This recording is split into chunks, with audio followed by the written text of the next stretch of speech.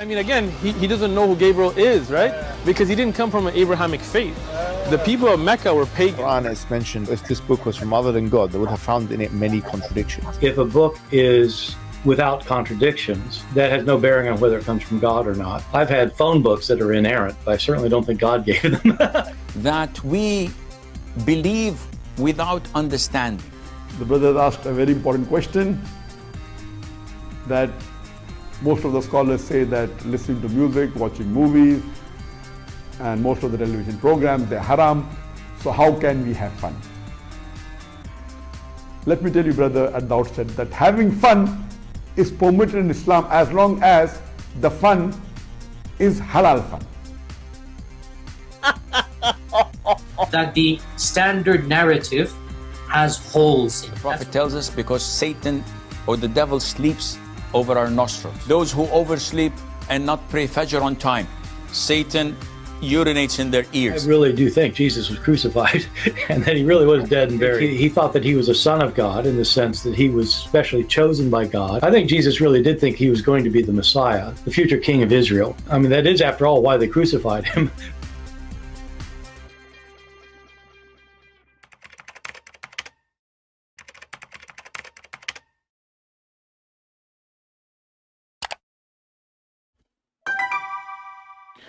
Hello everyone, and peace of Christ to all of you. Please invite your friends and let us have some halal fun.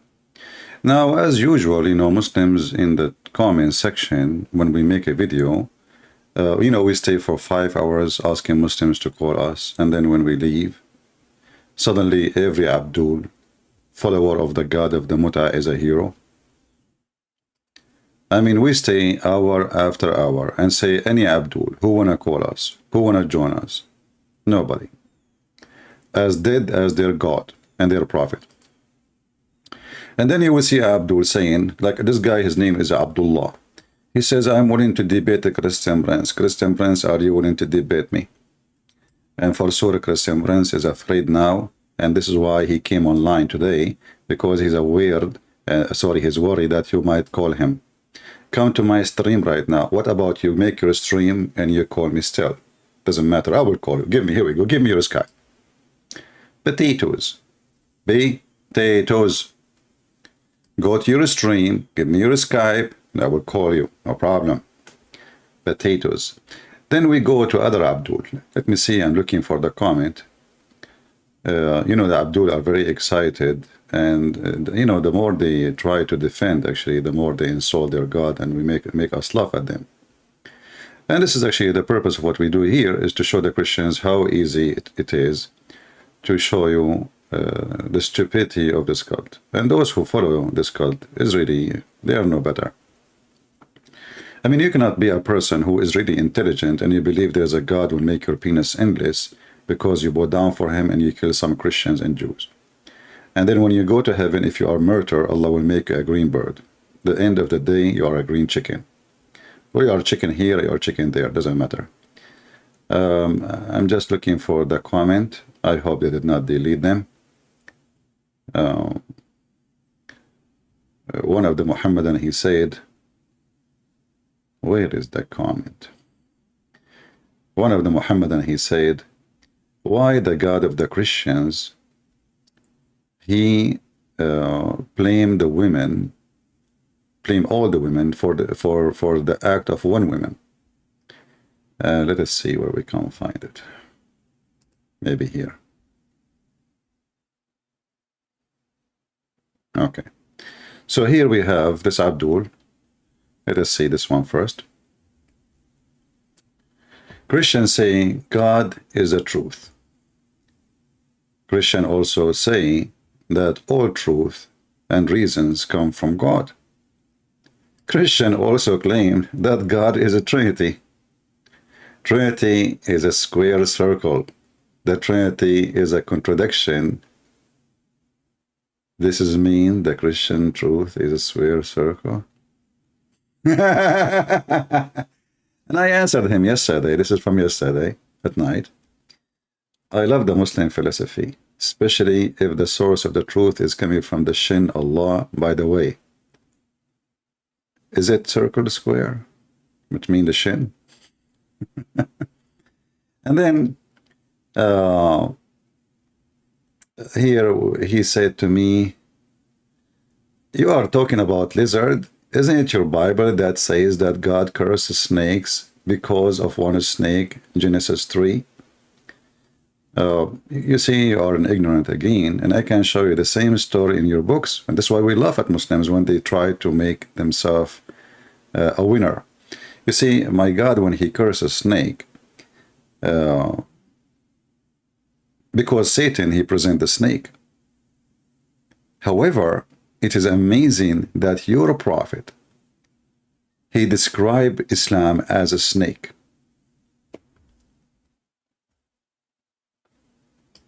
And all of us with you, that the snake is truly the enemy of the man. No man would like to live in a place there is a snake with him, unless he is something, you know, something wrong with him. If we go what we see what Muhammad said, and as you see, you know, we don't say things without proofs and reference.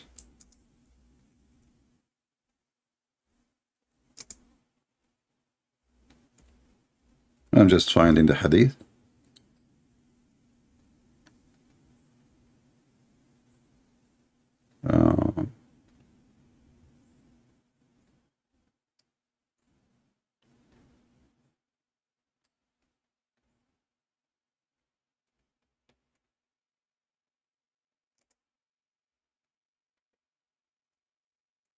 And now you will say to me, well, the Prophet, he is not describing Islam as a snake, but he is describing Islam where it's coming from. And that even will be more stupid of you to say, because, you know, if Islam is going back to where it's coming from, and that is a hole of a snake, that means Islam is really a snake. And even your God, Allah name is a snake. You know, if we draw right now the name of Allah, let us see. Okay, let us put the hadith here. Give me a second.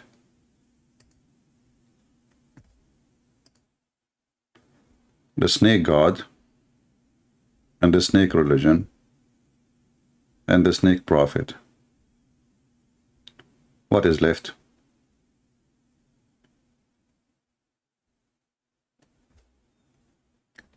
Let us see.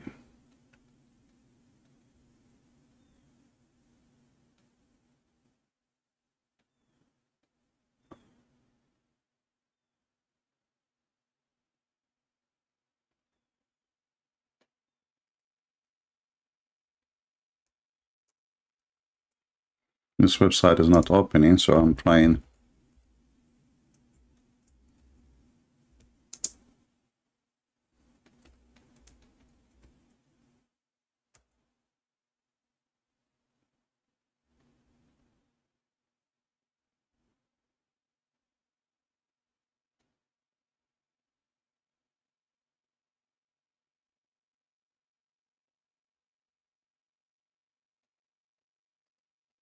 I'm not sure why this website is not working.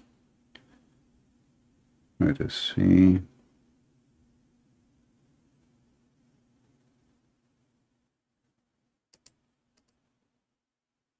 Yes, guys, is the Sunnah.com is working for you? If somebody was able to open the hadith of Sunnah.com about the snake, posted the link, and then for some reason I could not, it's not loading with me. I will try to refresh my page.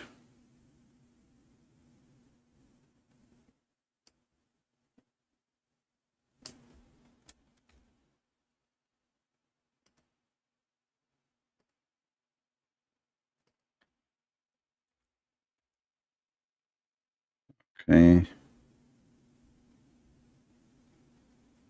Here we go. It's working now. Actually, it's working. I made it. It's fine. So look what your stupid prophet said. You just admitted that God, he cursed the snake. That the snake actually is an animal. We are not talking really about a snake as a snake. We are talking about the devil. However, every snake is an enemy for a human being. So now, a human being, he lost his security, and a snake is going to be his enemy. Now, if we ask you why a snake should bite the man, you say because she is a snake. Thank you very much. Here we see that Muhammad describing the religion of Allah.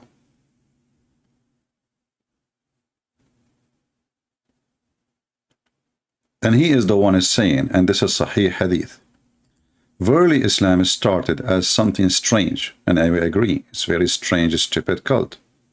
It would again revert, between two brackets, this is your Muslim translation, not mine, to its old position of being strange, which means few people will believe in it.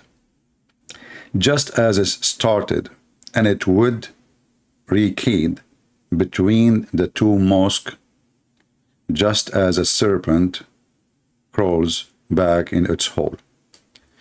If we go right now and we check what this guy is speaking about, we will find that this is exactly what the Bible describes that snake, the serpent.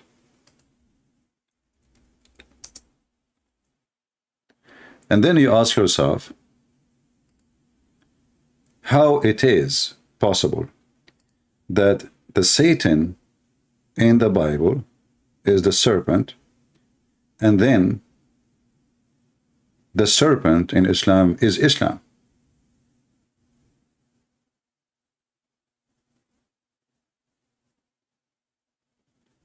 He quoted for us Genesis number 3, and we will go there.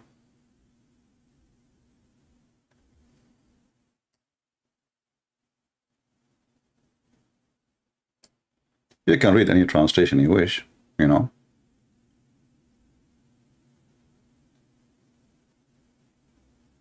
The serpent, which is presenting the devil, is Islam. And this is coming from the mouth of Muhammad himself. Now ask yourself, why Muhammad from all the creatures in this earth?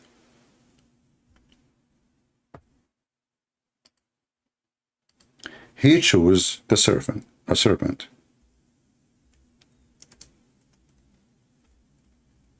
Any Muslim can tell us?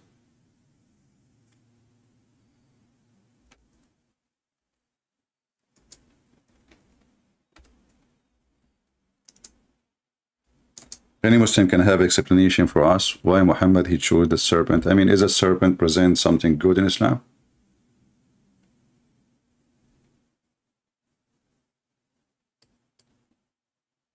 Anyone? Why he did not say like a lion? Why he did not say like a fox? You know, why he did not say like a dove? You know, isn't Islam is peace as Muslims they claim?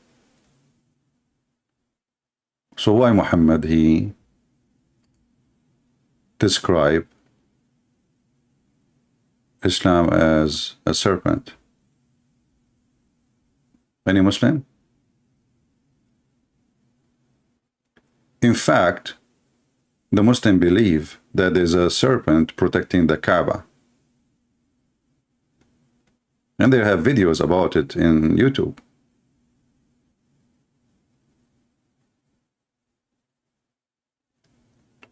Do we have any Muslim want to say anything?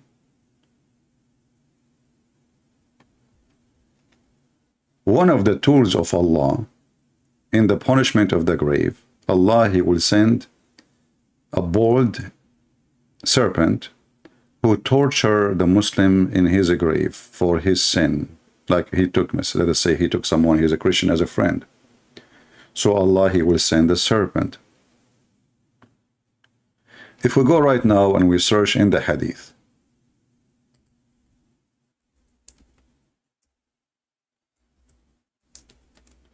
and we try to find what and how the Muslims see a snake. The short-tailed snake and the snake having stripes over it should be killed. You see, remember the question of this guy saying, why, all the snake is cursed? What is that? Why all the snakes should be killed? This is your prophet. And here is even describing some snakes, and he claimed that they are genie, Satan.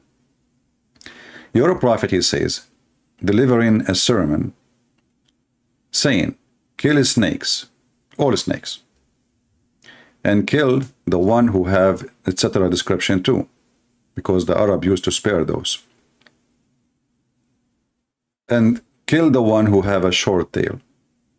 So if we take your question, which is supposedly an expose to the Christian belief, how that will work for you.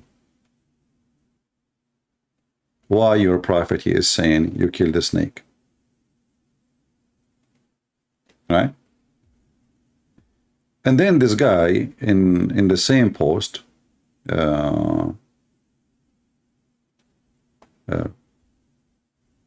he questioned why God he is punishing the women, all the women, when one woman is the one who commits sin. Let me see if I can find his comment.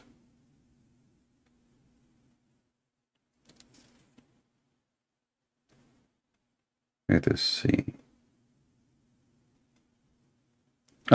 And he made a comment actually before we go there. He said, Jeremiah, he said, your God is a deceiver, Zechariah Abdullah saying, by the way, change your name because Zechariah mean the one who belonged to Yahweh. So you Muslims are stupid when you call yourself Zechariah, copying a name from the Old Testament, because that will make you not worshiping Allah. That will make you a person who worship Yahweh. You are stupid like your prophet again. So he said, in Jeremiah 27, it says, you deceived me, Lord. I was deceived. You overpowered me, and etc. So if you read the verse, you will see that the person speaking, that I've been deceived because you give me power. He is giving himself an excuse. You give me, I've been deceived because I thought I am strong, I am, etc. And then I found that I am nobody. So this is what he meant. And it's not God saying I'm a deceiver, you stupid son of Mutta. But if we go in the Quran, we will find your God is the one who deceived everybody to commit sin. This person, in Jeremiah, he is saying, you deceived me because you gave me health, you gave me power, and I thought I can do everything. I thought I can depend on myself. But if we go in the Quran, we will see the deception, which is deception, where it says the one who deceived by Allah, nobody can guide him. And the funny, this verse was given by Muhammad, or given to Muhammad supposedly, when Muhammad, he could not explain why people, they are not accepting Islam. Muhammad, he wanted to give himself an excuse. And as usual, he is a fool like the rest of them. So look what he said. And this is the Muslim translation, not my translation. So he said, then what is the matter with you that you are divided in two parties about the hypocrite? Allah cast them back to disbelief. Who is the one who cast him?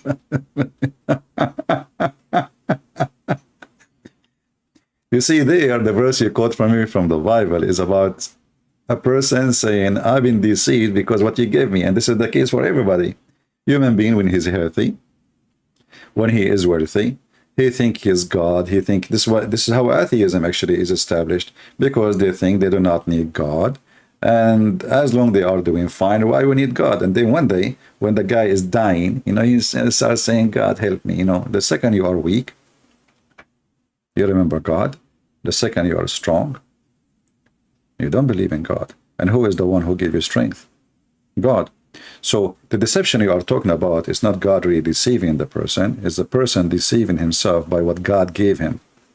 So if a person, he was a fool, that is not an excuse. However, here, who can stop the deception of Allah?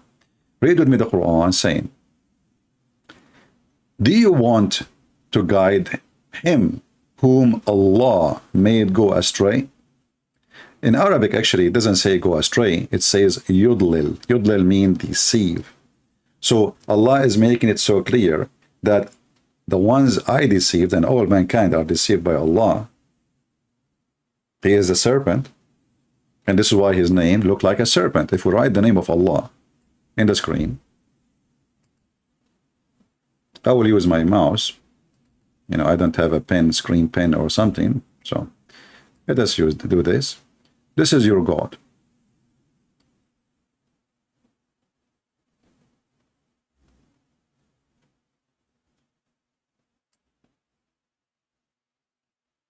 This is the name of your God. It is literally a snake. If you write it in full to make you happy, that will be like this.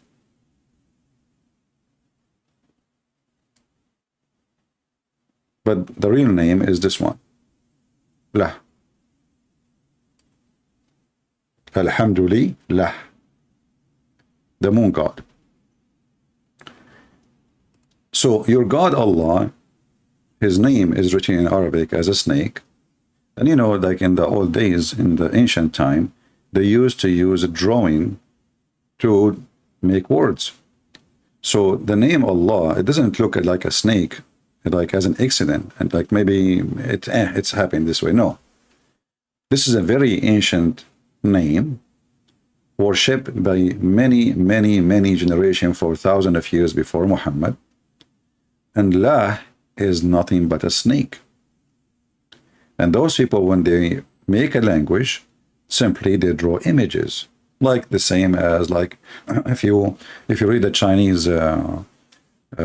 Chinese language, you know, you will see like the house is a drawing of a house, you know.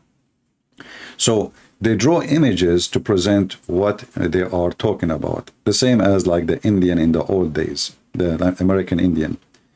Here we see that Allah saying that, are you going to guide the one who Allah deceived? And then you ask yourself here, so Muhammad was sent to guide who?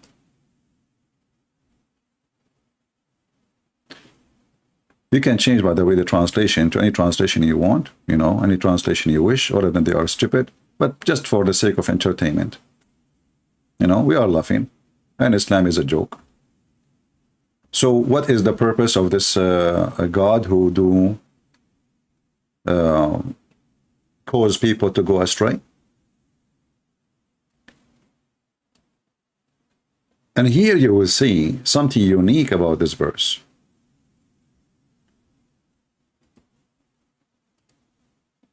Some translation, they say that you made me, you misguided me. You misguided me.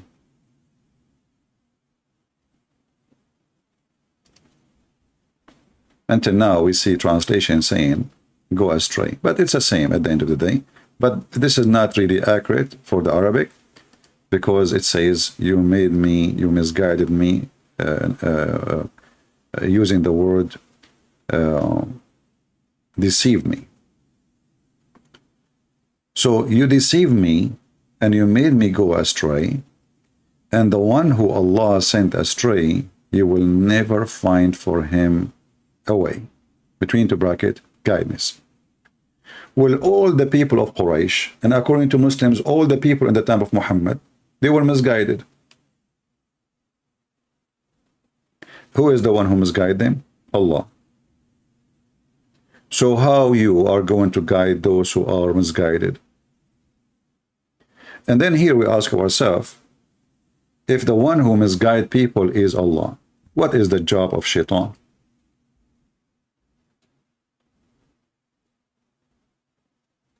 Even Satan in Islam, he was misguided by Allah. Let us read together.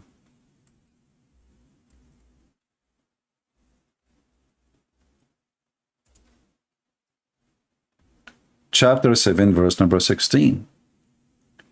Chapter 15, verse number 39. Let us read this one first. It turned to be that Shaitan is a victim of Allah too.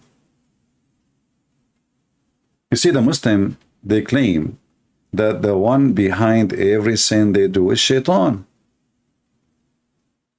But as you see, Shaitan was himself been deceived by Allah.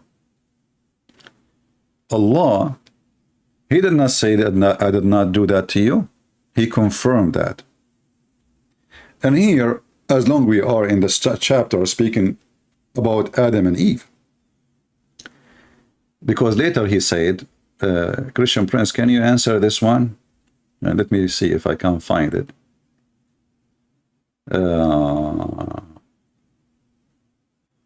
Let us see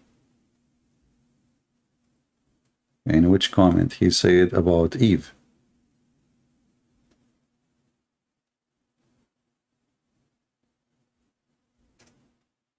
Okay.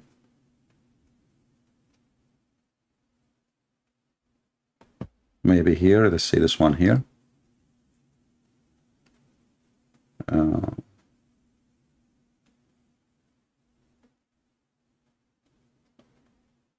I'm just looking at the comment, trying to find his comment so we can laugh.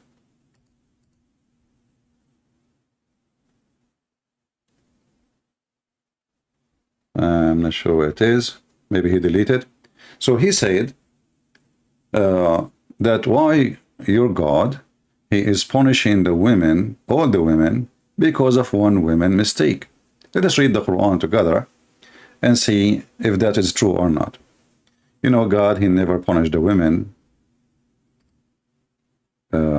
Only God, he punished the man and the women. And that is showing you the hypocrisy of the Muhammadan. So, when we go in the story in Genesis, actually, we will find that the story describing for us that both Adam and Eve, they committed sin, and both Adam and Eve, they were punished. And each one of them, his punishment was severe, and the number one severe punishment, both of them, they will die. And the reason of that will be many, will be sick, you know, snake, whatever, you know, you are exposed. You are exposed because of your sin. You are not in heaven no more. So you choose not to be in heaven, then this is your, I told you from the beginning, if you eat from this tree, you die.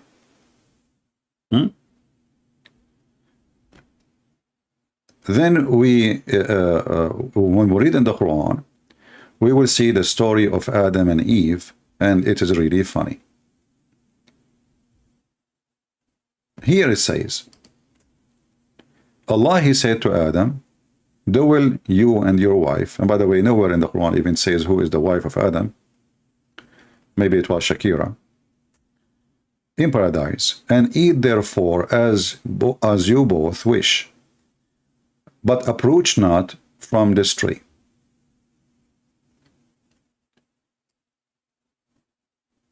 Here, this is a copy of what is written in the Bible, obviously, right?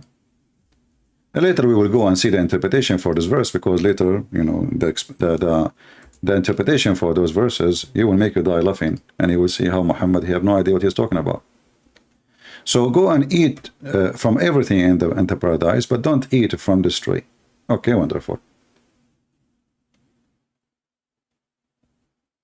And then Satan, he whispered to them.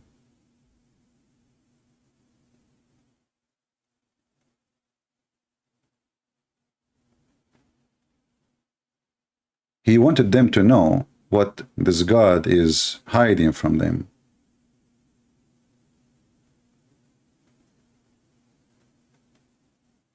And he said to them, your Lord didn't forbid you this tree. Save yourself, become an angels, or become immortals. And here you see the stupidity of this statement, because Adam, he lived in heaven, so why he would die anyway? He's already immortal. This is what immortal is about, you know, you live forever, you are in heaven.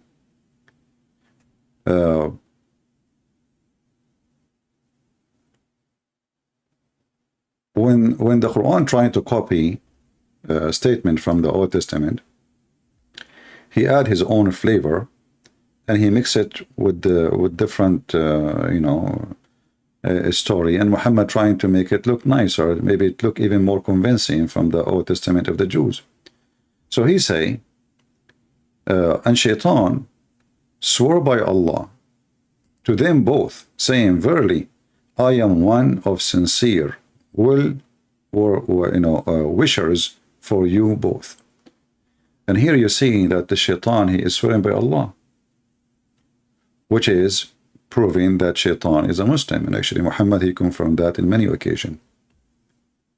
And then when he misled them with deception, and when they tasted from the tree, which was hiding from them, or hiding from them, of their shame, private part, they become manifest to them, and they began to stick together the leaves. Interesting. But before you go here, if we go back, you will see already Shaitan, he told Allah, because you misled me, I'm going to mislead them. Do you see it? Because you misled me, I'm going to mislead them. Allah, he ordered Shaitan to get out of heaven.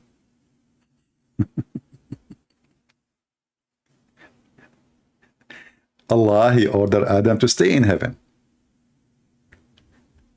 Allah, he kicked Shaitan from heaven, but Shaitan is in heaven still.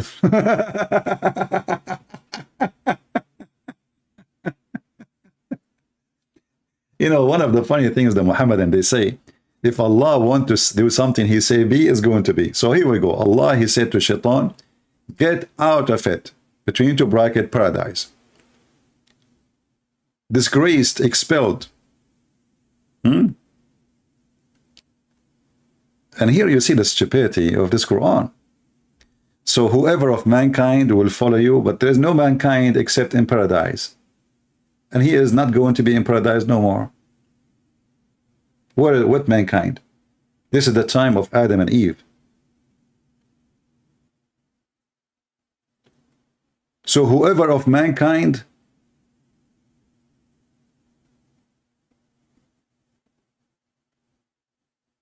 who? And the question you need to ask yourself, after he kicked him out of paradise, and the Muslim, they say, if Allah, he say a word, the word will happen immediately. So Allah decided to do to serve eviction paper to Iblis. And the eviction paper says, you leave immediately. This is the order of Allah. Now, do you think Iblis, he was taking his baloney? I like the word baloney in English. Why Iblis is still in heaven?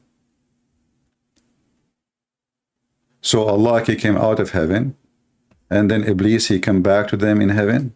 Maybe he have a double key. I mean, think about it. He's Shaitan.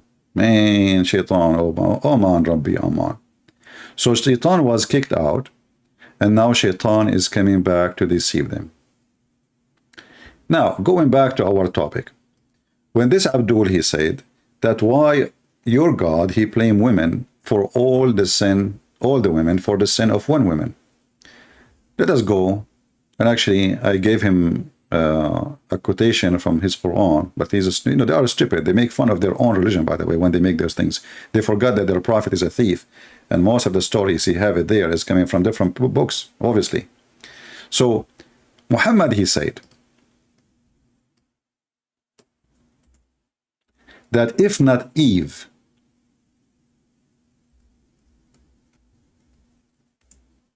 no woman betray her husband. So when the son of Mutta is saying that the Bible, why the Bible saying that all women would be punished for the sin of Eve? The Bible says men and women, both of them, they are out of heaven, and both of them, they are going to be punished for their sin. Not women only. You are a scam like your prophet. But I find it very irony and funny that a Muhammadan who believed that his mother, if she been divorced by his father 3 times, his mother, she have to go and get effed by a new husband in order to go back to her children's. And he is talking now, what is the fault a woman she did. Let me ask you, what is the fault your mother she did when she was divorced by her husband 3 times? Chapter 2, verse number 230. What about your prophet, aka Allah, aka the snake, say, if the man he divorced his wife 3 times, she cannot go back to him unless he got effed himself by somebody, because he is the one who divorced her. So what is the fault of the women in this case to the point she have to go and get effed by a new guy so she can go back to the previous guy? I mean, even people who buy sex toys, they will not use a sex toy used by somebody else.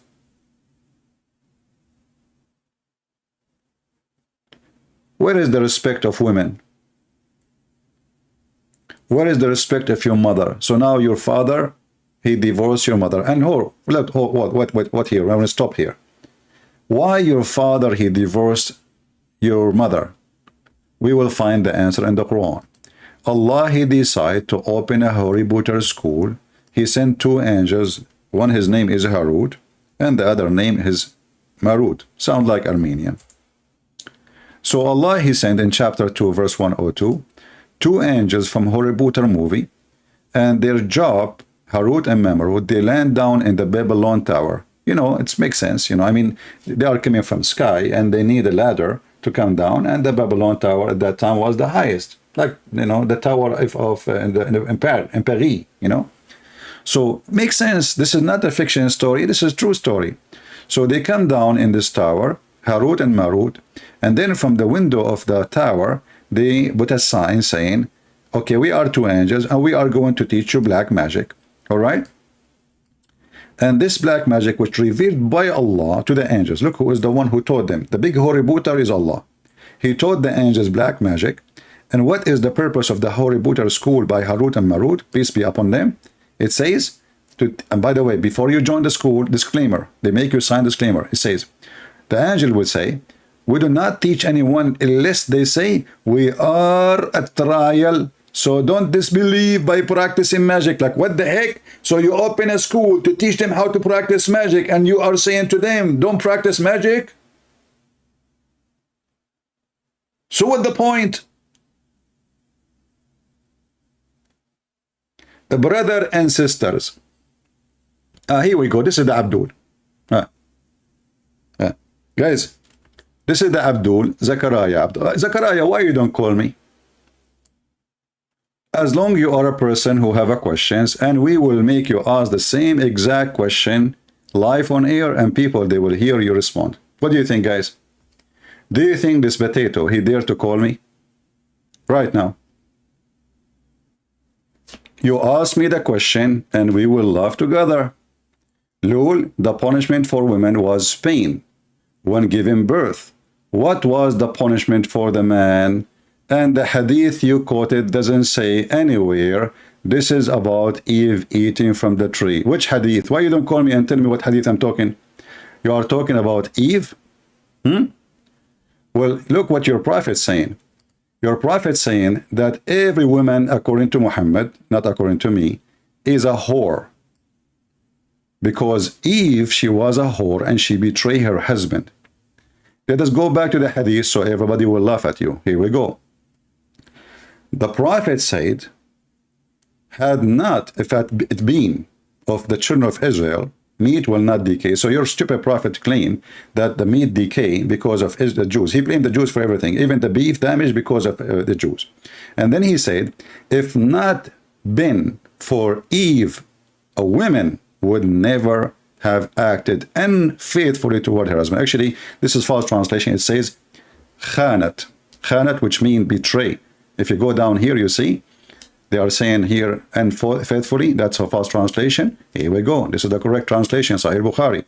It says, if we're not the children of Israel, meat would not decay.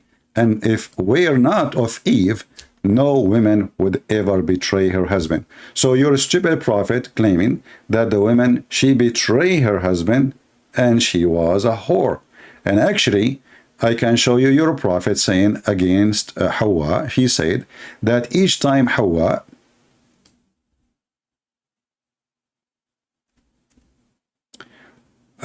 wanted to have a son, her son died.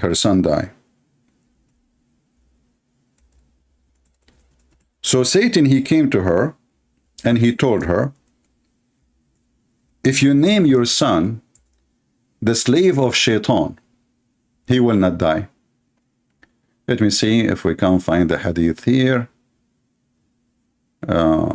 Give me a second.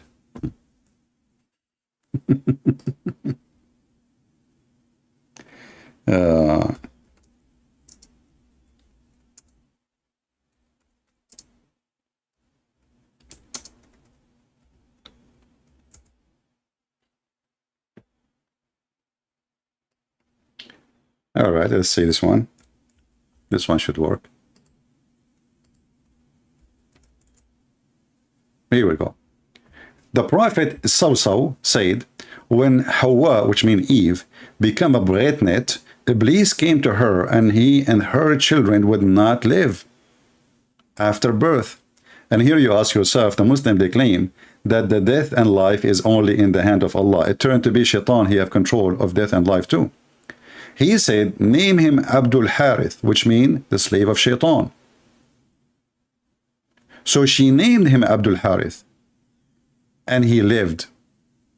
And now we ask the stupid Muhammad, if the first child for Eve was Abdul Harith, what is the first child name in the Quran for Adam and Eve?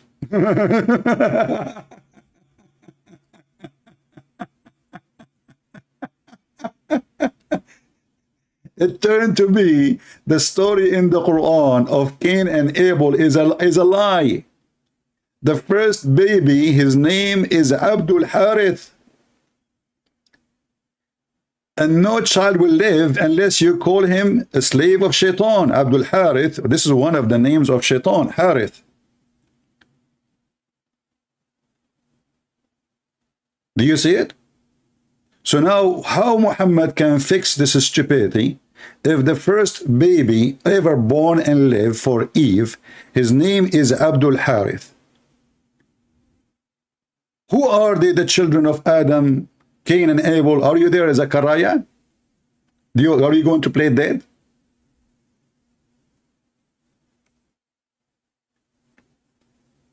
Are you going to play dead now? You will play dead. But we are not done. We are not done. Allah, he said,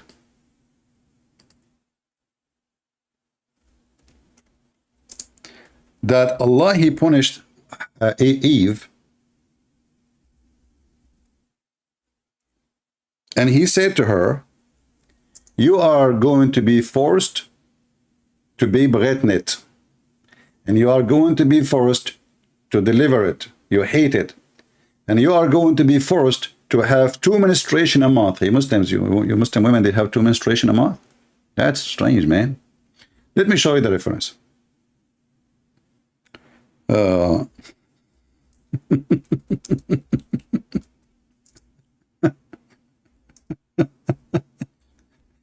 And now, you know, it looked like this guy, he did not read my response. They are stupid. As long you are saying that why God in the Bible, and I will go there to show you what God, he punished the man too. You are stupid like your prophet. When your God, he says, I made you, and he's speaking about all the females, not only Eve. And this is the interpretation. Here we go. This is the official website of the government of Saudi Arabia. This is Tafsir al-Baghawi, the master of Osama bin Laden, Ibn Kathir. And here it says,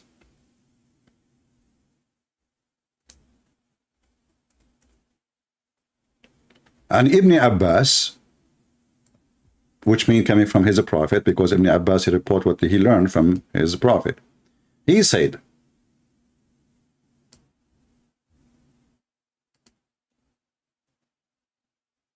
when he asked Adam, why you did this, he said, well, Lord, Eve, she decorated that for me. He said, all right, I will punish her, that she will not get pregnant except by force, rape, and she will not get delivery except by force, and she hated karhan, which means something she hate badly, and I will make her bleed twice a month. And let us see the translation. Maybe you might say, Chris, it doesn't say that, CP. Eh? No, I have a different solution. It is a weak hadith.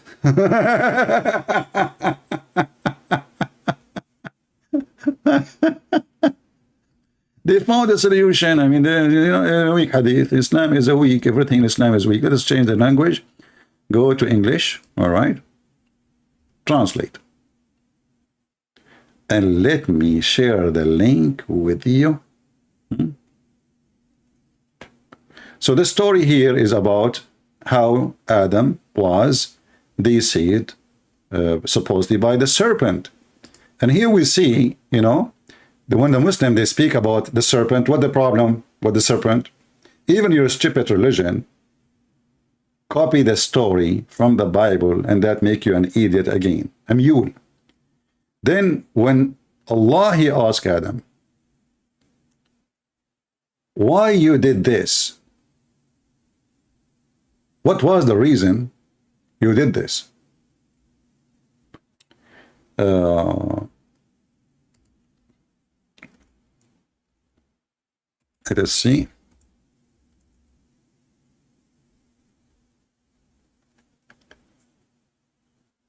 All of this is an attack on Eve. Okay, so an Iblis, when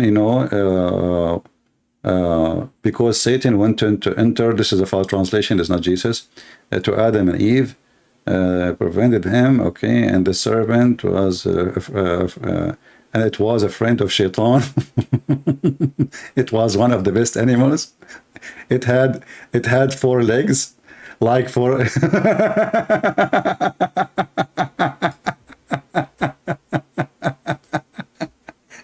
Hey guys, snake used to have 4 legs like a camel.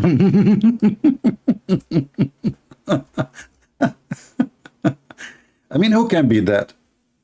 Let us be honest. Who can beat that? So the snake, Mrs. Snake, she was a friend to Iblis. And she was one of the best animals, brothers and sisters. We will explain to you in details what happened. Mrs. Snake, she was a camel. Yes, brother. Okay? She was a camel, I'm telling you. And then, where is the verse? Hold on.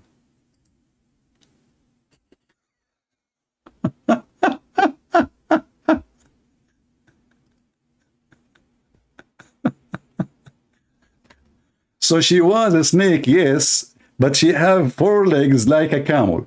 And she was the best of animals. And it was one of the reservoirs of the paradise. Then Satan asked them to put him in her mouth. That's deep.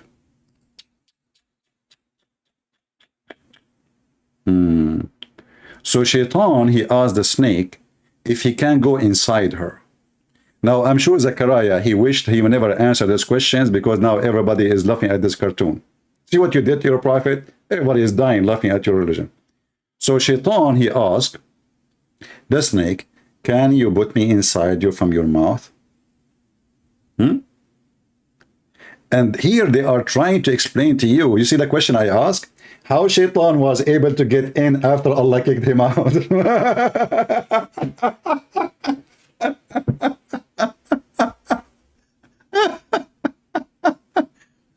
Hold on, I need my coffee. I forgot my coffee in the other room. Just hold on.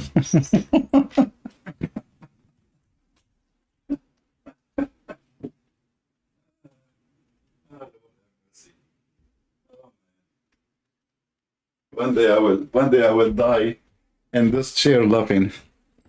What a good death. So Muhammad, he is trying to explain his stupidity. How he told them that Shaitan is already out of paradise and how he got in again. So Shaitan, brothers and sisters, this guy has zero evidence. Guys, listen. This guy, he has zero evidence. I'm showing Tafsir al-Baghawi. I'm showing the official Islamic website of the Kingdom of Saudi Arabia. I'm showing the interpretation of the story of Ibn Abbas. And now the Abdul, how he respond to this? Very easy. Doesn't say that, CP. He have zero evidence, CP. Everybody knows. Look, this hadith is reported by Susu. Susu told Mumu, and Mumu told Fifi. And Fifi is very well known to be a liar, so it is not valid. Do you see how easy they can refute you? Then you ask yourself, if those stories are not valid, why they are in the most important books to explain the Quran? Al-Baghawi, the Imam Al-Baghawi explaining the Quran, and none of you Muslims say, hey, get lost. It doesn't say that, Baghawi. How come none of you says to Al-Baghawi, it doesn't say that, Baghawi? But you say that to me. So let us laugh, and now you became a victim of your stupidity. Keep posting those questions, trying to defend Islam, but we laugh at you at the end. So brothers and sisters, the treasury, brother, the guards, Allah have guards in the heaven. Do you remember Muhammad, he went to the seventh heaven? Even Jibreel, he could not get in. He knocked at the door. The angels did not even recognize Jibreel. They said, who is there? He said, I'm Jibreel. They said, who is with you? They said, Muhammad. So the stupid Muhammad now trying to explain how Shaitan he get in. Aha! He did go inside the snake. Man.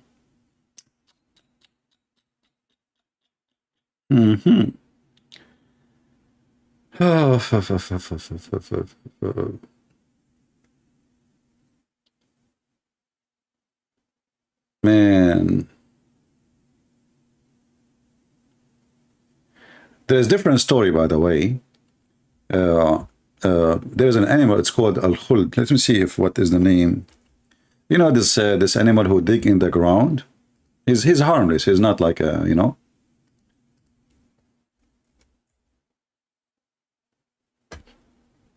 Let me show you his picture. I don't know what the name. Okay, it's mollis. They call him mollis. Mollis, right? Let me show you the picture here. Now you know what I'm talking about. You know, if I'm not saying the name correctly, you know what I'm talking about. So this is an animal who dig under the ground. So there's the other story here in the same you know, page, that Shaitan he got in again. In this time he was using this animal to get inside the heaven, and that makes sense because this guy he can dig under the door, brother.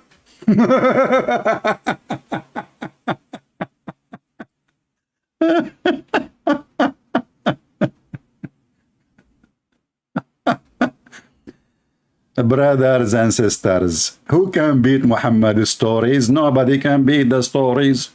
All right. So if you go here where it says Hassan, let us see where it says Hassan. Hold on.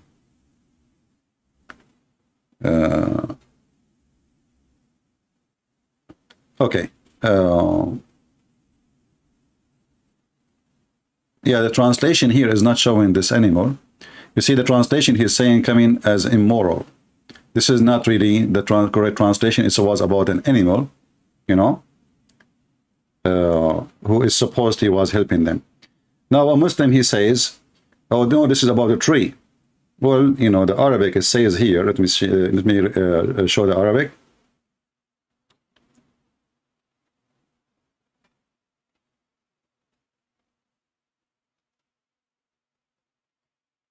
So either your Arabic is stupid and he meant to say it's a moral or mortal, sorry, or he is speaking about the animal. Here it says, he said, if it is khuldan, if it is, what it is, what is that? And then Shaitan, he took advantage of that, and he came from the direction of al-khuld. So maybe what is meant here, it's about immortal, and maybe it's about an animal. It's not very clear. However, Shaitan, if he heard him saying, maybe I can be immortal. This is what it's meant in Arabic. And then Shaitan, he used that to get him, let us say, deceive him. Maybe this is what it meant. But al-khuld is an animal who go under the ground and he dig. However, in the story here, the Muslim, they focus in the snake, which is allow Shaitan to go inside her from her mouth, and by doing that, he was able to go through the guards. So here you see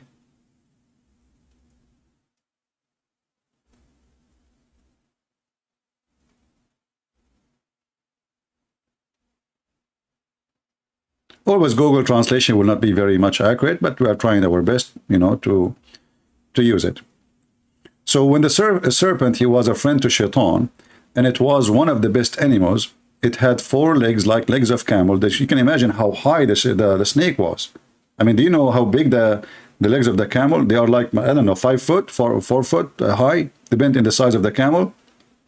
So the serpent, the snake, used to be an animal with 4 legs, and they are so big. And it was the best animal in paradise. And then Shaitan, he asked her to go inside her mouth, and she let him get in. And by doing that, he was able to go through the guards, while the guards do not know. So she entered paradise. And here you ask yourself, what does that mean? In order for the snakes to get into paradise, that means she was out of paradise. So why she is allowed to enter to paradise if she exists already out of paradise? Do you understand what I'm saying? Was this snake living abroad and came back?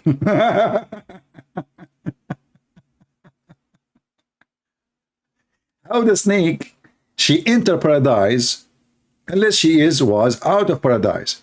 But if you go back here, it says that this was the best animal in paradise.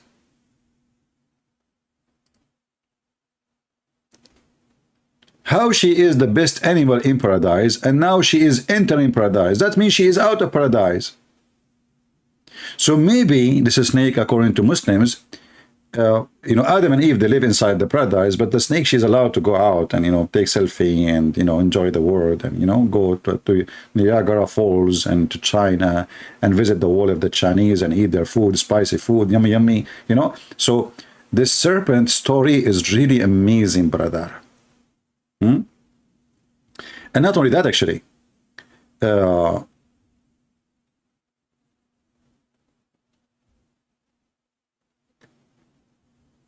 in the story, when the Shaitan, he enter into the snake. Let me see. The translation really is not giving it it's right.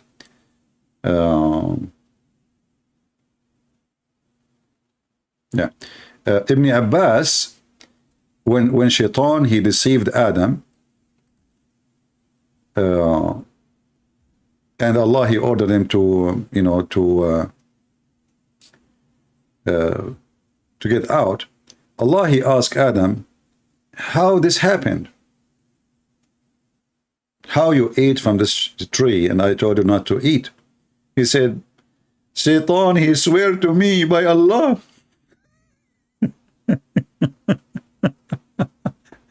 And this is exactly what the Quran said. The Quran says that Shaitan, he swear by Allah that he is telling the truth to Adam. And Adam believed him because Shaitan, he swear by Allah. If you read here with me, the rest,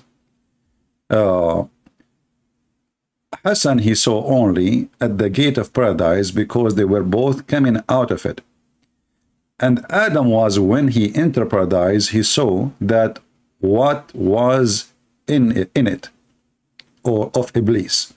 The translation here is not really, too good to understand, but we will rephrase.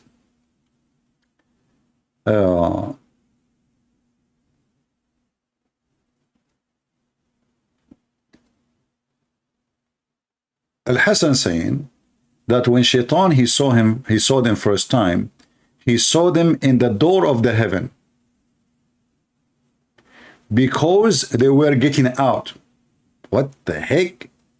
But the Quran saying that Shaitan he whispered to them when they are in the heaven.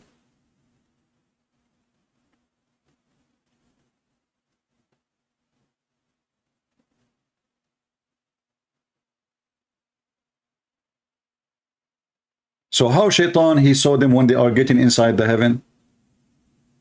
So the Muslim now are trying to fix the problem, saying that Shaitan he told them to eat from the tree before they get into the heaven. But if we go in the Quran, we will see that's not true.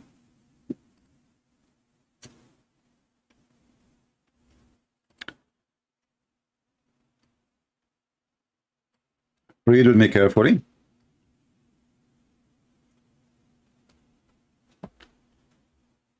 Allah he ordered Shaitan already to get out of the heaven. Allah said to Adam and Eve, live in the heaven, don't eat from the tree. Shaitan then he whispered to them.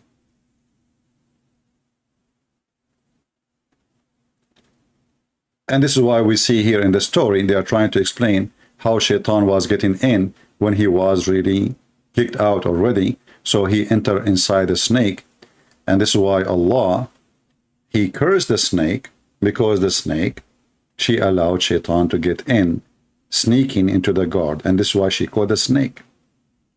So brother Zachariah, are you proud?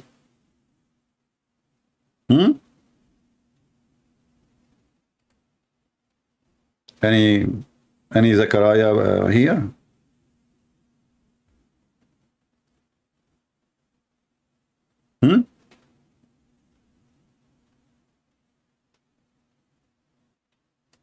In fact, your prophet, he said the snake is a shaitan.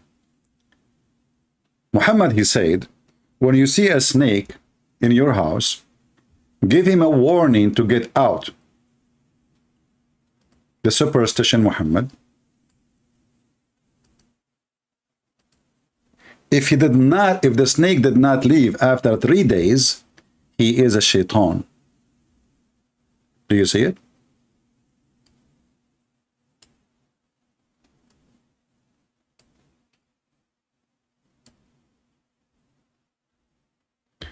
Are you there, Zechariah?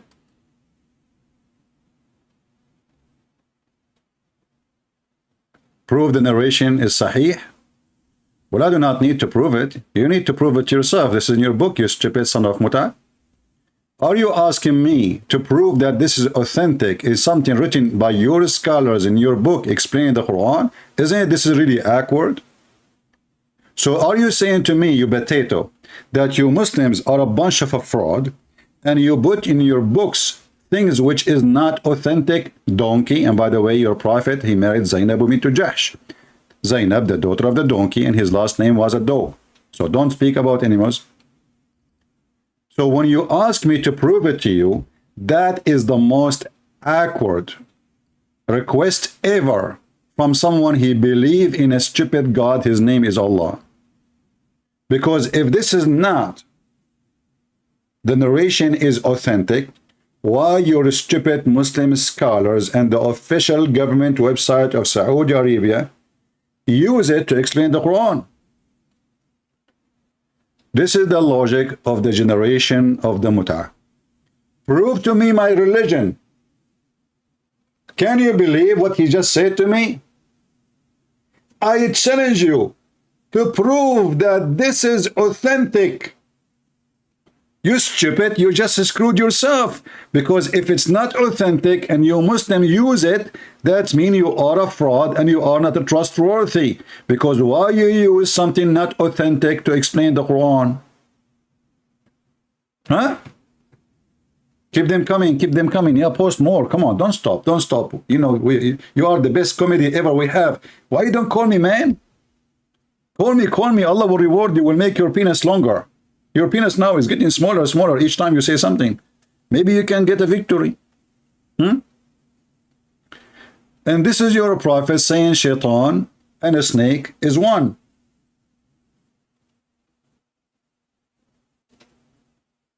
Huh? Are you there? And then and this is say sahih. I challenge you to show me this is authentic. I challenge you, okay? We Muslim, we lie a lot. We have a lot of lies about our prophet. We say things the prophet never said. We are Muslims, remember? We are da'if. We are very da'if, like Allah, diarrhea. Are you there?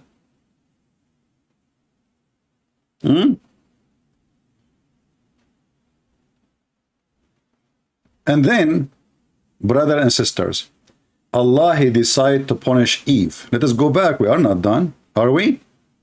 So Allah, he wanted to punish Eve.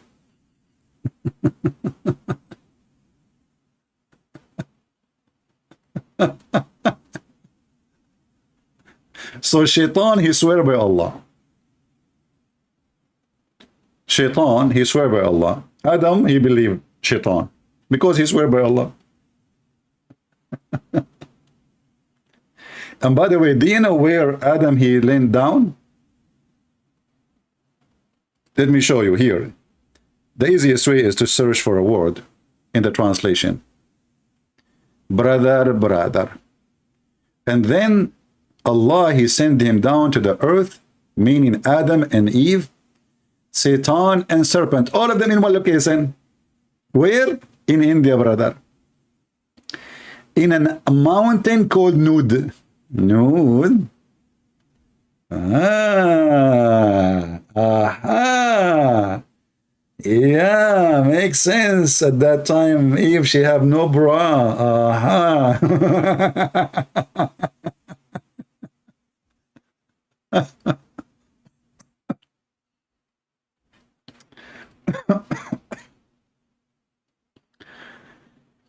Do you remember Mufti Mink when he said that Allah, he sent Adam to India, Sri Lanka, specifically, brother? Let me find the video so we can laugh more. Oh, look, still I have this video from yesterday. Oh boy. I click at YouTube page and then, okay, you know, I just forgot what I was going to talk about. What was the topic? This is an Islamic Dawah TV, by the way, in case you do not know. Stop. Okay, stop. Need a search for Mufti Mink is better. All right.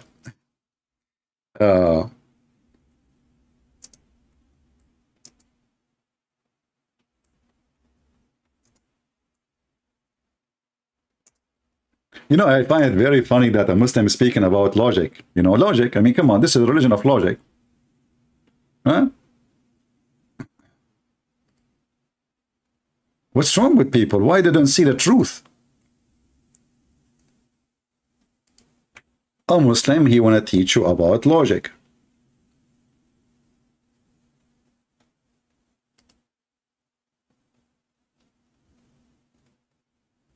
Listen carefully and enjoy. And if those references are not true, why your scholars are quoting them? Land. He wasn't just thrown so that suddenly he landed, meaning he dropped, but Allah placed him on the earth. Where? This we find in the narration of Rasulullah sallallahu alaihi wasallam, where he says that Adam alayhi salam nazala fil Hind. Oof. He came down in what is known as the Indo-Pak subcontinent. precisely Precisely. Sri Lanka. Oh boy. There is a mount there known as Adam's Peak. That's deep. If you go there, Uh-huh.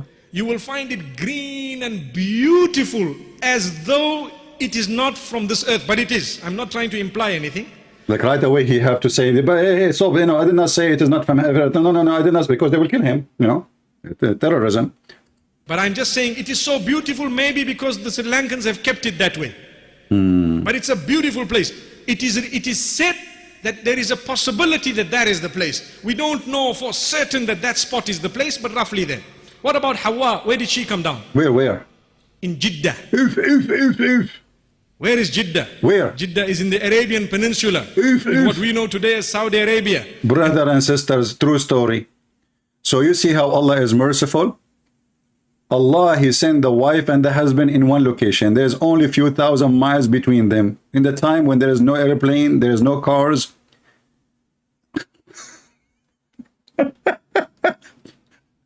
Hold on. You know, by the way, Zachariah, I wasn't planning to come today, but thank you. You encouraged me to come. So guys, let us open the map. I will open the map, what we can do. I mean, what we have no solution.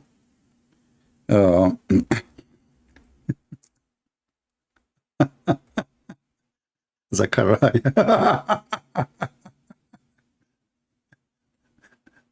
Yeah, remember the name of Zechariah, what he mean. He is copying a name, proving his prophet to be false.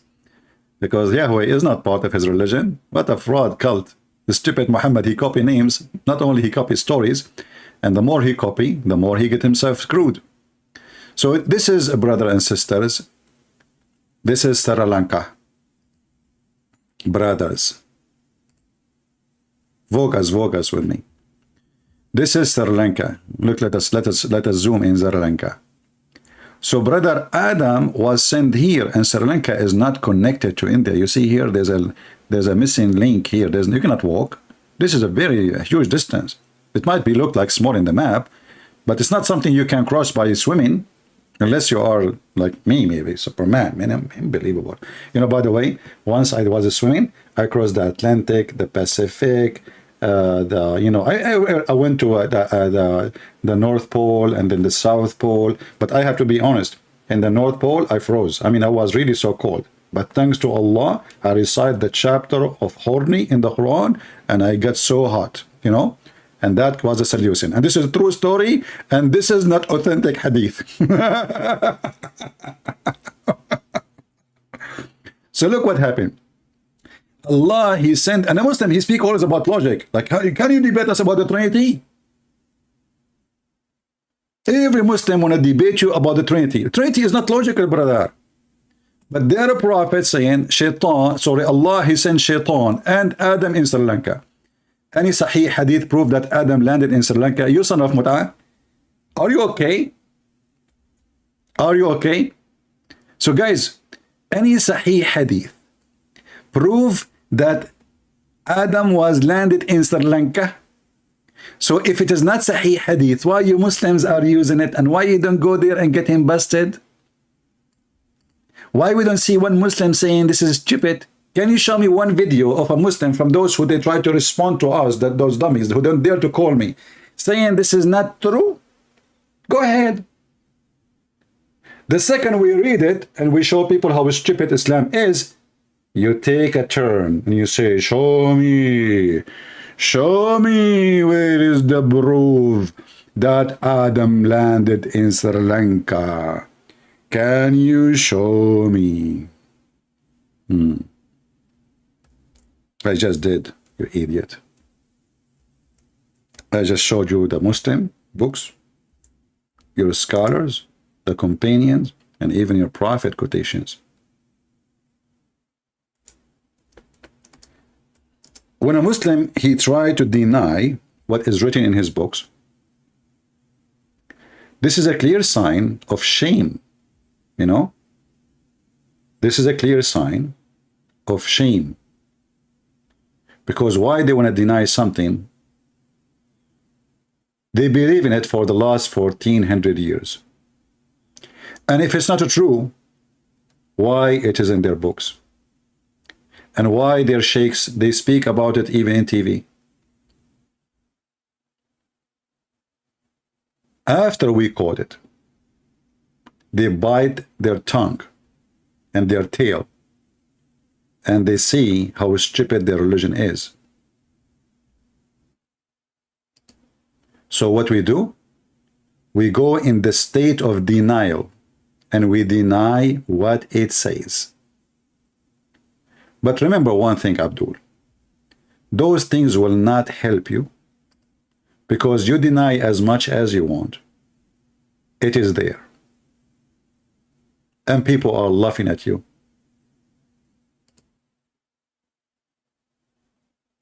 And when you ask me to prove to you, and you are yet the Muslim, and yet this is your books, and then you say to me, can you prove to me authentic? Islam is not based in anything authentic. Be my witness. Islam is just a bunch of fairy tales. Muhammad is a fraud. And he is a liar.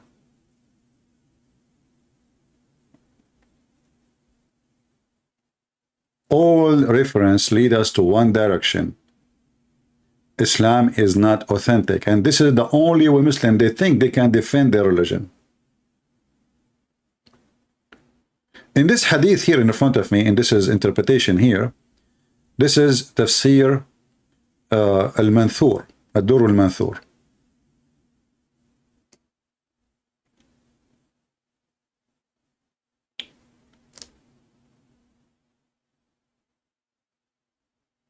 The same chapter we are reading, verse number 36. Here it says, the same as it says in the other tafsir. And this is reported from Ibn Mas'ud and Ibn Jurayj and the companion, and for sure they learned that from Muhammad. It says here that Iblis, he wanted to enter the heaven. After Allah, he ordered Adam and Eve to enter heaven. So he came to the snake, and she was an animal who have 4 legs, exactly like in that story. And those legs like the legs of a camel. And she was from most beautiful, sexy animal. So he spoke to her to let him get in from her mouth, so she can enter into Adam. And she did.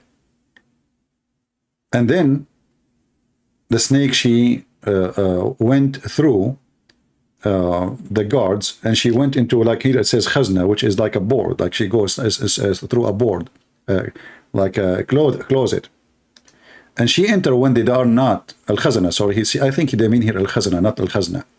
Al-khazana, those are the guards, yeah. So here she entered, and the guard did not notice. And this is explanation. When he spoke from her mouth. So according to your stupid Quran and the explanation from your Quran, which you are making fun of the Bible, the shaitan, he was inside the snake when he spoke to Adam. And he said, hey Adam, I am going to lead you to the tree of eternity, and you will have eternal kingdom. And he swore by Allah, I am advising you. Adam, he refused to eat from it. Then Eve, she sat and she ate from the tree. And then she said to Adam, why you don't eat from the tree? Nothing happened to me. Eat. So when he ate, they saw their vaginas and their private part. And then here it says, from Ibn Jurayj, from Ibn Abbas, he said that the enemy of Allah, Iblis, aka Satan, he exposed himself to the animals to carry him, so he can enter the heaven. This is what he did to the snake, right?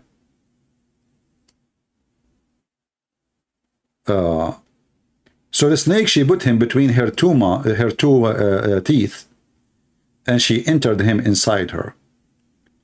So when he spoke from inside her, and she used to be wearing clothing, and she used to have 4 legs. Then Allah, he stripped the snake, and he made her walk on her belly. And then Ibn Abbas, he said, kill it wherever you find it. Protect the teaching of Allah. Let us use Google translation. And now this guy, he will say, it doesn't say that, CP. I challenge you to prove to be true, CP. Here we go. Oh boy. We go to the top. This is the book of Ad-Durrul Manthur. And this is the verse number 36. And this is Ibn Jurayj and etc. and Ibn Abbas saying, I don't know why this part is not translated. Here it says, the rest of what I was reading for you, you know. So Shaitan, he wanted to enter paradise, so he come to the serpent, and it was an animal who had 4 legs, like the legs of a camel, and it was the best of the animals. So he entered in her mouth, and between her 2 teeth, the translation is not coming right. And then he said to Adam, shall I guide you for a tree, which you will have eternity, and you will have a kingdom will never go away, you know, forever. And then, you know, he spoke through the snake, as you see.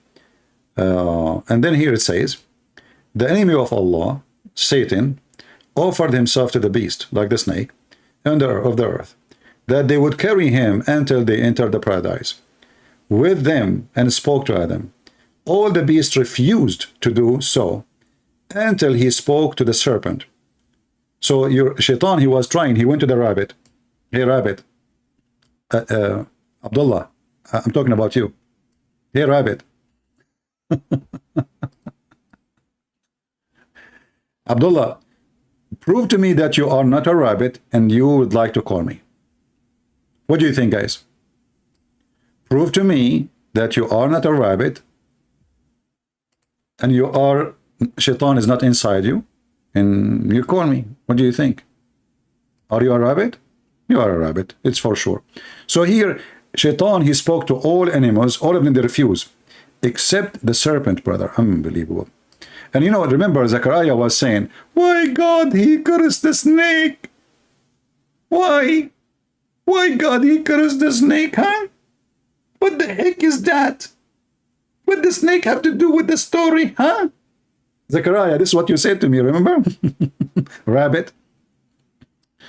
Then it says here, so until he spoke to the snake or the serpent, and you know, and then Allah, he said to her, the curse. Allah, he cursed the snake, you know.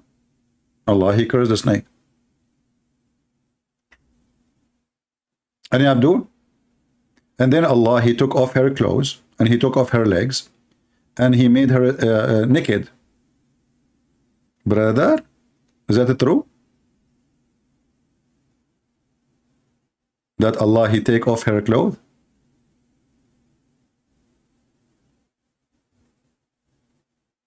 Huh?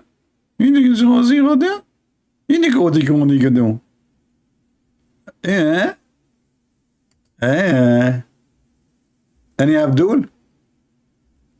So when Abdul, he want to speak about logic and about what makes sense and about, you know, is that fair or not fair? We see that Allah, he punish women. We missed the part, actually. We did not go to the part where it says, I think we skipped that part. Hold on.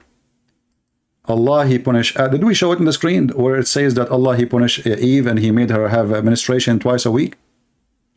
Did we show that in the screen or not yet? I think we did not.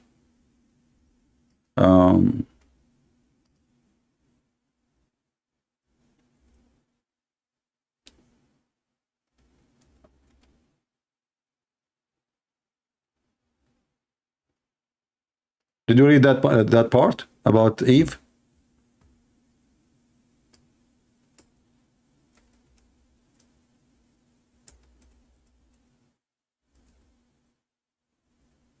No? Okay, let's find it in the translation. We'll go back to the previous page.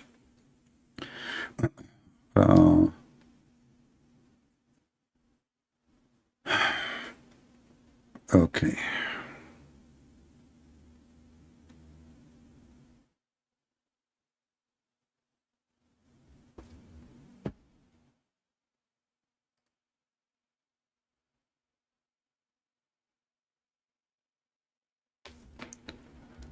Let us see.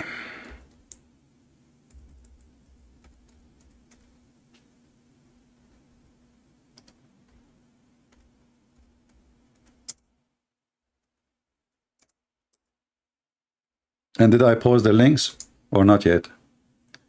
I think I did not. Let me post this one before I forgot. This is the Al-Baghawi tafsir. Let me post it. And I will post the other one to you. Save it, make reference about it, the story. And the other one is Durrun Manthur. Oh, this one I need to shorten the link. I will do it later. So let us go back now.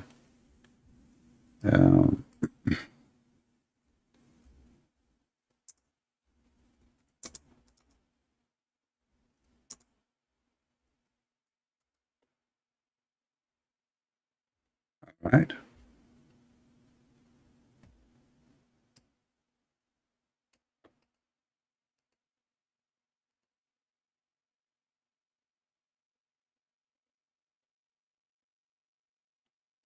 So this is the same page I just posted for you here. And here you will see it says, let me show you where it says that. From Su'aid ibn Jubair and Abbas, that when Adam, he ate from the tree, which Allah, he forbade him from eating from it, Allah said to Adam, why you did that? He said, the one who made that look sound good, it was Eve. And Allah, he said, well, I'm going to punish her. I punish her, that she will carry child against her will, and she will deliver a child in a way she hated, and I will make her bleed menstruation twice a month. And that will go to the daughter of Eve, not only for her. All right? In the same page, just to show you how to find this thing here, you will see like this part here is in a brown. You see it's a brown. All right? So the part which is right away underneath of it, where you should find this exactly. Just to make it easier for you to find that part. You go and find the brown part, like here, in the English translation, we use Google Translation. This is the brown part in the page. Then here it says, Sa'id ibn Jubair from Ibn Abbas, when Adam ate from the tree, which was forbidden, Allah, he said to him, what you did? He said, Lord, Eve decorated that to me. So he said, I punish her, not flawed her. I punished her to bear nothing but unwillingly, which means against her will, and to carry a child against her will, to hate it, and to deliver a child against her will, to hate it, and she will, this translation is false, and she will bleed it twice a month. And that goes all the way to her daughters. And then the stupid Zechariah was saying to me, well, if Eve is the one who did what she did, why what happened to Eve as a penalty will go to their children's? And here you see that Muslims, when they make fun of the Christians believing in the original sin, proving to us again that their prophet is a monkey. He is like a donkey who carry books in the top of his back, as the Quran say, yet he do not know what those books mean. Because you just admitted that the penalty does not go for the sinner only, but for the one who is born of the sinner, according to your belief. Is Zechariah there? And why we are not in heaven right now, Muslims? Is that because only Adam paid for his sin? No, because you pay for his sin too. If we go to the hadith, which is again an additional proof of Muhammad's stupidity, you remember when Adam and Moses, they have a debate. Don't ask me how Adam and Moses they met. Muhammad, he make everybody meet. I mean, you know the thing. So Adam was accused by Moses that because of you, we are out of heaven. Because of you, we are out of heaven. Adam, he said to Moses, and I see all of this is authentic, very authentic. So the game of authentic, not authentic will not work. So Adam, he said to the Moses, are you blaming me for a fate written by Allah before 40 years before my creation? 40 years before my creation, it was a fate. And here we see that all the story in the Quran, which Muhammad is adopting from the Bible, which is half of it is fabrication, according to his quotation, is destroyed. Why? Because it was not Shaitan who deceived Adam. It was not really Eve. It was the plan of Allah. It was a fate. Do you see it? And this is additional proof too that Moses is a person believe in the original sin, and he is not a Muslim. Because how Moses, and suppose this is after death, how Moses, he is a Muslim, and yet he died, and yet he did not know that believing in original sin is against Islam. Are we following, guys? We are talking about someone, he is a major prophet according to the Muhammadan.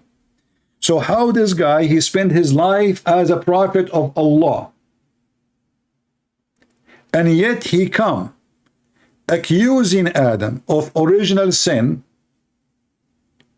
when Muslims do not believe in original sin. So this is a hadith you can use to get them busted when they say that Moses was a Muslim. Additional to that, Muhammad, he agree with the argument of Adam that it was a fate, it was a decree. It was not really his sin. He said to him clearly, do you blame me for an action? Which means you cannot blame me. Do you blame me? Listen carefully. Do you blame me? Let me highlight it if you are blind.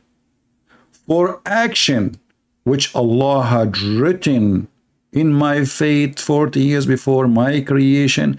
So what does that mean? We cannot blame Adam for any sin he did.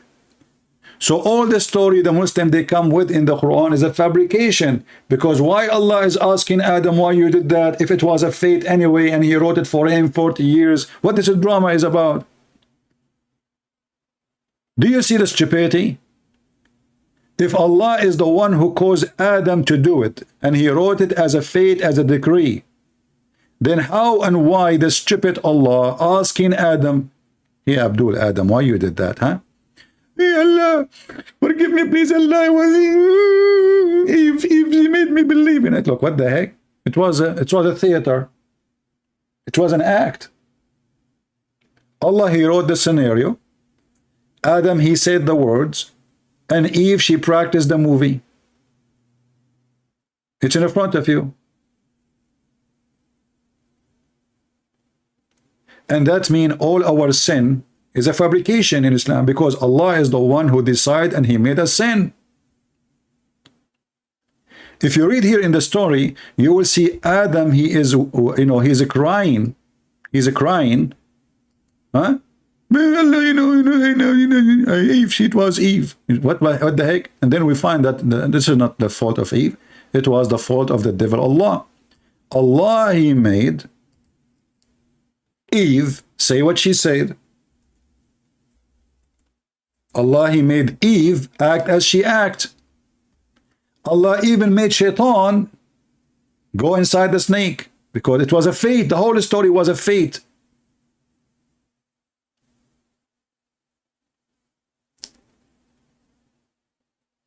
Do you see it? All this story, it turned to be a fate.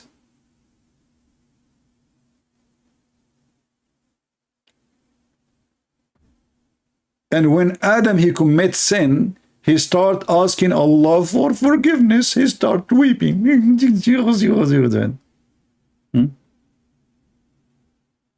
Huh?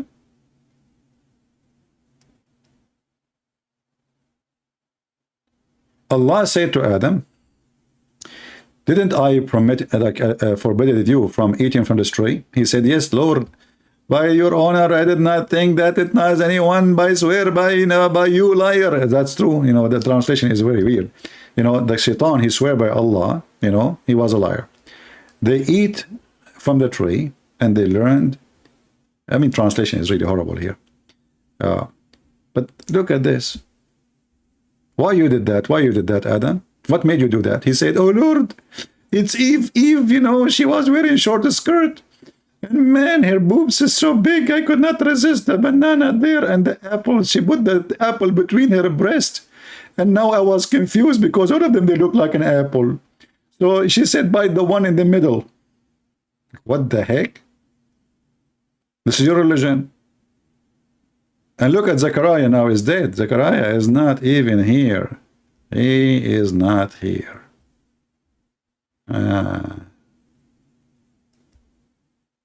Yeah. Any Zechariah? Well, Zechariah before is not the same as Zechariah after. Do you see why they don't dare to call me? Because we have all your laundry.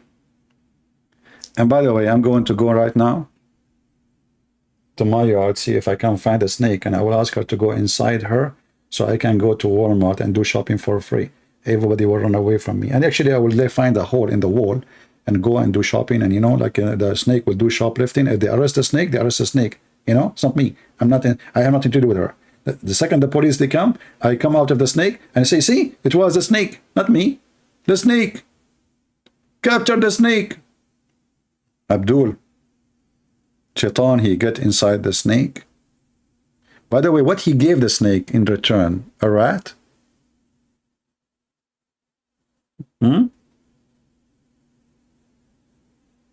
What he seduced the snake with? Potatoes. All right. All Muslims, they can debate me, but in comments. And the second they made a comment, they regret their comment and they delete it. Go to Home Depot and buy some rat poison. My friend, poison is forbidden in Saudi Arabia since the Prophet was killed by a rat poison. So you have to come with better plan. Like what happened yesterday, I want to mention it, about Salman Rushdie. Those cowards, they prove to us again and again that Islam is satanic. And they help us actually to prove our point. Islam is not a religion. Islam is not for a human. Islam is satanic. Cult should be banned. Islam is against humanity. So I say to those stupid atheists who always defend Islam in CNN and whatever, BN, and look at this Joe Biden. How come Joe Biden, when a Muslim, he was killed, where it was, what's the state, I forgot. We made a video about it. He go and we stand with the Muslim. And later we found that the one who killed the Muslims, it was a Muslim. Joe Biden, he never opened his mouth. This is a very famous author, and he is coming from England. He's not even American. It's a shame for America what happened. Joe Biden, the son of Mutta-god, the coward, and Nancy Pelosi, and all the donkeys in the White House and the Democrat Party, nobody opened his mouth.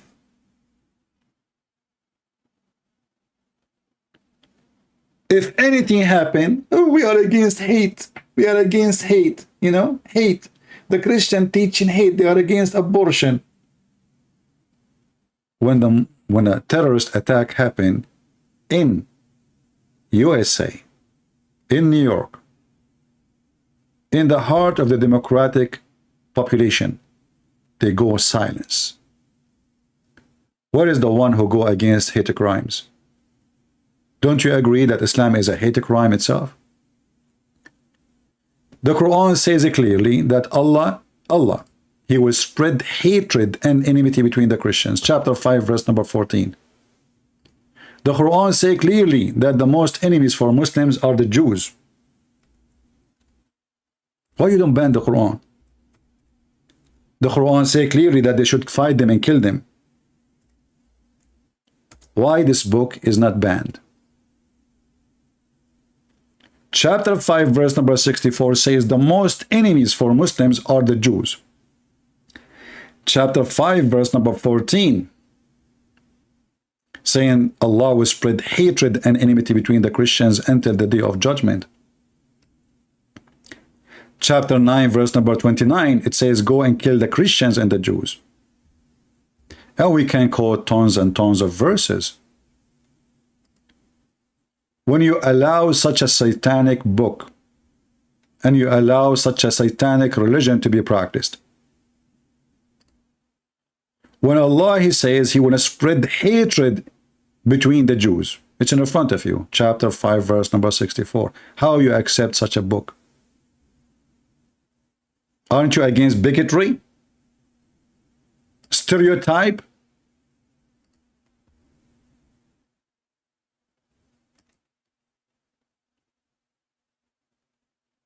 People keep complaining about my books. They cannot find them on Amazon. They have only 3 of my books. The rest disappear.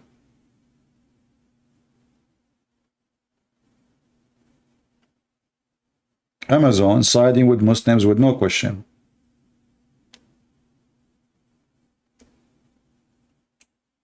I just need some time to post my videos in other platforms, my books, so they cannot stop it. Chapter 5 verse number 82, it says the most enmity to you Muslims is the one who call themselves Jews. The book of hatred. Chapter 5 verse number 51, it says take not Christians and Jews as a friends. Islam teach hatred. It's not me who don't want to take a Muslim as a friend. It is Islam forbidding Muslims from taking us as a friends. So when you give a citizenship in USA to a Muslim, you are giving it to someone, he have no loyalty to your country. He's not even allowed.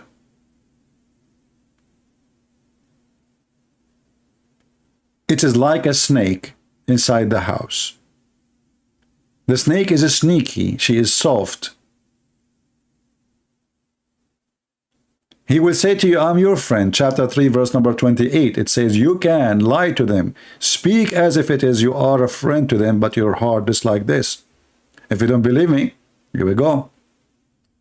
Chapter 3 verse number 28, we don't say things from our mouth, we don't make things up. This is the website owned by the King of Jordan, the one who USA send billions of dollars from your money, American, every year. We pay for their army, we pay for their security, we pay for their police, we pay for their bread. This is your friend, the King of Jordan. This is Quran, chapter 3, verse number 28, and this is the cousin of Muhammad explanation. A believer, he cannot take the Jews or the Christians as a friend. And if one of them he seek honor and he take them as a friend, and he means so, he has no honor, no mercy, no protection from Allah, which means Muslim can kill him, can rape his wife, can take his children as sex slaves. Unless yet but guard yourself against them, save yourself from them, speaking toward them, or taking it as security, saving yourself from them by speaking in a friendly way toward them with, while your heart is like this. Do you see the snake? People, do you see the snake? This is the snake. When they shake hands with you and they say we are friends, they are not. They are lying to you. A Muslim, he cannot take you as a friend. It's against Islam. If he do so, he is not a Muslim no more. So how they say to me, I'm your friend? How come I visit them, they are nice to me? Because they are trying to convert you. It's a trick. Otherwise, the Quran says it clearly, the one who take them as a friend. He is one of them. He is one of them. Do you see it?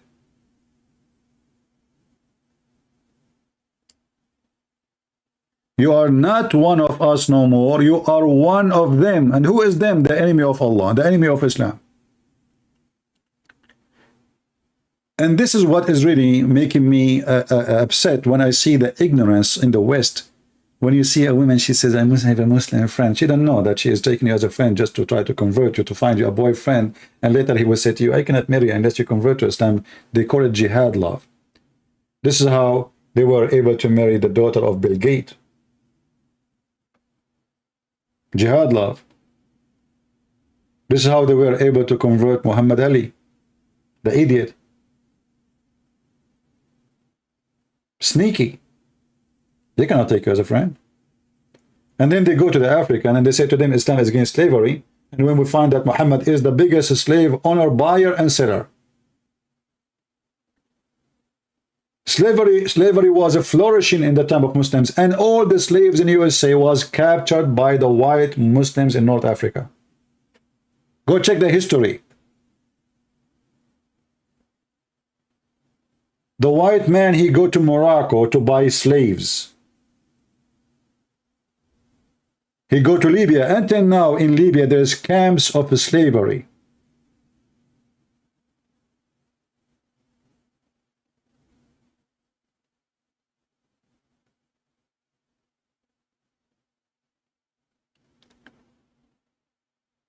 They speak too much about good and ethic, but they have zero. All of this proves to us that Islam is nothing but a satanic cult, and they have no limit how low they can go. When a Christian prince, he speak to a Muslim woman, and the Muslim woman, she say to him, Jesus, he played with his mother boobs. And then he said to her, you are a filthy. In fact, it was your prophet who ordered Muslim women to give their boobs. Suckle me.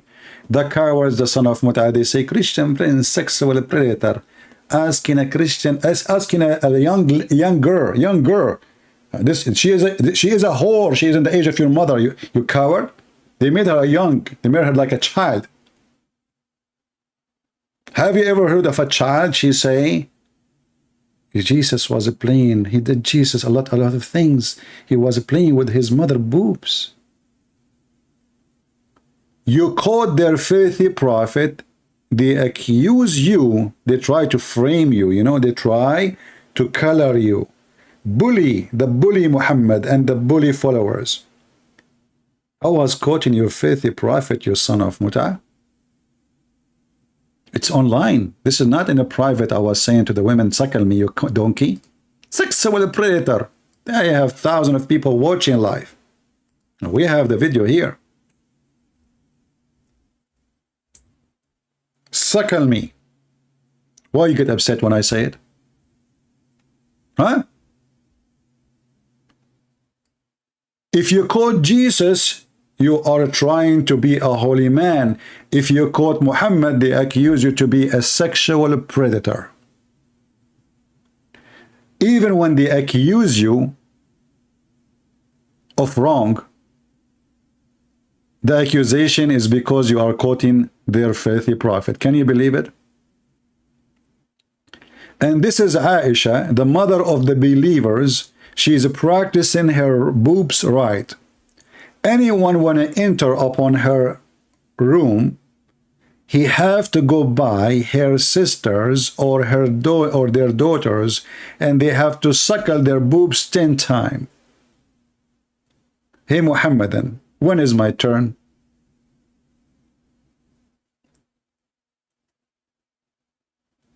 Her voice is like a kid. Well, you are the kid, Rina. We have the video. Are you stupid? Do you want me to play the video? Do you want me to play the video? The video is there. How that is her voice is voice of a kid? You must be a mental.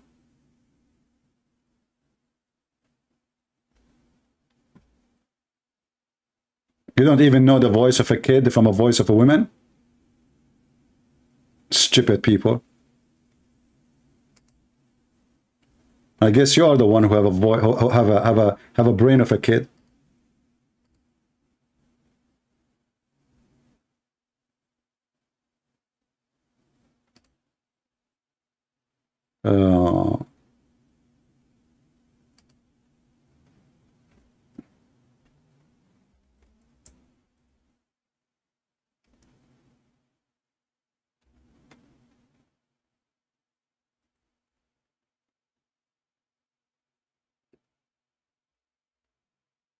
Let us see if I still have the video on my computer. We can play it. But anyway, the video is there. People, they can listen to it.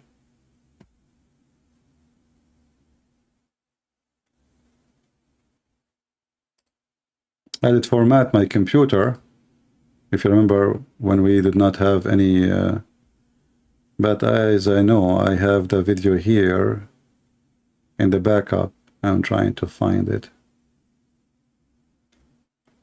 Let us see where it is.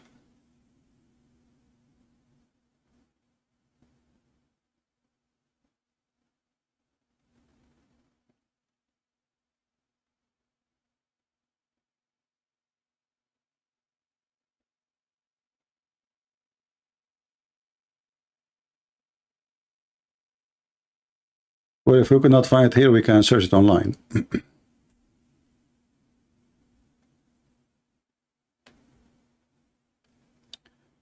Is that the link for the video, Riza? Is that the link? Or this is a different one? Anyway, you can watch it.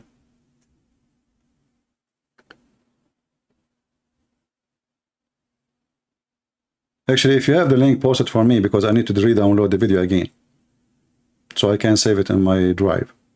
So when a stupid one, he says something, we show them that they are really stupid, like this Rena. That is the link? Okay, go ahead. Give me a second.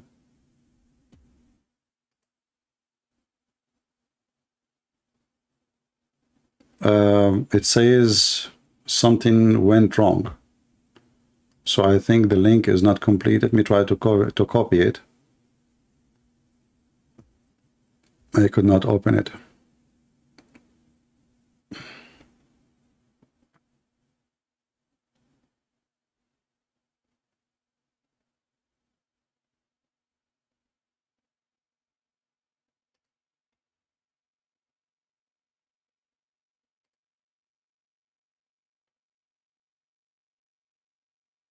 Can you make it shareable? No, don't post the link as it is. Go to the video, under the video it says share. That will make it short.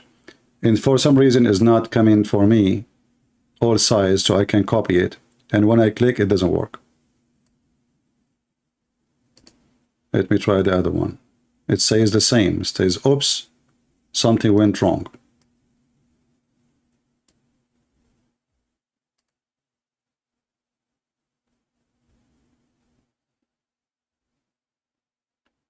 Under the video, there's an option to click and share. Copy that. That will make it very short, not the whole link. So anyway, when they cannot refute you, they try to frame you. It is the garbage. It is the bully religion.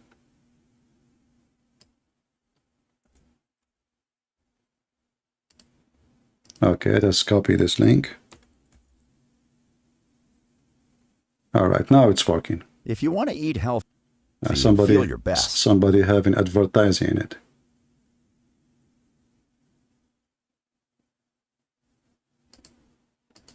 I need to wait for the advertising. This is not the video I'm looking for. I'm talking about the women who call me. What's wrong with people? So you made me click all this time, and you know, this is about... Oh, it's okay, forget.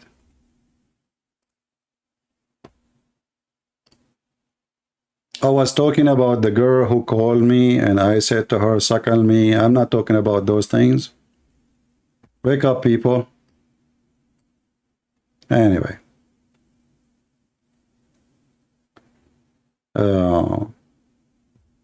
I used to have it actually in the top of my download, but since I, formatted my computer last time, I cannot find it no more. And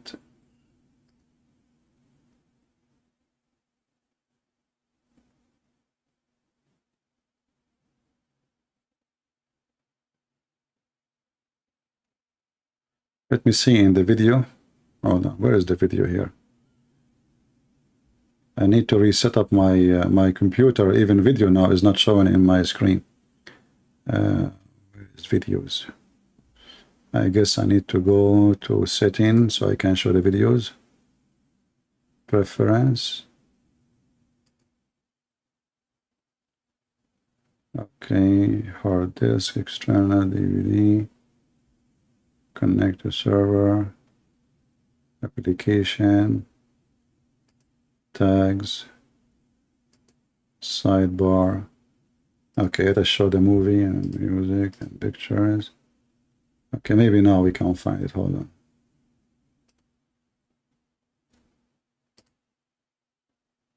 I know, it's not there. Yeah, I formatted my computer and now it is really, like you see, this is what I have in the movie section. I have nothing. You know, I have only the file I downloaded for the program Ecamm. Yeah, this is the one about Tahani. All right. It's the same. It's the same. It's not working. I don't know why.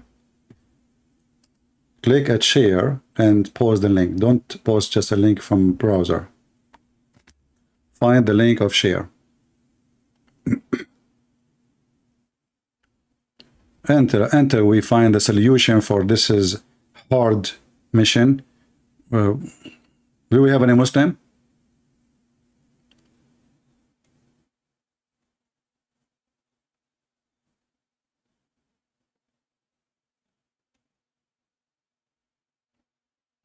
Any Muslim? Who is a brave Muslim? He have the courage. He can call me and don't suckle me if you are a Muslim. We are quoting your prophet. We are not interested in your nipples. Any Muhammadan?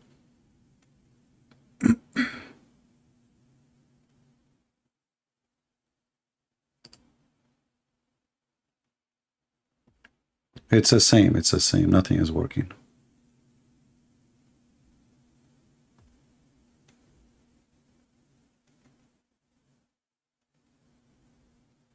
Let me see if I can copy the link and repost.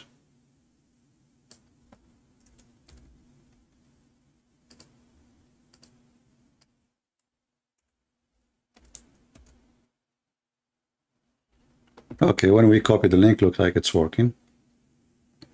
So this is the video of Tahani, and this is what Rina, she said it's a voice of a kid. And here you will see that... You kiss the black stone for me. Oh, you want to bring this? Okay, why you kiss the cross? Show me where This is a voice of a kid, you stupid? Is that a voice of a kid? Show me where it says in the Bible, kiss the cross. No, show me. No, I don't kiss anything. Show me where, why you're a prophet, the pagan prophet, why your pagan prophet kiss a stone. Your prophet is a pagan man. Why he kiss a stone? Why he kiss a stone? Why? Oh, the Holy Spirit, the God in the heavens. I know all this. Okay, I live in Arabia, I live in Africa. You know where? So she is a kid who live in Arabia, he live in Africa, and now she is in America. But she is a kid, brother. She is Ibn Battuta, but she is a kid. She live everywhere, and this is obviously a kid. This is what you see in the stupid comment from some stupid people. You know what? Why you're a prophet kiss the black stone? He's a pagan. You are a pagan. Did you kiss a stone or not? Do you kiss a stone? Who created the black stone? Who created the black stone? Who created the black stone? Jesus. Jesus? No, Jesus don't create stones. He created the whole world. But you Muslims kiss. You Muslims kiss his stones, right? Why your prophet kissed the black stone? Did he kiss the black stone? Jesus kissed nothing. Your prophet did. Why your prophet kisses stones? Okay, Jesus do more actually. Worse, actually. He play with his mother boobs. Tell me why he's doing that. He play with his mother He what? go to the Boobs? You must why? be. Where is the idiot who said she have a voice of a kid? Is that how kids they talk? Boobs? Jesus, he played with his mother boobs. This is a kid. And what the coward they do, they cut the part of her saying, oh, Jesus, he did more, actually speaking like a whore. What Jesus did? He played with his mother boobs. And then the Muslim, they want to say, oh, our virgin sister, she called Christian prince, he said to her, suckle me. You see, the virgin sister, and they made a video, Christian prince, the sexual predator. Brother, did you see what he said to her? Yeah. His stones, right? Why your prophet kissed the black stone? Did he kiss the black stone? Jesus kissed nothing. Your prophet did. Why your prophet kisses stones? Okay, Jesus do more actually. Worse, actually.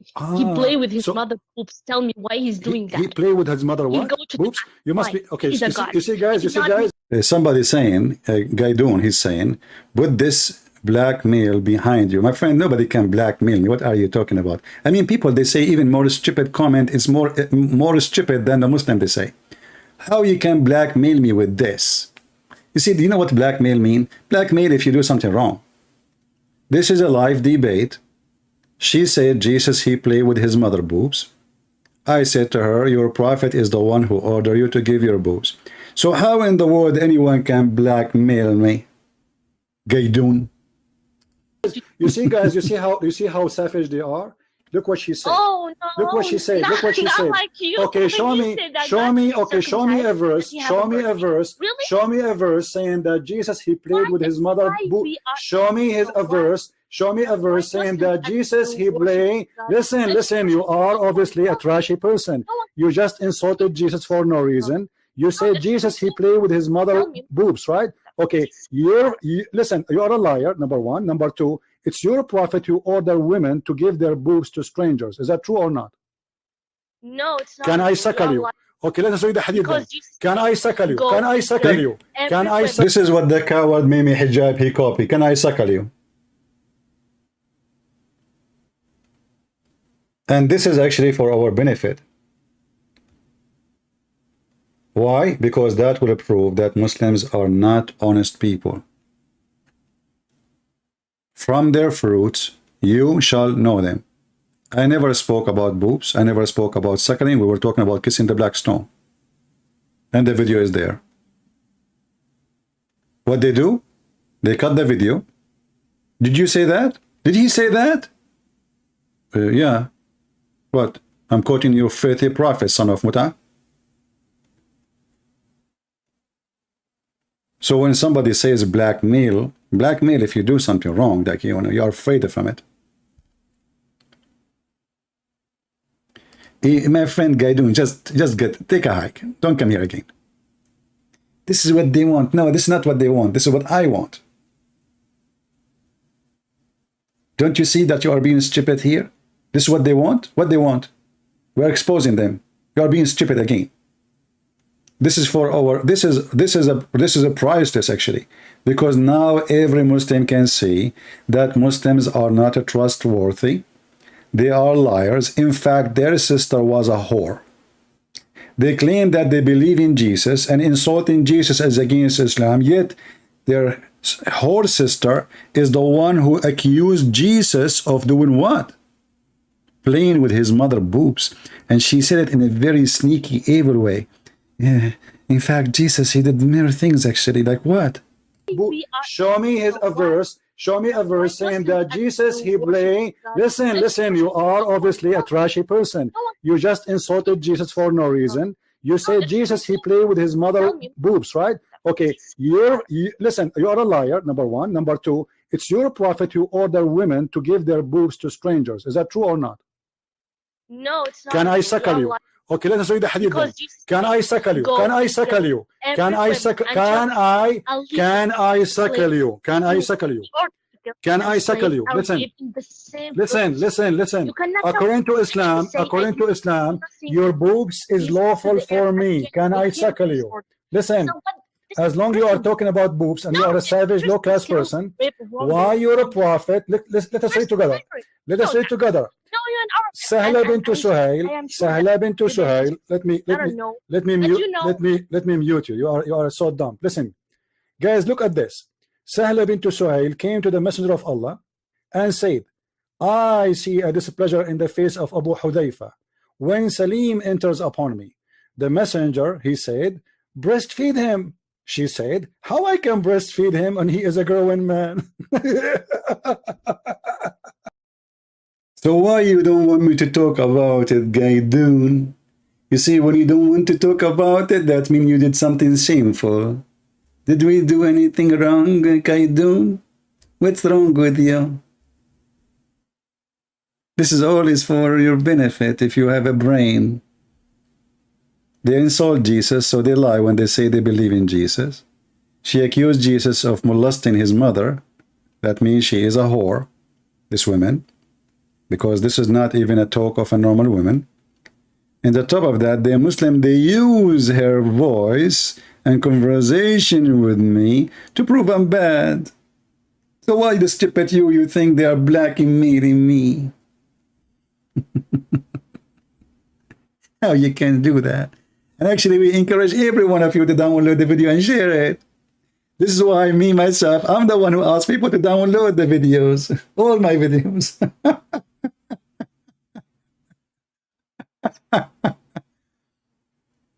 You see those stupid, they went to my channel because I don't keep my videos on my channel, right? You know, I delete my videos from time to time, like every week, you know, whatever I have videos, I leave only the last few ones. Or if a video, YouTube cannot have an excuse to delete it, I keep it. So they went to my page, they said, oh, the video is not there, so now he cannot, you know, he have no recording. Bingo, let us cut this part and play it. Fear nobody, my friend. When you are right, you are right, and even if all the world go against you and say you are wrong. The second you are worried about what people say, if I'm really worried about what people say, I will never even come here and say one word. Not even one. All right, do we have any question? Do we have any Muslim?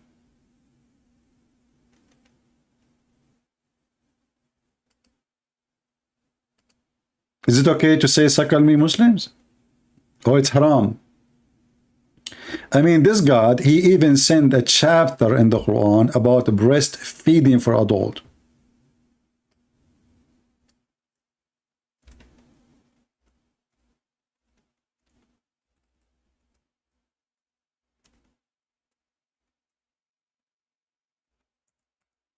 And who ate it?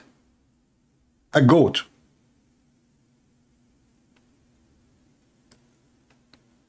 It's in the front of you. Muslims, when they try to frame you, you know, they see how much you can handle, you know, with the bully. Some people, they are weak. Some people, they get stressed. Even some people, they can even commit suicide if people start bullying them, right? But that will not go for someone like me. You see, when you do what you do, what I do, you have to have a very strong personality, strong character, strong mind. Otherwise, you cannot survive such a war. This is a war with the devil. And the devil will try to use everything in his tail to fight you. And the second you start feeling the pressure because of a bully, and you really get stressed, that means you don't fit for the job. Like you see, I don't like to talk about people, but like as an example, apostate prophet. He make videos against Islam, but I can tell he don't take stress too much good. He's easy to stress out. And this is what they try to do with him. They try to bully him, stress him, because they felt there is a weakness in that point. But doesn't mean he's a bad person. You know, this is you. I mean, there's people, they can be stressed easy. There's people, they, you know, bully can work with them very, very hard.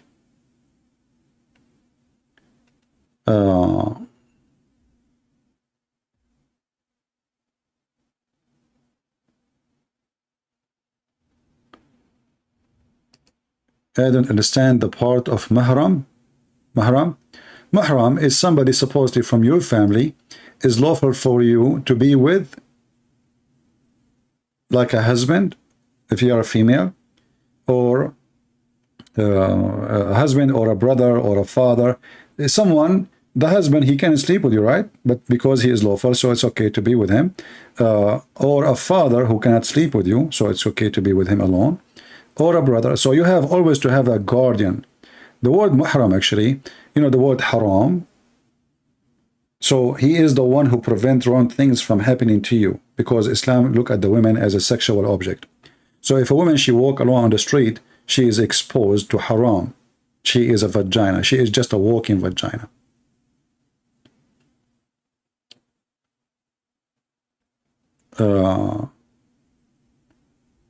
The hadith about Hercules is very simple. Muhammad, he sent a letter to the Roman, and he said to them, convert to Islam, you will be safe, otherwise I will kill you.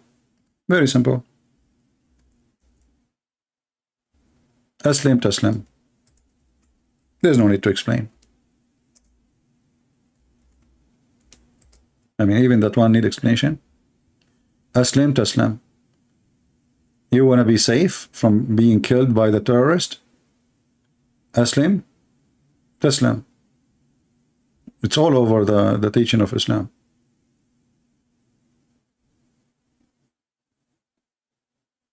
All right? And this is what Muhammad, he sent to everybody around him. And this is the story you are talking about.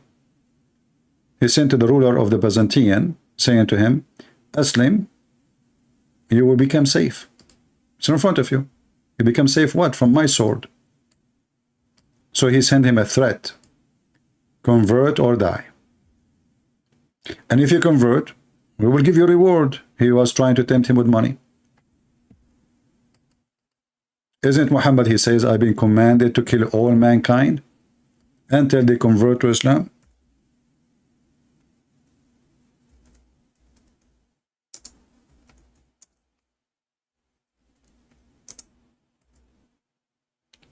It's in front of you. He have a command to kill every living human being until they convert to Islam, until they pray. Not only you convert, you have to pray, you have to eat as they eat, you have to pay him money too. And then and only then your blood and your property is safe. Always when you try to understand something about this garbage cult, you need to connect the dots. Religion or a belief, any belief, doesn't matter if it's good or bad. It's not just one line. But sometimes there's one line can explain all the other lines. So when Muhammad, he said, I've been commanded to kill all mankind. You see, the Muslim, he says to fight. In Arabic is uqatil. Uqatil means fight, to kill, not fight like by shoes or fight by debate or fighting by words. So I've been commanded to fight, to kill. Mimi Hijab, he says, yes, the Prophet been ordered to command to fight and kill all the people, and but that not including the Muslim, because already they are Muslims. The video is there.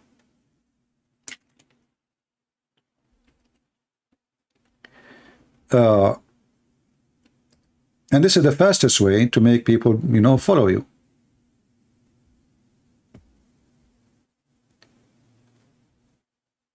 Tafsir al-Qurtubi, that they teach women. Yeah, okay, hold on. But if you have the reference, why you wanted me to ask me to give you the reference? I mean, already you posted the reference.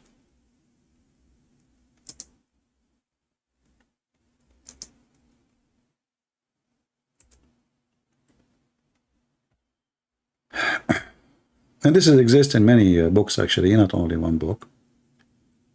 Let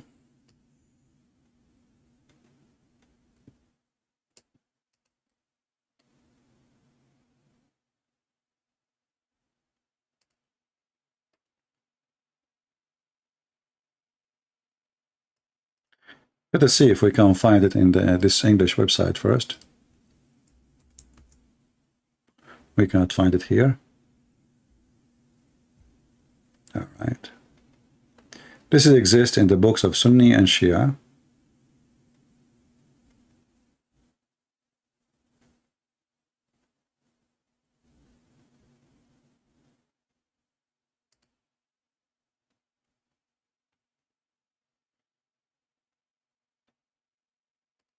I'm trying to open a Muslim website. It's taking forever to open.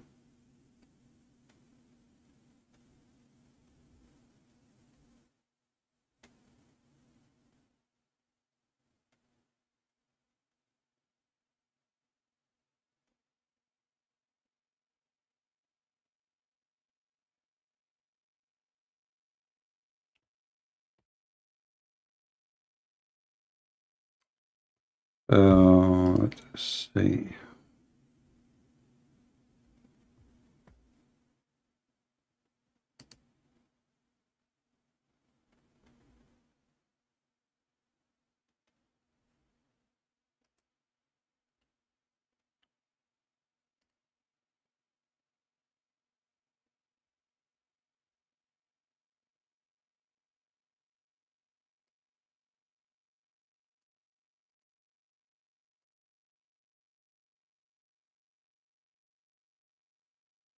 For some reason, what come in front of me is just Shia books. Okay, let's see. Here we go.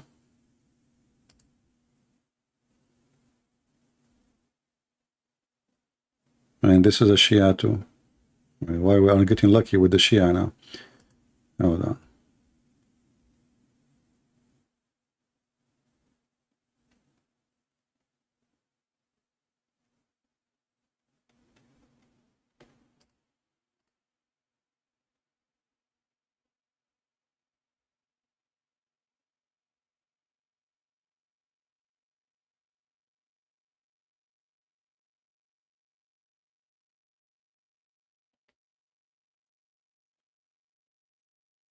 We are just trying to find the Sunni website.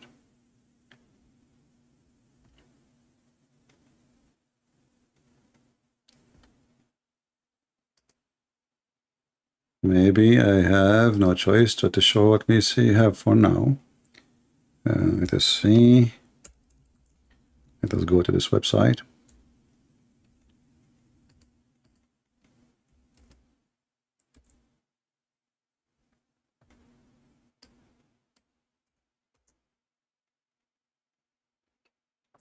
Well, I found it just in Arabic. I cannot find it in English. This is Sunni now. This is the book of Al-Azim Abadi, and this is the number of the hadith, and this is here Ibn Habban, and this is the number of the hadith, and this is here At-Tabarani, page number 360, and this is Al-Qaisarani, and this is Ibn al-Jawzi, and this is etc. But the Muslim, they will say to you it is da'if, you know, just to tell you the excuse right away. The hadith says that the women don't, Aisha, she said, don't let women stay in houses because they are Bedouin, and don't teach them how to write, how to read. Just teach them how to swine, clothing, and teach them the chapter of An-Nur in the Quran, and that's it. This is all what they need. Here, actually, this is a Sahih, which is usually, I mean, weird to say to the, when the Muslims they say da'if, you will see the Muslims say it is Sahih. Let me see if I can find.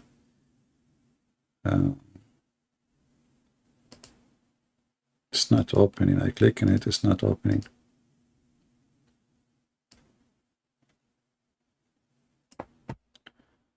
Okay, let's try this.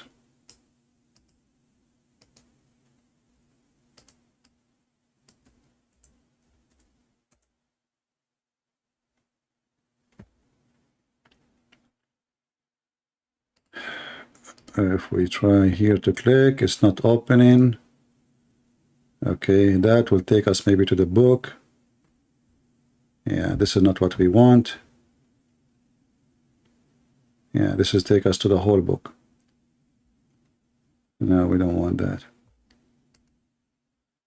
This is actually a very good website, but we can use Google Translation here. Let's use Google. So Aisha, she said, let us zoom in the book of Mustadrak on the two Sahih. So this is Sahih Hadith. Do not place them in the rooms and do not teach them how to write, how to read. To write, meaning the women, and teach them how to make clothing. And the chapter of An-Nur. This is what it says. Let me post the link for you, and I will make it short. Let us shorten the link so you can find it.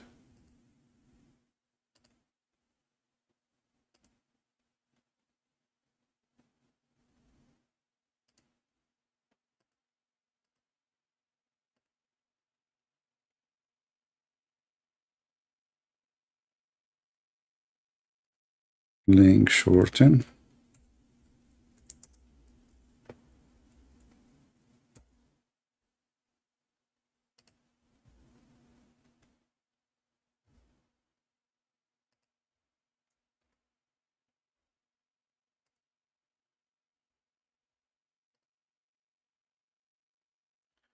And this is the link. And sorry, I wasn't looking at the screen if you said something to me. I was just trying to copy and share. Anything else?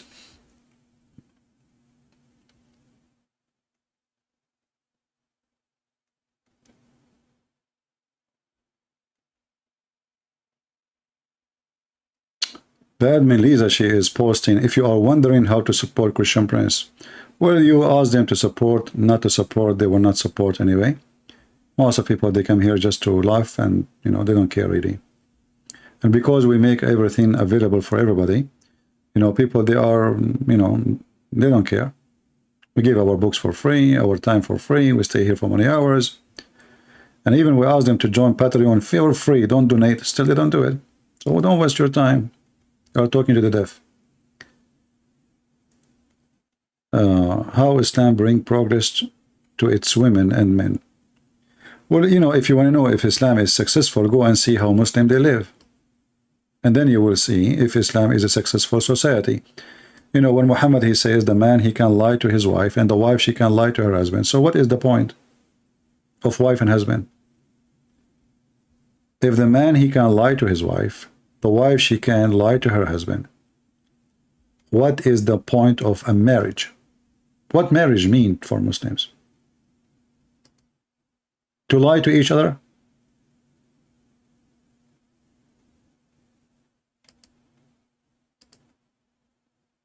If I cannot even trust my wife and you cannot trust your husband, what is the point of this religion? And how that will fix society? How a man, his name is Muhammad, he is a prophet of Allah,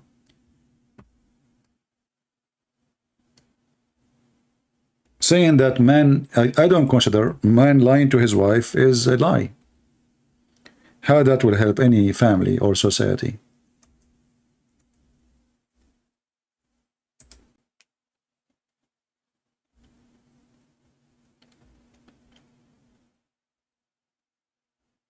I understand when he said like you can lie in the wartime, no problem.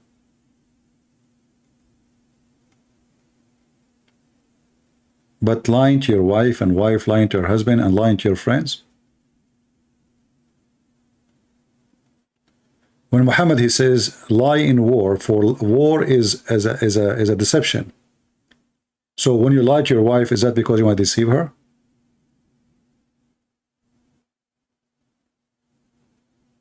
When the wife, she lied to her husband, is that to deceive her or to deceive him? And here you see that, you know, Christianity and Islam, they don't match in anything. Even the Muslim, they use some names which is we are familiar with, like Moses, and even Jesus' name is wrong, Mary, Abraham, but It doesn't match in anything.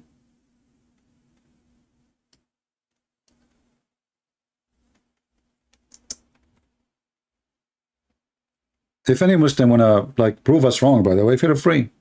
You see how many hours I'm here? The same as yesterday. Still no Muslim, they are ready to refute us.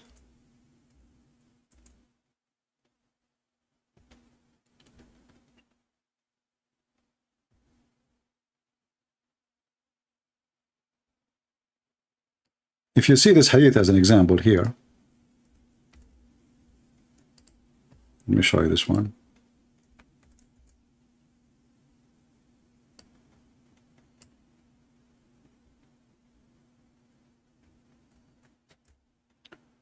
A Muslim man should not lie except in 3 cases: a man lying to his friends, a man lying in war, a man speaking to his wife, and a wife speaking to her husband.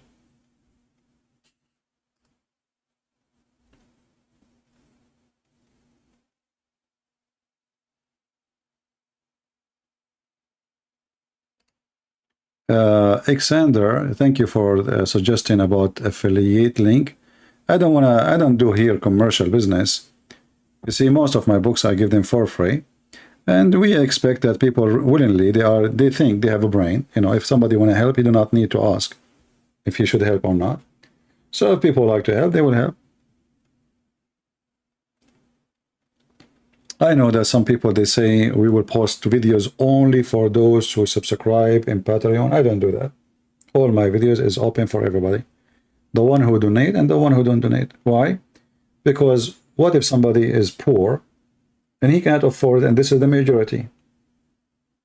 That will make it a business, you know. If you do that, that make what you do a business, not a mission. I do everything for free. And those who care to support, they can support. If they are, you know, if they want. We are not going to keep asking people to support us because they knew. Which one is more noble, Kaaba or Muhammad tomb? Depends you are talking to who. You know, no Muslim, they claim. The funny is, Muhammad, he said that Allah, he cursed the Christians because they made the tombs of their ancestors or prophets a place of worship. But that's what the Muslim did. This is what the Muslim now they have. They have a big mosque in the top of the tomb of their prophet.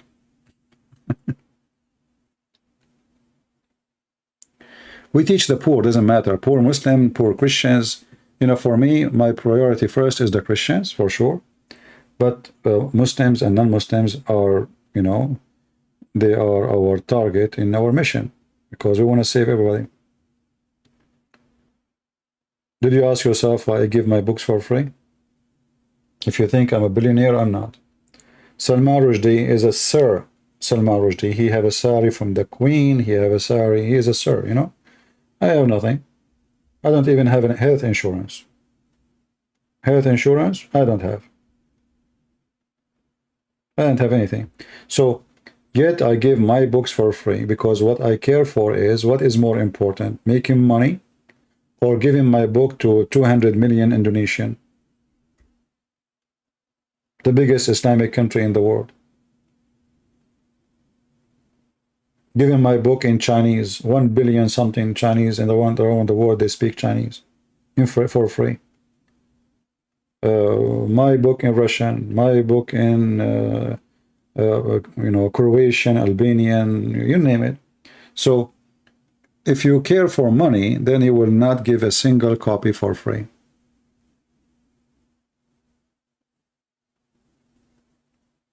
Right?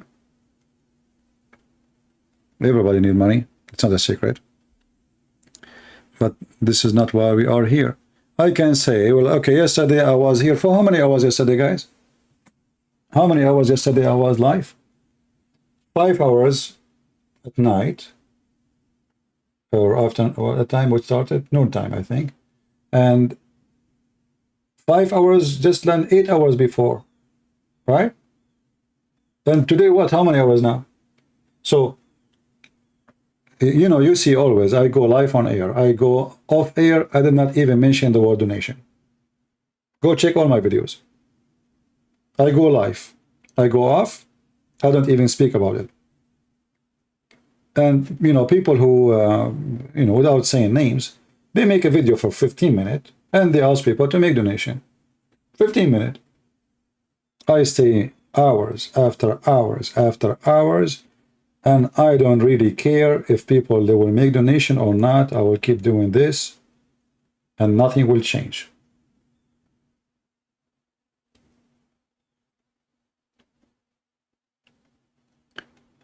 But if you go to Patreon, you will see that most of people, they register there, they put like a $1 because it's a must from Patreon, but they will not collect it because it's not worth it.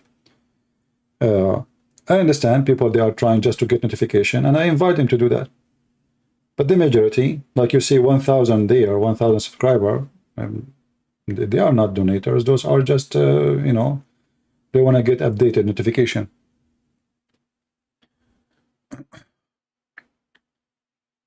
But anyway, you know, the Lord is our provider, and this is why, you know, when you start worrying about things, worry will eat you, you know. You will become a victim of your own worry. Always the Lord, He provides.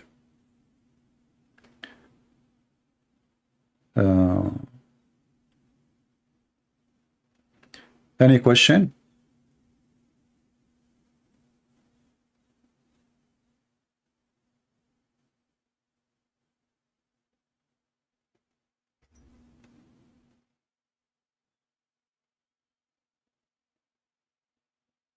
You're welcome, my friend.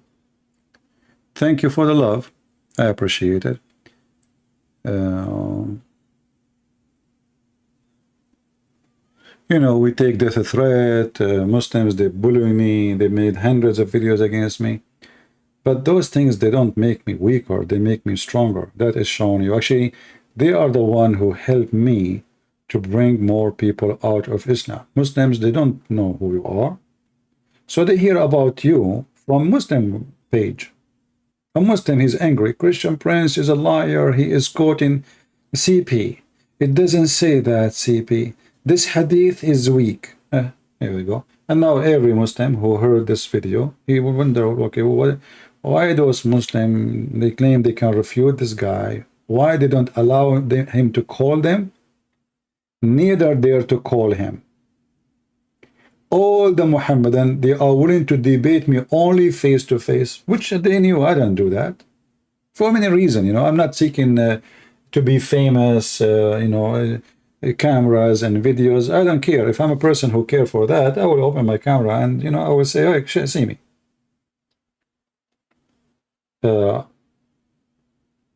We are here to debate, not to do fashion show. Additional to that, we know that Islamic words is a very, very terrorism mindset. And if they can silence you, they would love to do so, you know. But this is not really my reason. I fear nobody. I'm a believer, and I believe, you know, if ever something happened to me, I will be honored to be die as a martyr to the Lord. I mean, I'm not better than the disciple or even my Lord. So, but if I can do what I can do without, like now, I'm sitting wearing my short, having my coffee. If I have a camera, I have to change everything around me. People, they will say, look what he is wearing. You know, look at his beard. Look how ugly he is, you know.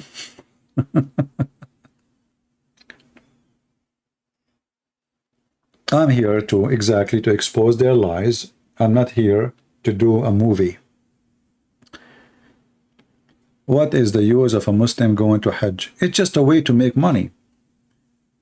You see, when Muhammad, he ordered the disbelievers, they cannot enter Mecca, then the Muslim, they felt the effect of that. Imagine you say only Muslim can go to Las Vegas.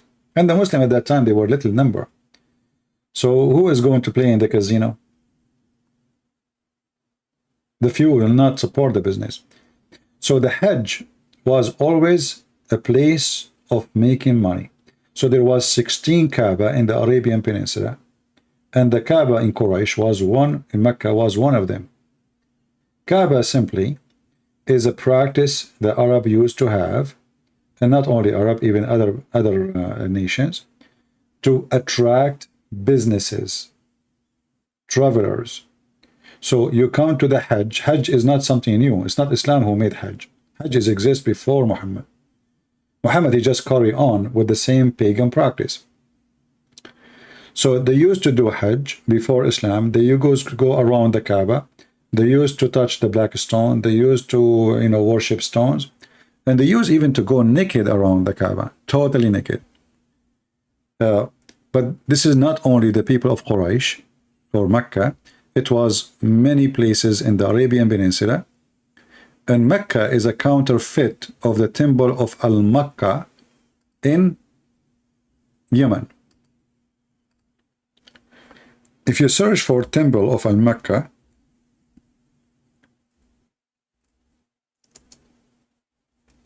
the funny is that the temple of Al-Makkah, I remember a long time ago, I said the temple of Al-Makkah is a temple for the moon god. Somebody sent me a long article made by a scientist saying it is the temple of the sun.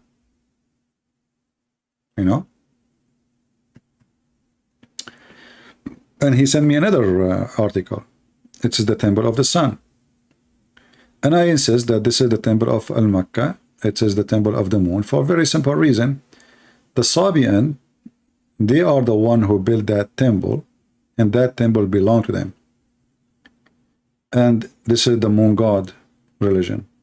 And lately they discover that yes, the temple of Al-Makkah is the temple of the moon god. They thought for a long time it is the temple of the sun, but it's not. The Sabian, which Muhammad he promised the Sabian to be in heaven, the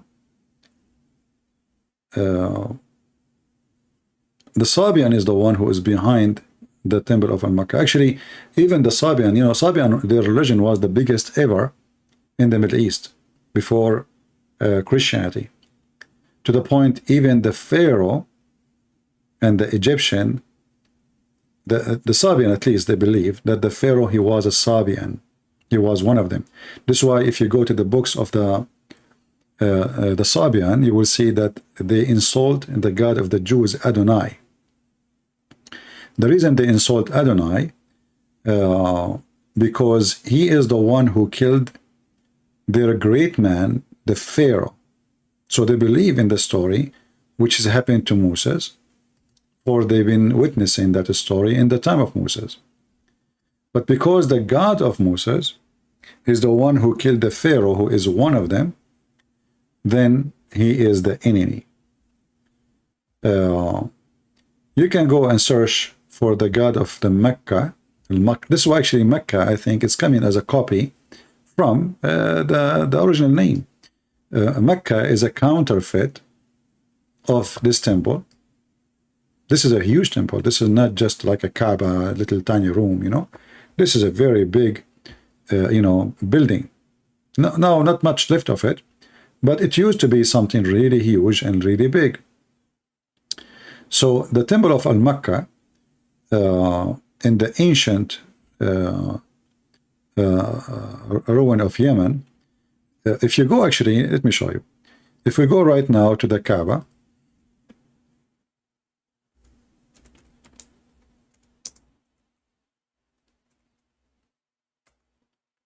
in the Kaaba, there is the black stone, as we showed you before, and there is a Yemeni corner. Yemeni corner. This Yemeni corner has stones from that temple. From that temple. So what the Arab are trying to do, let me make it more clear. If you look with me, you will notice that those rocks, they don't match. I mean, there's different rocks from different places. They are not coming from one place. And they look different from the rest of the stones. And the Muslim, they open the skirt of the Kaaba. The skirt, by the way, is a pagan practice. for the Kaaba is have a vagina, the black stone. So they put a skirt on her, you know, to cover her. So the Yemeni corner, the Muslim, they have to touch it in order, and to touch the black stone in order to get their sin erased. Now, if you ask a Muslim why it's called the Yemeni corner, they say because it's facing Yemen. This is a false reason, because those stones are taken from the Yemen temple.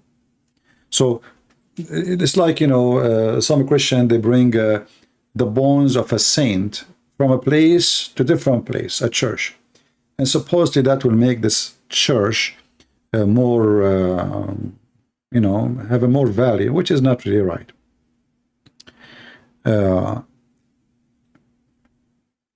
So they brought those stones from the Mecca, from the original Kaaba, which is the temple of the Sabian in Yemen, and they place it in their Kaaba. So now why you want to go all the way to touch the stones? Here we go, we brought you stones. The stones are here. So instead of flying, I mean, at that time they have to take a camel, you know. You take a camel all the way to Yemen, will take you maybe a month to go there. And now we have it here in town. So you want to touch the stone? You want to get the blessing? The stone is here. And this is why Muhammad, he said that the one who touched the Yemeni corner and the black stone, if you do that, it erases your sin.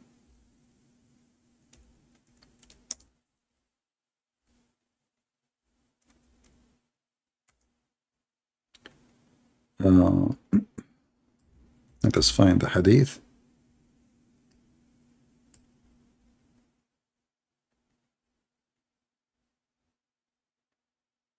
Here we go. The companions of the Prophet of Islam, the false prophet, one of them, he asked the other one, he says, "O Abu Abdul Rahman, why I do only see you touching those two corners?" What corners are we talking about? The Yemeni corner, the one we told you have the stones from Al-Makkah temple, and the black stone corner.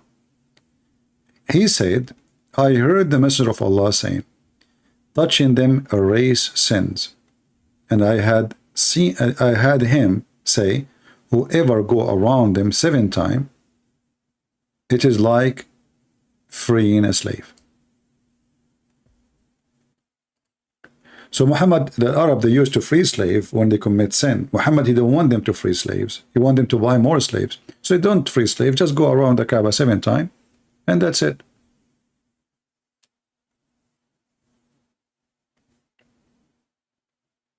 A Muslim, his name is Abdullah Marzouk, saying, A'udhu billahi min ash-shaytan ar-rajim. And here you see another funny things from Muslims. They seek refuge from shaitan to Allah. But don't you know that Allah is shaitan? Because what is the difference between Allah and shaitan? Nothing. Here we go. He just made you, he converted you to a religion, make you believe that stones erase sin.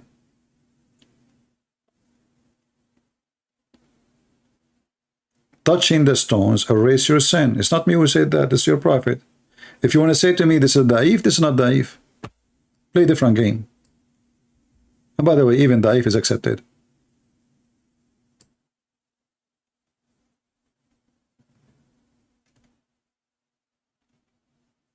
Do you see it? A Muslim, he think he believe in God, yet he believe in stones, and he believes stones erase sin. And touching them will erase your sin. You tell me how that works. In the same time, the same Muslim, the same smart Muslim believed that Allah made him sin.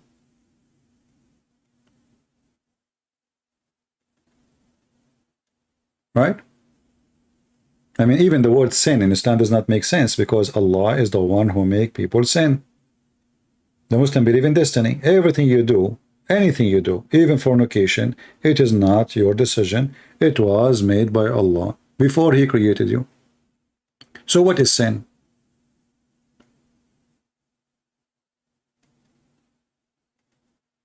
Any Muhammadan?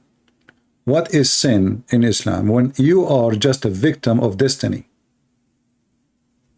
The second you believe that everything is a destiny, that the idea of sin is a stupid idea.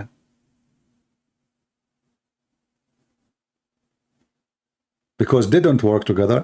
You see, like in Christianity, we have a belief in destiny, but the destiny we believe in, that God, he made, like I say, he gave us a limit. That is a destiny. As an example, you don't live forever, you will die. That is a destiny, everybody will die. But God did not cause you to commit sin so you will die. No. God said to Adam, don't eat from this tree. If you eat from it, you will die. See the difference? In Islam, we just showed you today, this is our topic today actually, that Adam himself, he committed sin because Allah, he made him commit sin.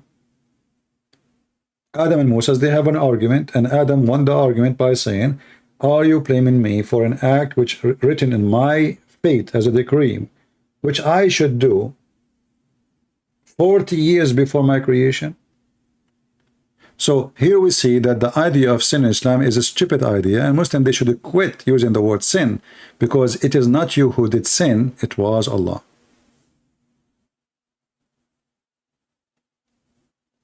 Any Muslim have something opposing this? Any Muhammadan, he is not agreeing, he want to prove me wrong?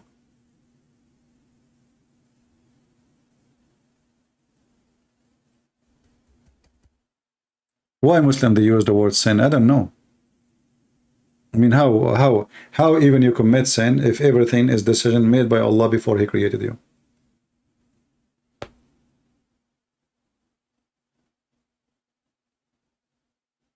When a Muslim he commit adultery, did he really commit adultery? The Quran say no. Muhammad he say no.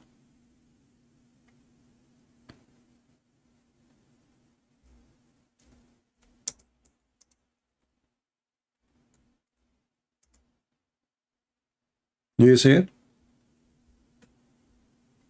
Verily Allah has fixed the very portion of adultery which a man will indulge in, which he of necessity must commit.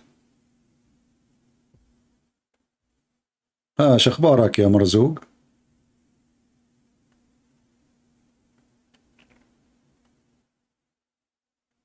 اخرس؟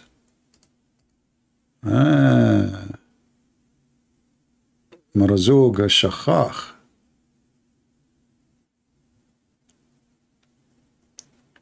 من شخ يشخ شخخاخا قرآنا. So when you commit adultery, you don't make a decision to commit adultery. Allah, he made that for you, and you have to do it. Any Abdul?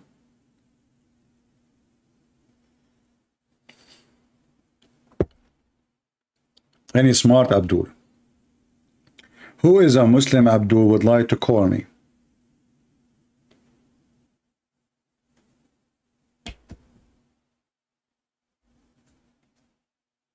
Huh?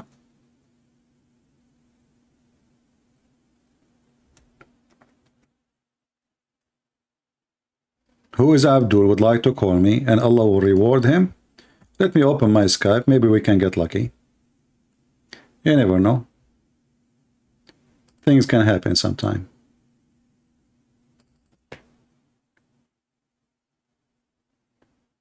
Okay, we are logging into Skype.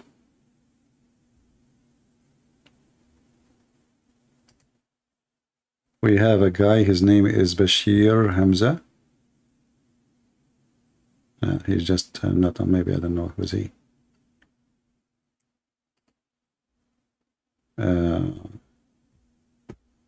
Let us see this Muslim here. I don't know who's he.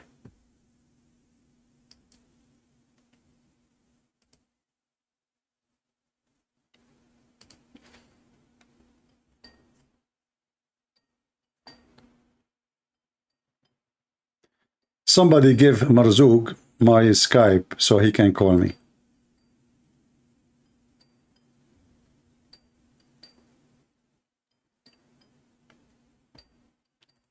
We are calling this Muslim, but I don't know, he's not answering.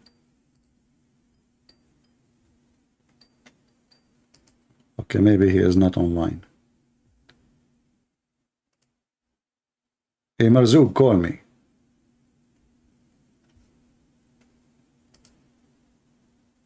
By the way, if you are from Indonesia, Pakistan, anything, and you have a sheikh, he claimed that he can debate us or answer us, we welcome them to join us.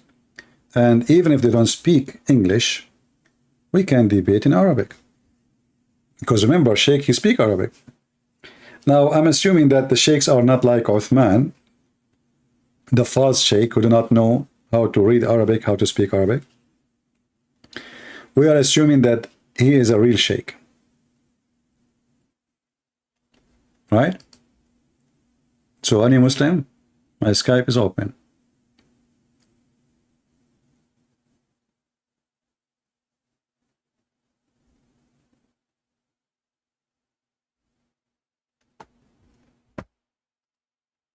Until now, I don't see.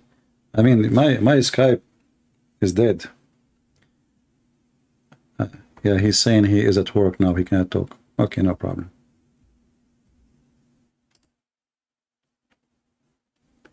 Do we have any Muslim would like to join us and tell us something good about his prophet? Mayday, mayday, mayday.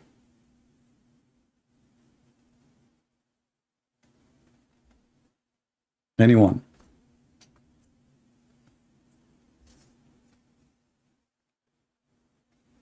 مرزوق شخبارك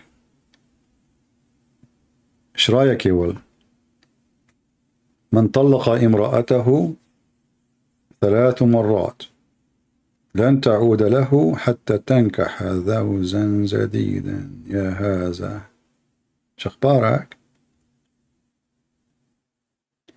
أنت تحاول أن تتصل بي كيف تتصل بي هذا هل دققت على الرقم المطلوب؟ Marzouk is trying to call me, but we heard nothing. Marzouk.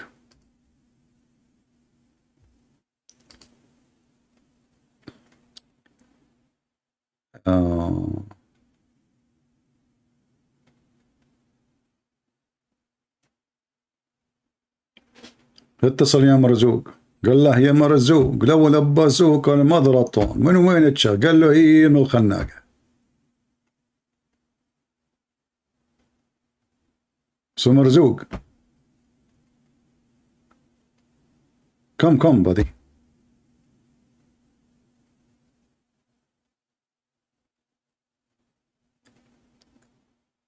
Anyone have a question? Any Muslim?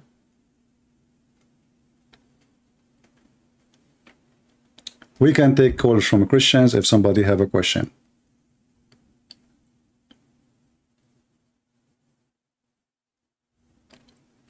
Yeah, obviously Marzouk, he doesn't speak Arabic. He is using Google Translation. Well, thanks to Google, he is better than the Prophet of Allah. He speaks all languages. Muhammad, even his own language, he cannot even write his name, according to Muslims. This is one of the funny things about Islam, that there is a guy, according to Muslim, he don't know Arabic, he cannot write his name, and he become a teacher in the university, and he is the dean of the university. So imagine the Muslim, they open university today. Who is the dean of the university? Prophet Muhammad. What is his qualification? He did not know how to read, how to write. And that explains all the stupidity we see in the Quran. You know, literally. Yeah, somebody is a Christian. Let us see.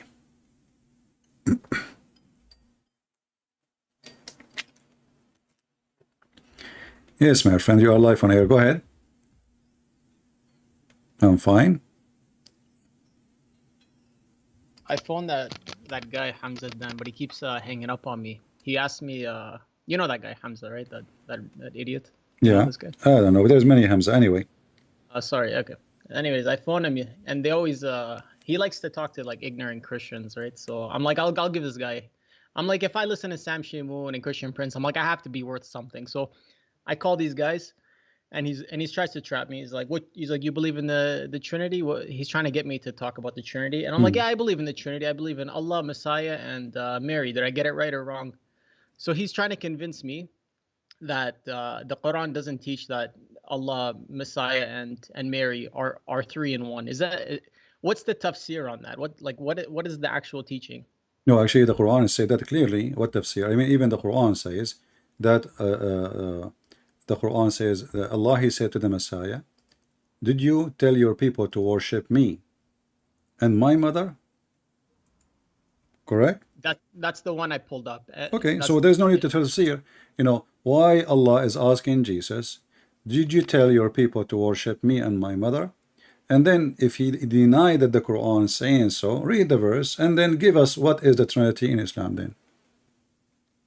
Yeah, this guy, I phoned him twice. He keeps hanging up on me. What he likes to do is he likes to talk to Christians that don't quote any hadith, that don't quote any Quran. So yeah, I kept trying to. Nowadays, when they ask me what the Trinity is, I always go back to the Quran. But I wanted to make sure that, because I know there's another verse that says say not three, but I wanted to, because I don't want to lie about Islam, right? I just wanted to make sure that if in Muhammad's head that he thought they believed they were all those three were together, you know, like Allah, Messiah, and Mary. Well, the Quran is not a book make anything clear by itself. Like as an example, if you ask a Muslim, if he's asking you for something clear, tell him if there's anything clear in the Quran. As an example, where is in the Quran it says that Gabriel is the Holy Spirit? Nowhere. You know, ask him where in the Quran it says who is Israel. Who is Israel? Nowhere in the Quran says. So how we will know? But if you go in the Quran in chapter 5 verse 116, it's so clear verse. It says that Allah, He said to Isa, did you say take me and my mother as deities beside Allah? That's, I mean, how clear we can make it more than this? This is what Allah, He think the Christian believe. Yeah, you know what his response was? He says, because he controls the conversation, he said one side is for the Protestants and the other side, Mary, is for the Catholics. But I totally forgot to tell him. I'm like, there's no Protestants back in Muhammad's time. What are you talking about? He said here's a stupid. Yeah. Same time, the Catholic don't believe that Mary, she is part of the Trinity. The Catholic is the same as the Protestant, believe in Father, Son, Holy Spirit. So he is being stupid again. I know, right? Yeah, and if Allah, He is refuting someone is not exist, that's mean Allah is more stupid, because nobody believe in such a belief. Same time, what is the Trinity? You should ask him. Where is the Trinity in the Quran? What is the Trinity in the Quran? Show us the verses. Here we go. This verse says, did you worship me and my mother? So now we learn that the Quran is trying to refute the Christians at that time, saying that Jesus is not God, Mary is not God, and the verse actually is shown as the Trinity. Look with me. Did you see the screen? Oh yeah, I see it. Yeah. Okay. Yeah. Does it say beside Allah? Oh, you say to the people, take me and my mother as deities besides. Oh, I read it like not including, like besides Allah means together, right? Beside Allah, no, it's mean additional to Allah. Additional? Yeah, like, you know, like beside, you know, put them beside each other. Okay, like together. Like yeah, together. You're right. Okay. So okay, what is the first deity in this verse? Jesus and His mother. Right. Take me. This is the word me. Take me. This goes for Jesus, correct? Yeah. So this is number one in the Trinity according to the Quran. Let me switch to Arabic, to English. So this is number one. Me is Jesus. Okay. Yeah. Who is number two? My mother. Yeah. It's clear. Yeah. And now, beside who? Beside Allah. This is number three. So the Arabic, sorry, the Arabic. Besides, what is it? What does it mean together? Like in Arabic? In Arabic, it says say the same. Instead, you know, in Arabic it says instead of Allah. You know, min dunillah, right? But this is what it's meant. Jesus, Mary, and Allah is what the Christian believe. But we Christian, we don't believe in Allah anyway. Same time, Muhammad, because he's a fool, in different verse in the Quran, he said, the Christian, they say that the Messiah is Allah. Yeah. Now, if we say that the Messiah is Allah, so who is the first one? Who is the second one? Who is the Who is the third one? what I asked him, I'm like, since it says deity means full out God, right? I'm like, okay, he's trying to blame it on the Catholics. I'm like, do the Catholics believe she's the first, second, or third person as a deity? And he just kept changing the subject. So I felt, you know, Yeah, this guy is just a kid. You know, those are kids. They can do whatever. That's why nobody count them anyway. I mean, who is even listen to him? How many people go in his stream? He has 60,000 subscribers. I don't know how many. Yeah, but how many go in the live? Maybe 50. He's not as popular as you. You like sometimes you have. I think one time I seen you like 3,000. Like once. Like you have quite a bit. Yeah. So here it says that the Christian, they say Allah is the Messiah. So if the Christian believe that Allah is the Messiah, that's mean Allah. Yeah. We have to eliminate one person, right? Because now right. Allah himself is the Messiah. So the Messiah and Allah is one. Okay, who is the second person now? Who is the third person? You know, I should you know, like we have a job to do. We have to study and read. You're right. We have add to that, no Christian believe. Let's say that Muhammad here, he meant that the Messiah, they say, the Christian, they say the Messiah is God the Father. But we Christian, we don't believe in that. Exactly. We don't believe. We believe that the Messiah is a person, God the Father is a person, the Holy Spirit is a person, one God.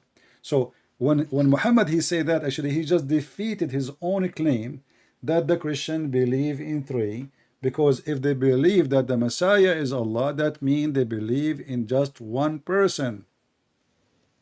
You're right. Yeah, you're right.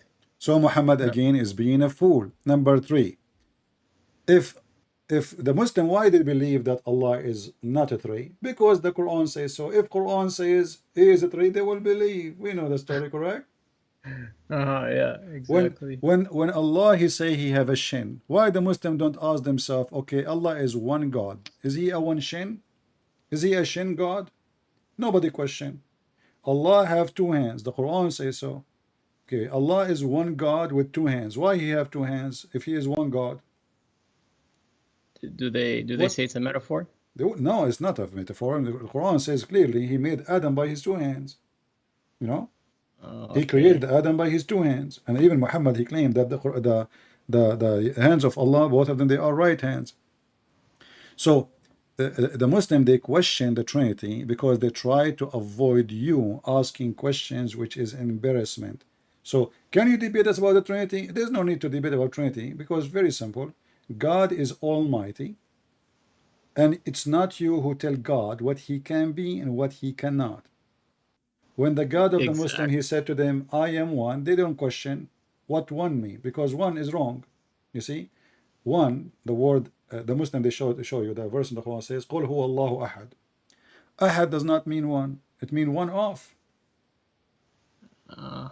So he is using the wrong word. قُلْ هُوَ اللَّهُ أَحَدٌ. Then Allahu Samad, as-Samad means the collector. This is why in the Aramaic language, even the Arabic, if you go to Iraq and those territories, they say Masmuda. Masmuda is simply a little tiny container, have a hole in it where you can put coins. So collector, you know. So God, Allah, is a collector of gods. He is collection of gods. And when the Muslim, even when they speak about their God, what they say? In the name of Allah, the most merciful, right? Three names. Okay, Allah is one God. Why he have all those names? They will say to you, those are attribute. Okay, is each one of those attribute by itself is God? That will make them even go deeper and they swim in the mud. Add to all of this, if Allah is God, why in the Quran he said, and he is one, if we would like to take a partner, we will take the partner from ourselves, and the partner here is a female wife. So how he is one, yet he will take the partner from us. Are they the tafsir on this one? Are they unsure for that one? The verse clear, chapter 21, verse number 17, and even tafsir says, Allah is saying if you want to take a partner, he mean taking the virgin Huri or the angels. But that means that Allah is one of them. Because you see, when you say us, right, us, means they joins them together. Us mean us. You know, you don't say us, you mean cars, right? If I ask you who is with you, who was there, you say us. You mean maybe your family, you know, cousins, right? So when you say us, you are talking about a group from your kind. You don't mean cat and donkeys, right? Taken from So for sure, yeah. So us, obviously, whoever that us is not one. And here this God is speaking about taking a partner. Correct? A wife specifically. So he can have a son. So if we want to take a partner, we will take from us. If you go to the interpretation, it says Allah, he meant the black-eyed whores or the angels. But that means Allah is either a human like the black-eyed whore, or the black-eyed whore are not a human. They are God is like Allah. You know? Yeah. And the angels, and if the angels are us, that means Allah is one of the angels. Exactly. So when the Muslims they try to fix this problem, they dig more and they make the hole bigger. Mm-hmm. You know. I just have no, that was good, thank you. I just have you a couple of weeks ago you mentioned something and it made me think. It made me think. Is this guy Hamza is online now? He goes online at night, and I can. Okay, check. I want you to do me a favor. Next time he go online, if I am live on air, call me and call him.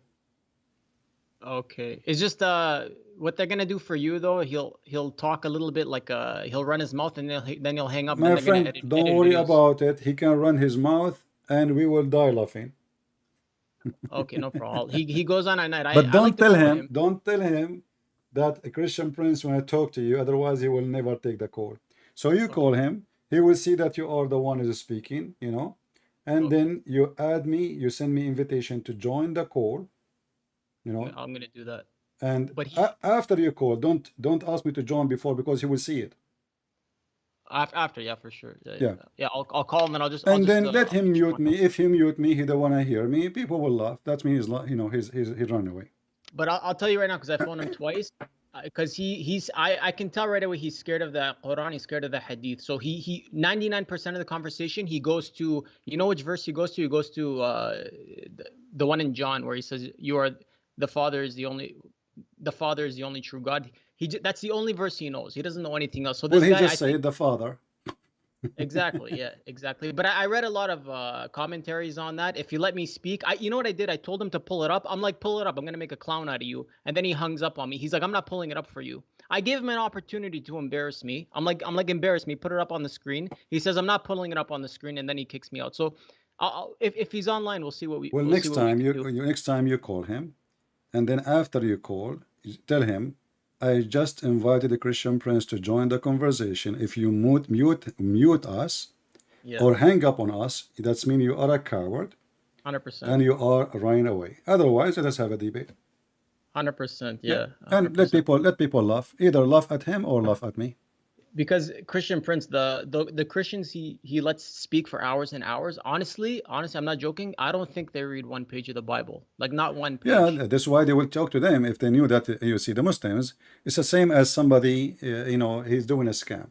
You go to an old person, he do not know what are you speaking. Maybe even, like in the other day, a person, he come knock at my door. He says, I want to install a solar system for you. If you sign a contract, you pay nothing. He made it like a honeymoon.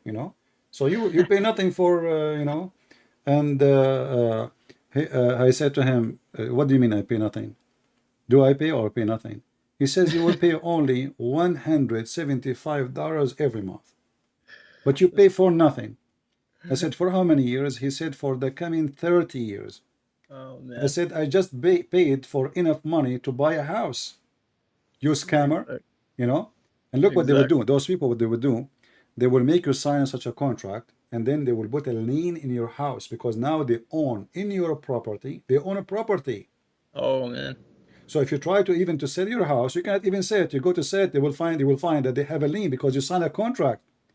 Yeah, because now they install a physical property in your property and you own them money. So now, if something happens in the future, you want to sell your house, you have to pay them a lot of money to let it go. It's a scam. So, and I said to him, by the way, I have a degree in law. He said, okay, well, nice talking to you, and I have to go. I said, no, wait. How many people you did lie to them today, and you told them you don't pay anything? He said, I'm not lying, sir. This is what it says here. You pay nothing. I said, you just told me I have to sign a contract to pay a lot of money every month for the coming 30 years. How much the solar system will cost? 10,000s? The system, the whole thing, 15,000s? Yeah. So they fool poor people, you know. They make them sign, and you know the law does not protect the fool. And this is the same as the Muslims. If you are a fool, they fight over to debate you. If you are a person who have answers, they will not even let you go through. 100%. Like the Deen show, you know, if you are a Christian, you have a question, call us. I called them. The recording is in YouTube. They did not let me go. You know, I called the first time, second time. They knew my voice right away. You know? Yeah. They don't let me go, but they are speaking in the TV that they take calls. And by the way, we never heard a call like the caller he called. There's no call. It's a fraud. So hello, yes, but you don't hear the other person. You know, the one who's calling. You are a Christian. Okay. You want to know why in Islam is teaching to violence against Christians? Okay. So the questions is made up by them because this is the topic they want to go with. There's no callers. The guy is answering cell phone, which did not even ring.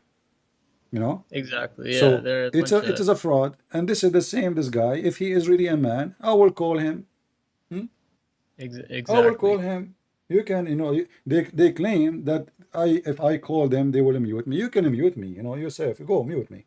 So let everybody see the one who have the truth will set him free, the word of our Lord. But they are cowards, they are black stone kissers. They claim that they have God, and they claim that because they believe in one God, that will make them superior. Well, your God is an idiot God who thinks the sun set in murky water and muddy water in spring of water. The sun have a rising place, setting place. The sun, you know, is where Zulqarnain he found it, and he found the people of Gog and Magog, and he built a dam, and the dam is so big to the point nobody can find it after 1400 years. And by the way, not 1400 years, after 1,000 of years, because this go back to the time of Zulqarnain. So, you know, they try to avoid any topic which is an embarrassment for Islam is an embarrassment. And right away they start to go to talk about the Trinity. Trinity is very simple. God is a tree. You like it or not, this is what believe. Don't tell me logic. Don't tell me logic. It's not logical too to say that God is one and he is, you know, the only God, yet he say he is the best of the creators. Exactly. Because how he is the only one, and yet he is the best of the creators. If he say he is talking about creating a bicycle, that means Allah is saying, I am the best who create bicycle too. Yeah. And like that easy creation. He's not talking about universe creation. He's talking about I'm the best at creating easy stuff. Yeah, I mean, so if even when they try to come with their own logic, their logic is so stupid, and will get the God of Islam under the shoes. Because how you say to me, don't you create bicycles? So are you saying when Allah he said, I am the best of the creators, he is comparing himself to the one who made a bicycle? When the verses speak about what? The verses speak about making a baby. So how this will have to do with the bicycle thing? Creation, everybody knows the creation. God, he is the one who create things out of nothing. This is what the creation. Anything else, you know, is not really creation. I made a bicycle out of material which I have, but I cannot create the material, and I cannot give life. This is the essence of creation, giving life. So when you show them those verses, they try to hide behind the wall, and suddenly the creator here is talking about creating a car, creating computer, and that will make even Islam more funny and Allah more funny, because he is saying he is the best who create a car. But yet Allah never made a one car. Exactly. You know? Yeah. I think maybe you said this, but like a light bulb went in my head. I think it was you. The moment they say the Trinity doesn't make sense, they prove that the God of the Christians is the true God, because they're claiming that that their God is easy to understand. But in reality, the real God is not easy to understand. He's outside of creation. So even when they admit that the Christians have the most inconceivable God there is in all religions, which proves that we have the true God. The Muslim, they don't even have a God. Okay, how you have a God, but you never spoke to your God? How you have a God, but you do not know who is your God? If you ask a Muslim what Allah means, they don't know. Everyone, he give you different answer. He will say to you, the Creator. What the heck? I'm not asking you, I'm saying what the word Allah mean. The Creator. No. The Creator is an Arabic word, mean Al-Khaliq. I can show it from the Quran. So it is, Allah is not the creator. Because if Allah is Allah mean the word as a word mean the creator, and then you say Shahada, you say there's no creator but the creator, that's even more stupid. Yeah. When you say there's no God but God, that is even more stupid. You just said there's no God. 100%. So how there's no God and then but God? And then if the word Allah is the word mean God, then you should not say there's no God but Allah. You should say there's no Allah but Allah. Yeah. So they are confused about the name. They are confused about His nature. Okay, Allah have hands. Allah have a foot. Allah have a shin. Allah have a mouth. Allah have a body. Allah have a change His shape. What Allah is made of, nobody knows. Where is Allah? They do not know. Do Allah sit in the chair? Don't ask. Allah have a chair. So why He have a chair? You don't sit in it. They don't ask. You know. He put a shin there. He put a shin on the chair. Yeah, you know, Allah. Go and read any tafsir, any videos. There's Muslim videos. They says ask, don't ask. How? Where? Don't ask. But He have a chair. The second you say chair, there's a chapter in the Quran. It's called the chair chapter. Really? So how it's called the chair, huh? And it's not. It's and he. So why He have it? And the Quran says He level Himself according to the translation above the chair. Okay. So what does that mean? Level Himself. He climbed. Don't ask. He sat. Don't ask. Is He standing? Don't ask. You know. Exactly. All those verses in front of you. Chapter 7, verse number 54. Chapter 10, verse number 3. Chapter 13, verse number 2, etc. So where is Allah? Allah, He did this and that, and then he established Himself on the throne. Okay, how He established Himself? Do Allah have an ass? Do He sit? You see, we as a Christian, we believe that God, He came as a man. His name is Jesus Christ. Yeah, 100%. Allah, is He a man? They will say no. Do He have a butt? They cannot answer because He have a body. Can we logically say that Allah is a girl because the Quran is feminine? It says the mother of book. So can I logically say that Allah no, is actually the Quran confirmed that Allah is a male because the Quran keeps saying who Allah. He. It is He. Oh, okay. Just because the Quran is feminine though, because the Quran. But this is even this one will not match. Why? Because Muhammad in different place he said that the Quran will come as a failed, you know, the word in English like shahib. You know, he will come as like a dead man. As a look. So he will come as a man in the day of judgment. So how it is the mother of the books, yet He will come as a man. Maybe he will change his gender. But the Quran says that Allah, He sit on a chair and He is a male, and you know, and He have 3 daughters. The Arab believe. Well, how the Arab they come to the teaching that Allah have 3 daughters? Where this is coming from? If the Muslim they have a God, which is the God of Abraham, how this God, for the Arabian, who do not believe obviously in the teaching of Abraham or any belief of Abraham, how they have a God, He have 3 daughters? They can't answer. How Muhammad he say that he sent Khalid ibn Walid to kill the daughter of Allah, and he killed her? But because this is mean that Allah have a daughter if you killed her. Go and search right now. Yeah. For the mission of Khalid ibn Walid, the expedition, what do you call it in English? Is it you mean commentary, explanation? No. Expedition of Khalid ibn Walid to kill Allat. Is it in Arabic or English? No, you can find it in English too. The Muslim translate that. Thank to them. So they you know, Muhammad he ordered Khalid to go and kill the expedition. Let me see if I can find it. Expedition? Yeah. Of Khalid Khalid. bin Walid and alleged killing of Malik bin No, Nuraya? no, and Alat, the daughter of Allah. Maybe you can search it and you'll find it. Okay, what is he gonna kill? The daughter of Allah. The daughter of Allah. But is it they see her walking to the store or what? I don't get No, it. there's a story, you know, there's a tree, and you know, let us see. Killing the devil at the idol of Al-Uzza. So here you see the story, how in the world they don't believe in Allat or the daughters of Allah. Al-Uzza, sorry, not Allat, Al-Uzza. He killed Al-Uzza, you know. So how in the world you don't believe that those are exist, and then Muhammad, he killed Al-Uzza. You have it on the screen, or I'm trying to find it. Oh, it's all good. Yeah. Let us see.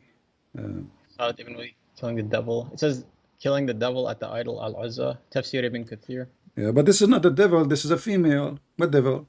It's a female woman. She, you know, she have darker skin. She have a wild hair. Let us see. Let me see if I can find it. So maybe you found it before me. Dark skin, wild hair. What is she, Yeah. black too? I know they don't like black. Yeah. Actually, I found it here. Let's see. Okay. Let's see. This is part of the story. I did not find the whole story, but you can people can search. Now they know what we are looking for. So here it says, Khalid ibn Walid killing the devil. This may be the one you found from Ibn Kathir, right? Yeah, I think so. Yeah, I think The that's idol what of Azza. Okay, how is an idol? You can kill the idol. Idol is not someone is alive. they don't No. exist. Yeah. Okay, here you will see that he killed a living woman. Killing the devil at the idol. There was a tree. Al-Uzza was entered 103 trees of the forest. In Mecca, there is a forest. It looked like Mecca was in Brazil.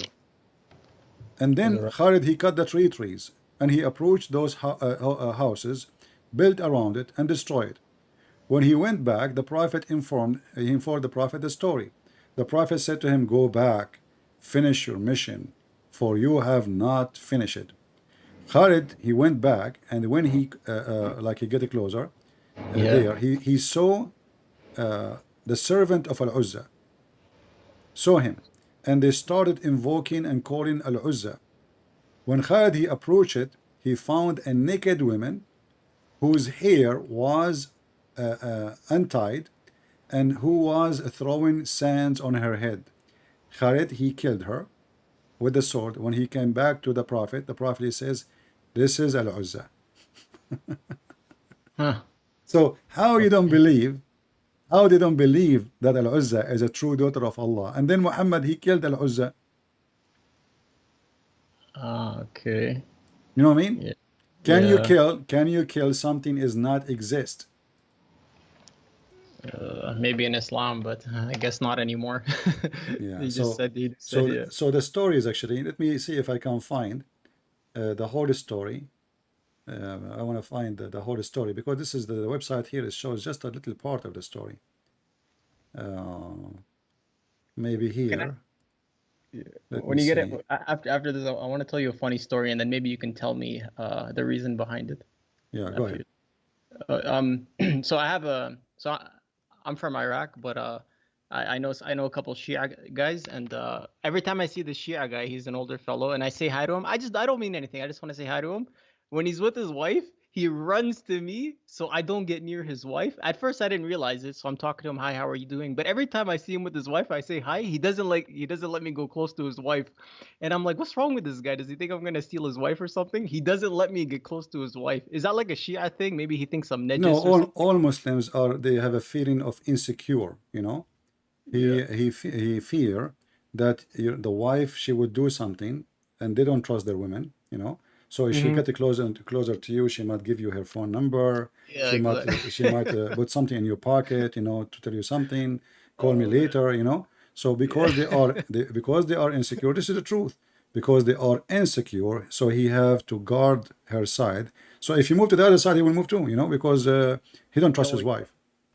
Oh man, that's funny. I'm telling you, every time I see this guy, he doesn't let me get. Yeah. I don't care about his wife. I just notice. I'm like, what's wrong with this guy? Yeah, He Muslim, doesn't they let me don't trust their women because, and the women, they don't trust their men too. I mean, this is the same, both. It's Muhammad, he says a man, he can lie to his wife, and the wife, she can lie to her husband. So how you can have a trust in such a atmosphere, you know? Actually, I found here Ibn Kathir. I went to Ibn Kathir, the official English website, but I don't know if Ibn Kathir, he showed the story of Allat in details in the translation. In Arabic, yes. Let us see. So here we go. Have you considered Allat? Allat was a white stone inscribed, etc. And then, okay. Let us see the story. Here we go. The story of Khalid sent by the Prophet of Allah to kill Al-Uzza. So Khalid al-Walid, he went to the area of An-Nakhla, or the area. Nakhla is a palm tree, where the idol was of Al-Uzza was created. 3 trees of a forest. Have you ever heard of a forest of 3 trees? Anyway, Khalid, he cut the trees and approached the house built around those trees, and he destroyed them. He went back and he informed the Prophet of Allah about what he did. The Prophet, he said to him, go back, you did not finish your mission. Khalid, he went back, and when he get closer, he found the servants of the Al-Uzza, and they start invoking by calling Al-Uzza. So then he found a naked woman whose hair was untied, and who was showing throwing sands in her head, and etc. Khalid, he killed her with the sword, and he went back to the Messenger of Allah. What the Messenger of Allah, he says, that is Al-Uzza, tilka Al-Uzza. That was Al-Uzza. So Muhammad, he confirmed that this is the Uzza. How they say it is an idol, how they say it does not exist, how they say it is false, how they say Allah doesn't have daughter, and then you say, well, this is Al-Uzza. Okay, I'm gonna definitely save this one. And this is, you know, and you can, you know, this is the chapter of the book of Ibn Kathir. Yeah. And chapter 53, verse number 96. Okay, if you can, maybe just put it in the well, this website here does not really give a link. I don't know if I can create a link for this, but I will give you the main link. You have to go click at the chapter number, choose it, and then choose. You see, as you see, it shows just tafsir. You know, you have to click it, open tafsir only. So go there, click at the chapter 53 here, choose 53, and then you go to the right of the page and you choose 19 to 26. It's 19 what we want, but here it shows you from 19 to 26, and you go down in the page, you will see it. I just pulled it up right now. Awesome. Yeah. So how they say, how stupid this religion is. Imagine I say to you, let's say I am an atheist, and then I say there's no God, and then I say to you, I saw 3 trees. It's a forest made of 3 trees, which is very weird. I mean, what the heck of this forest, how big it is. And then I saw the God and I killed him there. You just say there's no God. Yeah, it's backwards thinking. Like, so pick a side. If there is no God, how you can kill the God? Exactly. Yeah, I see what you're saying. If there is no Uzza, how we killed Al-Uzza? Yeah. And then you need to ask yourself here more questions. Why Muhammad killing the daughter of Allah if he agreed that Al-Uzza exists? Yeah.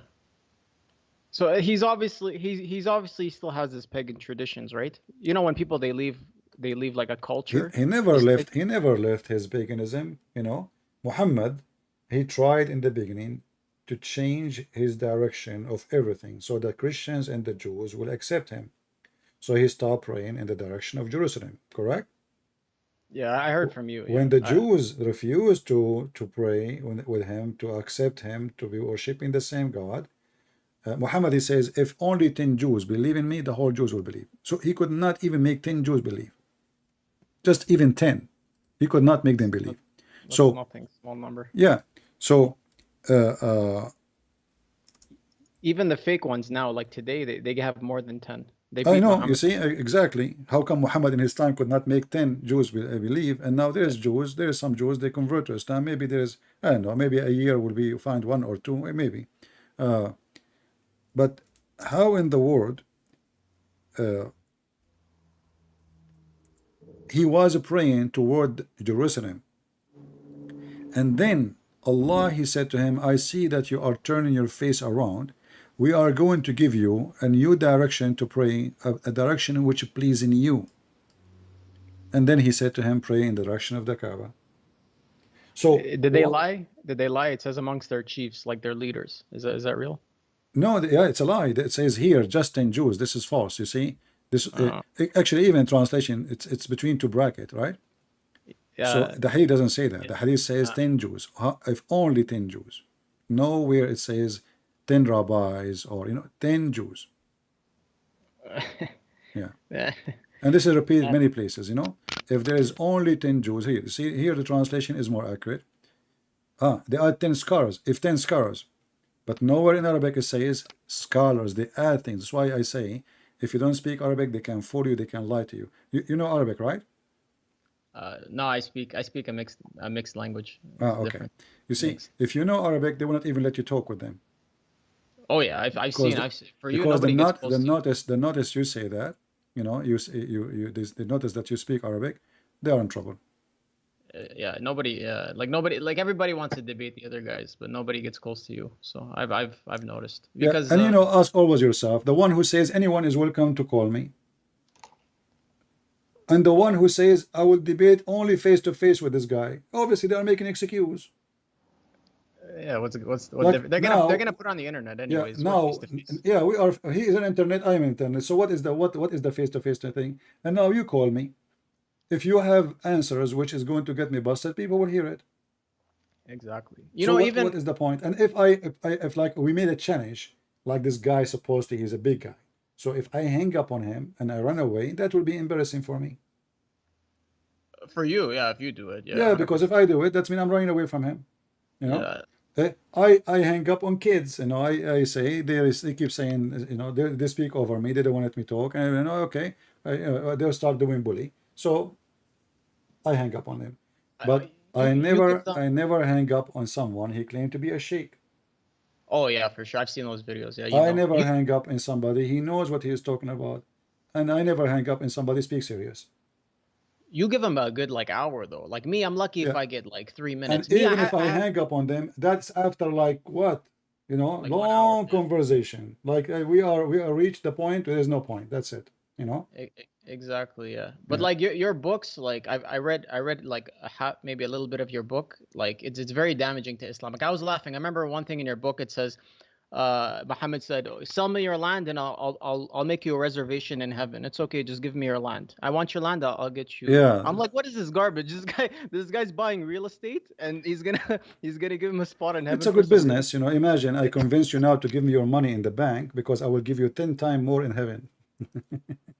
It's your book is damaging. It's a great business, if you can convince people to do that, just give me your money now, I will pay you in heaven, brother. 10 times more, 10 times, a million times, brother. Every dollar you give me now, I will give you $1 million in heaven.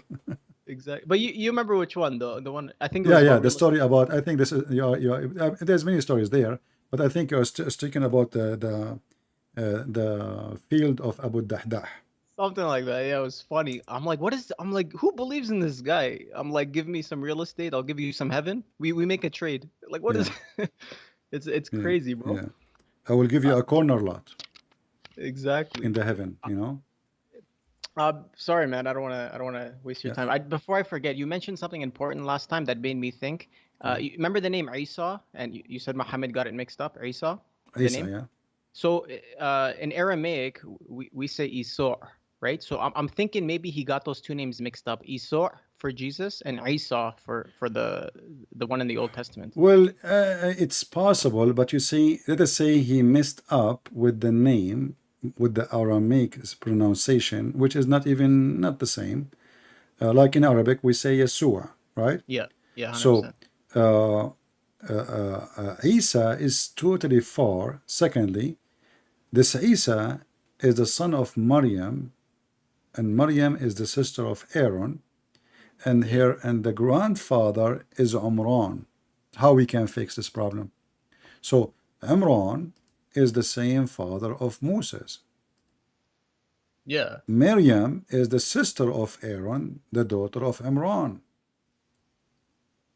So if Muhammad, he got the name wrong of Isa as Isa, how he got the sister of that Mary is the sister of Aaron, and how he made the father of Aaron the father of Mary? That's what I'm wondering. I don't know. I don't know if the Muslims. Well, what happened? What happened? In the Old Testament, Maryam exists. She is a real woman. She is the sister of Aaron, the sister of Moses. And I believe that some of the Jews, this is not from the Bible, they believe that Maryam, she have a son. His name is Isa. So the stupid Muhammad, he look at it, okay, Isa, the son of Maryam. Maryam is the sister of Aaron. So Maryam is the, Isa is the nephew of Moses. And this is why here you see in the Quran, the whole chapter here is called the chapter of Ali Imran. When you see the name, you think, oh, this is talking about Moses. And by the way, even Imran is wrong, because in the Bible it's Umram, M, not N. So this guy is deaf. He did not know what the Jews is saying. And maybe because the Jews are speaking in their Hebrew, so he did not get the name right.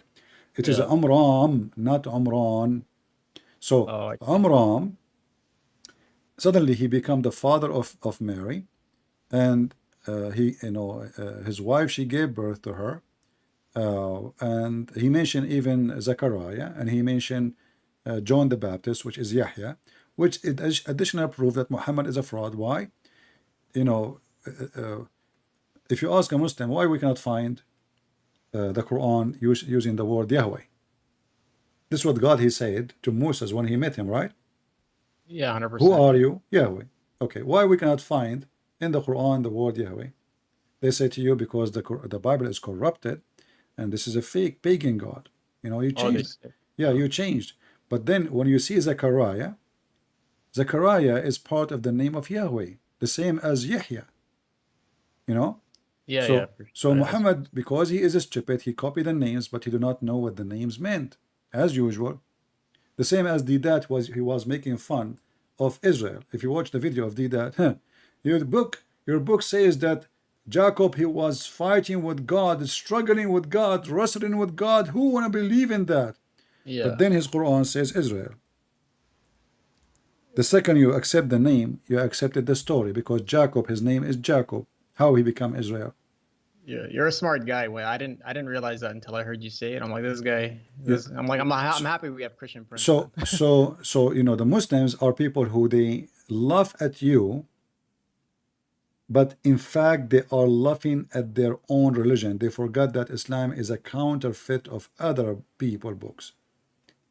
The same as that he was making fun of the Bible, says that God created the sun in the fourth day. How that can happen? The earth was without light, but the fact the Bible says God, he said from the beginning, let be light, and light was. And then we find that Muhammad copying exactly word by word, and he says he adds some shrimp and some spice as usual. So he says that Allah, he created the sun, the light actually, in Wednesday. The same thing that was laughing at is the same thing Muhammad, he said, and this is Sahih Muslim, which is Sahih. The video of that is there. So when the Muslim, like today, even the guy, the reason we are here, we were talking about how Eve, she was, and the women, they were supposed to be punished, right, for the sin of Eve. So he was asking why women are punished. Then we open his books and we find that his God, he believed that the reason for everything wrong is women, because of Eve. So they laugh at you because of their ignorance, or they are assuming that you do not know, so they can play with you. But if the second you know what is in their books, you get their laundry and you put them in their face. Yeah. 100%. I started to save your work, because I'm really sick of these. Like, you know why I started calling? it's funny. The only reason I started calling was because I started to look at the guys that were doing a terrible job, and I get frustrated, man. So it forces me to call. You know, just like you said you don't want to do this job. It's a stupid job, but nobody's doing it, so you have to do it. Yeah, you know, study more, get reference ready. When you want to speak about something, have it handy. And because they will not give you time, they will hang up on you, you know. They will not let you talk. The second they notice that they are not making good of the conversation, you know, doesn't serve their business, they will hang 100%. up on you. 100%, man. All right, But, my friend. yeah, I learned a lot from you, man. Thanks. You're welcome. Thank you for calling. Have a good day. You too.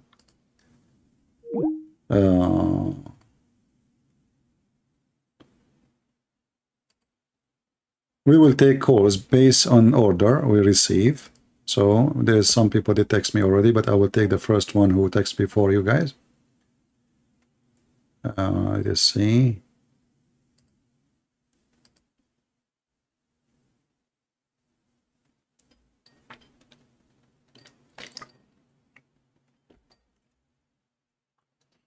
Hello? Hello? Yes, who is with me? All right. I'm a Christian, so All right. thank you. Yes. First of all, I want to thank the Lord Jesus Christ for giving us eternal life through his death, burial, and resurrection so that we might be saved. Amen to that. And also, I want to thank you for giving me the opportunity just to speak. I'm not going to take long. I just want to say just a few words and I'm going to leave. Can I say that? Sure. Thank you, sir. Yes, I've been watching your video and your previous videos, and I've seen that Islam is an exposed cult which needs to be rebuked, and it has to be told, especially the followers, that unless you accept the Lord Jesus Christ, who came into this world to die for our sins, so that you and I may go to heaven, if that message is not preached to them, they are blinded to the gospel and they will deny the Lord and they will die and they will go to hell. That's number one. Number two, what you have also exposed in your videos is, number one, the Muslims are hypocrites. And what you have just said, like during your own videos, is evident by what we see today in this world. Just recently, I was watching a video of, you see, in TV, we always say, oh, Palestine, what Israel, killing them, blah, blah, blah. So I want to research about what was happening because, we in Africa, we don't listen much to those things. We listen to our, to our concerns. But anyways, I was looking to what was happening in regards of Palestine and Israel and stuff. And when you dig deep to the history, you realize that the issue of Palestine and Israel, first of all, Palestine is not an Arab land. It is not. I was reading this website talking about the Arab conquest of the Israel-Palestine land, which is Israel, by the way. That land is called the land of Israel. Before the Arabs came and conquered that land originally belonged to the Jews. Of course, there was the occupation of the Greeks and the Romans because the Romans also conquered as the form of their empire. But originally, when you read the book of Genesis, chapter 11, chapter 12 for chapter 11, between those chapters, God tells Abraham, leave your kindred, leave your family, and go to the land which I will show you, which I will give unto you and unto your descendants. And that is the land where our Lord Jesus Christ was born, in the land of Judea, the land of Israel. That was until the Arabs came under, I don't know who's their leader, they came and they conquered that place. That was before we had there was no Arab identity in Israel ever since, until the Arabs came and conquered them, the Arab Muslims. So when they were exiled from their land, because it was from 70 AD up to 1949, when Israel was declared as a nation. That is over 1,300 years. Over 1,300 years, the Jews were outside of their land because they were being exiled. And when they come back, they want to make noise. They do not want to go back to the history. They do not want to go back to what happened, but they want to use their feelings. Why? Because for them, feelings is just what they have. It's what I realized. That's step number one. Number two, they love talking about the issue of terrorism. And I thank you and the other people who do this researches about Islam being a terrorist religion. I want to take an example. The second Chechen war. Yeah, let us not to go in details. I mean, don't focus in Chechen war and focus on Muhammad. He is the first terrorist and the biggest terrorist. Who care about the rest? You see, because the Muslim, they might say to you, Osama bin Laden is not a Muslim. He is a bad person. Blah blah blah blah blah. What we want to do with that? You know, the Quran says, "I will install terror in their heart." This is the Quran. Muhammad says, "I've been commanded to kill all mankind." And I was victorious by terror. So don't go there. There's no, you know, focus in the head of the snake. Secondly, you mentioned Israel. There's no need to go and tell them from the Bible, from Genesis, because they will say to you, we don't believe in it. The Quran, chapter 5, verse number 21 says that Allah told Moses, and Moses told the people, "O my people, enter the Holy Land, which Allah has assigned into you, and do not turn your back from fighting for Allah's cause," supposedly, so you can be loser. So according to the Quran, the Jews, they have a duty to kill every single Palestinian, not to leave one of them, and to take the land, for this is a land being given to them. You will notice the Quran never mentioned the word Palestine, never mentioned the word Palestinian, and those who they are there, those are the Arab, as you said. I agree. Umar al-Khattab, he first Muhammad, he tried to occupy it. He made the attack of Tabuk, and he failed. So then when he could not do it, Umar al-Khattab, he came back again, and he attacked, and he was successful to take over Jerusalem. So they never entered that land. That land never spoke Arabic before, and even long after nobody speak Arabic, the first one who started making the population speak Arabic, it was Abdul Malik ibn Marwan, and all the Muslims, they knew that. This is their history, they cannot deny it. And before that, even in Iraq, even in Syria, even in Israel, not a single person speak Arabic, period. Even in Morocco and Libya and Tunisia. Yeah, those later, those are not Arab, sure. But I mean, focus always in the head of the snake. Don't go to Chechnya. I mean, we know that Chechnya is a country of terrorists, and that's what they do, drugs, and and Pakistan and Afghanistan. But they will say to you, this is not Islam. They can escape that by saying. So focus in the terrorist Muhammad. Muhammad, he killed the women. She is over the 86 years old. He cut her to pieces, the same as Al-Qaeda did and ISIS. Muhammad, he killed a man, is very old. He's a Jewish guy. He sent an assassination to kill him. Muhammad, he killed hundreds of Jews. Muhammad, he slaughtered. He took women. He raped them. So, and Muhammad, he says, I've been victorious by terror. So why I need to quote Chechenian president? I will quote Muhammad. Which one is valid for Islam? Muhammad, for sure. The Muslim, they cannot deny that Muhammad is the prophet. So they can say every terrorist is not a Muslim, but the second you show them Muhammad saying, I've been victorious by terror. Yeah, well, they are. Yes. What that's why sorry for stepping. That's why if you go to places like Dubai, I don't think Dubai practices really Islam, because there is zero Islam in Dubai. What Dubai? Yeah. Dubai is the land of the bikini and vodka and Anyway, my friend, thank you for calling, because there's more people trying to call. That's fine, sir. Thank you for calling. Thank you. Yes. Take care. Thanks. We have Abdullah Marzouk, the guy who posts in Arabic. Let us see.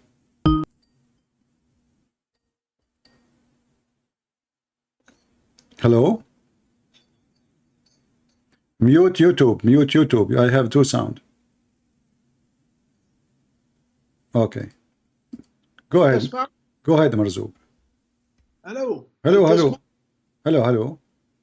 هل تسمعني يا نعم أسمعك يا هذا. هل تسمعني؟ هذه إذاعة الBBC. هل تسمعني؟ نعم أسمعك بوضوح. نعم حول. أنت تقول أشياء خاطئة يا أيها الصديق العزيز. حدثنا ولا حرج. مثل ماذا؟ مثل الحجر الأسود المقدس.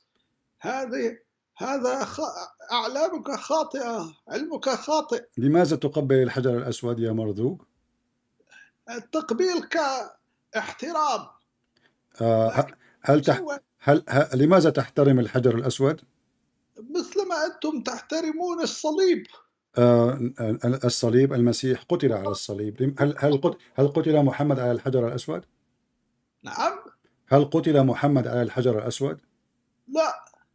الصليب حيث صليب المسيح فله مكانة، لأن هذا الصليب هو أكبر ما قدمه المسيح لنا. فلماذا لماذا أنت تقبل الحجر الأسود؟ لكن أنتم تقبلون صور السيد. لا نقبل، أنا لا أقبل. هذا ليس من المسيحية، هذا أشخاص يتصرفون كما شاءوا. رسولك قد قبل الحجر الأسود، فهل هو إنسان بعيد عن الإيمان أو أنه يطبق الإيمان؟ لم أفهمك تتكلم بسرعة. تتكلم بسرعة وأتكلم سوف أتكلم ببطء. حينما قبل رسولك الحجر الأسود، هل قبله وهو مخالف للدين أم أنه موافق للدين؟ أكيد موافق للدين. على أي أساس؟ أثبت، تفضل. فهو من أذاع الدين وهو رسول الله. ليس هناك بمشكلة. لماذا قبل الحجر الأسود؟ فإن الحجر الأسود جاء من الجنة. إذا أتاك حمار من الجنة هل تقبله؟ على الخدين. ولماذا على الردفين؟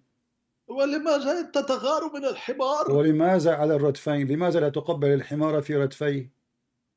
وسأقبل ردفيه أوكي، مرزوق، دعني أترجم للناس. لحظة. So he said, I am saying wrong stuff about the black stone, and the reason the Islam, the Muslim, they kiss the black stone because they respect the black stone. So I said, why you respect the stone? Because he said, don't you Christian, kiss the cross and respect the cross? I said, well, if Jesus, he died in the cross, that is a reason for the Christian to have a value for the cross. Did your prophet Muhammad, was he killed in the black stone? So why you kiss it? He says, and I asked him, when he did, he was doing that in agreement with the religion of Allah or against the teaching of Allah? He says, in total agreement. مرزوق، حينما قبل محمد كحجر الأسود ماذا حصل؟ حصلت أعجوبة في السماء والأرض. ما هي؟ فمئات من الأشخاص أصبحوا مسلمين صلاة الله السلام عليه. مرزوق، هل لديك كاميرا؟ لا. هل أنت متأكد؟ نعم. يعني أحس أنك تعصر نفسك عصرا. أعصر نفسي؟ ماذا تعني في ذلك القول؟ طب اسمع. رسولك قال أن من قبل الحجر الأسود أو لمسه والركن اليماني فإن الحجر الأسود والركن اليماني يعني يمحي ذنوبه. ما رأيك؟ نعم. فأصبحوا مسالمين مع الله سبحانه وتعالى. كيف يمحي الحجر الأسود الذنوب؟ لا، الحجر نفسه لا يمحي الذنوب، إنما ما هو وراء الحجر. ما هو وراء الحجر؟ أفصح. مثل ما عندكم الكاهن يمحي الذنوب.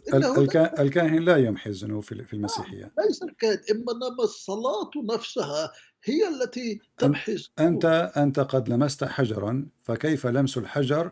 الحديث يقول من لمس الحجر اليمني، الحجر الأسود والركن اليماني، هذه الحجارة، فقد مسحت خطايا. من يمسح خطايا بلمس الحجر؟ هذا مثل التقاليد، مثل الرمز. حينما سيدنا عيسى أغسل رجلين التلاميذ، فإن ما دخل هذا بهذا؟ هذا حجر لا يضر.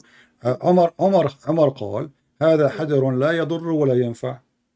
نعم لا يضر ولا ينفع. إذا فإن رسولك قد كذب لأنه قال من مسح الحجر الأسود والركن اليماني فإن خطاياه قد تمسح، فإما أن يكون له فائدة أو لا فائدة، والفائدة في الحديث تقول أن من مسح الحجر ولمس الحجر فقد مسحت خطاياه، فكيف يكون عمر صادق ويكون محمد صادق؟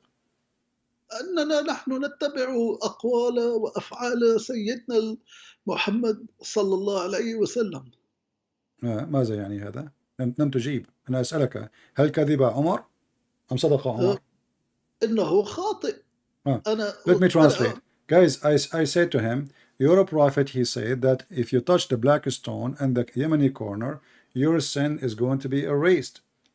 And then I said to him, Omar, he said, the caliphate, that the black stone is useless, neither harmless, which means doesn't do anything. It's useless, it's harmless, doesn't hurt, doesn't benefit. So I said to him, so did Omar lie when he said, because according to your prophet, the black stone is useful? Omar, he said, it's useless. Which one of them is lying? He said that Omar is wrong, he is mistaken. Okay, نعود لك يا مرزوق.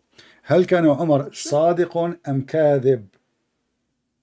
خاطئ. أنا لم أسألك عن الخطأ، لا تخطئ في الدين.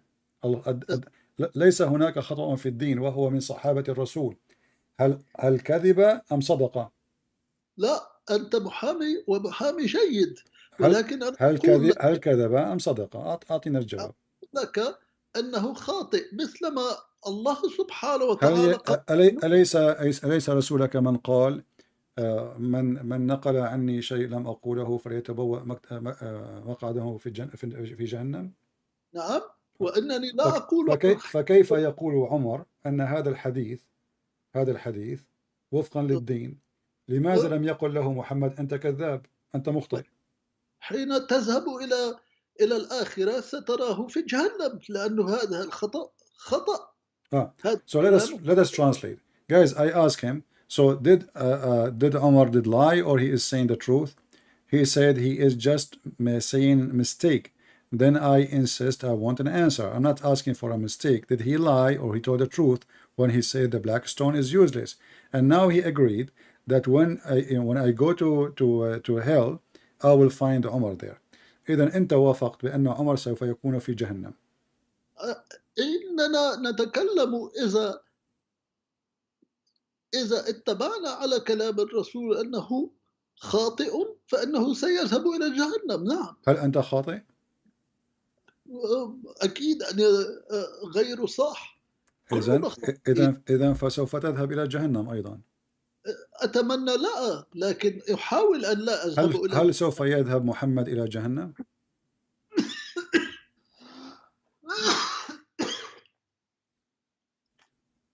العذر يا أخي.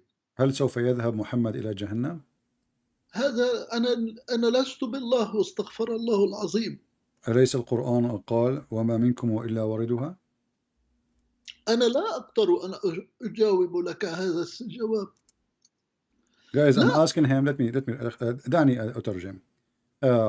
He said, are you going to go to heaven, to hell? He said, maybe. I don't know. I'm not sure. I'm not God. I said, what about Muhammad? He will go to hell? He's not sure.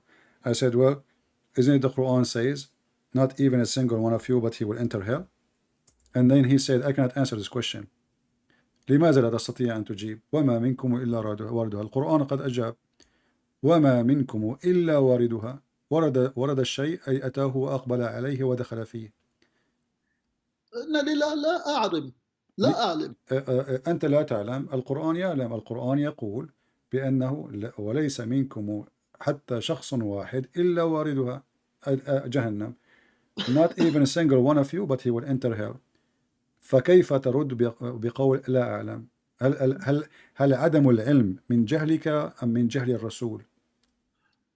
من جهلنا جميعا. إذن رسولك جاهل. طبعا كلنا جاهلين في هذه الحياة. نعم. أحسنت يا مرزوق، أحسنت. هل ربك جاهل أيضا؟ أنا قلت كلنا جاهلين في هذه الحياة. ربنا ليس منا.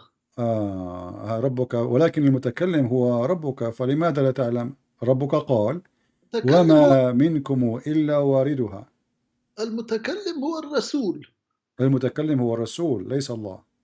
ليس الله. المتكمل إذا القرآن من صنع البشر وليس من صنع الله. المتكلم هو من أتاه الوحي، فهو هل هو وحي أم أنه كلام الرسول؟ فهو من الوحي الذي أتى للرسول. إذا المتكلم هو الله. المتكلم ليس هو الله، فإنما من هو الذي قال وما منكم إلا واردها؟ ولما يهمك إن ذهبت إلى جهنم، هل تريد أن تصافح؟ Let me translate. Things is getting funny. Those who translate Arabic, they will die with this video. So listen, guys. So I said to him, so your God, Allah, he said, not even a single one of you, but he will go to hell. Not like here in translation says pass over it. He will enter hell. He says, yes, all of us, we will go to hell. What is the problem? I said, including Muhammad? He said, including Muhammad. I said, what about Allah? He said, no, Allah is not one of us. I said, okay, how come Allah is saying not a single one of you will enter it, but you said to me, I do not know how to answer the question. مرزوق وما منكم إلا واردها هل أخطأ محمد أم أخطأ الله؟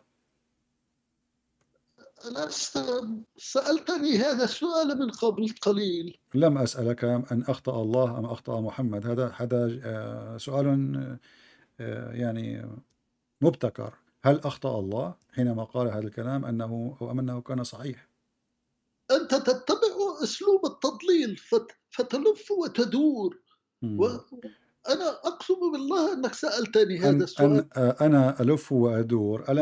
لست أنت من تدور حول الكعبة 7 مرات؟ 9 مرات. فأنت إذا متعود على الدوران، فدر معي يا أخي. لماذا هل أخطأ الله حينما قال أن ليس منكم حتى بشخص واحد بل سوف يدخل جهنم؟ اسمعني يا صديقي العزيز. نعم. اسمح أن أرد عليك بطريقة ثانية. نعم يا أبو حفص. حين أغرق الله سبحانه وتعالى البشرية جميعا فقال لنوح أنا أخطأت ولا يجوز مني أن أعيد نفس الخطأ. ففي المستقبل أين نجد هذا الكلام الذي قلت لي؟ نعم. العهد القديم. هل أنت تؤمن بالعهد القديم؟ أنا أؤمن بجميع الأديان. هل أنت هندو؟ لا، أؤمن بجميع الأديان السماوية. السماوية. هل الإسلام دين سماوي؟ نعم، فإنه دين سماوي. Let me translate. Guys, he is saying that you are a person who asks questions and you go around it in circle. So I said to him, don't you Muslim, you go 7 times around the Kaaba? Go with me. Let us circle together. He's trying to avoid answering any question. And then now he is saying that Noah, he said, don't make the mistake again when the flood happened. And I said, where do you get this from? He said, from the Old Testament. I said, you believe in it? He said, I believe in all religion. I said, do you believe in Hindus? He said, no. He said, I believe in the sky, heavenly religions. So I'm asking him, is Islam is a heavenly religion? So, مرزوق, هل الإسلام دين سماوي؟ الإسلام نعم أتى من السماء، أتى من الله. هل الله في السماء؟ نعم.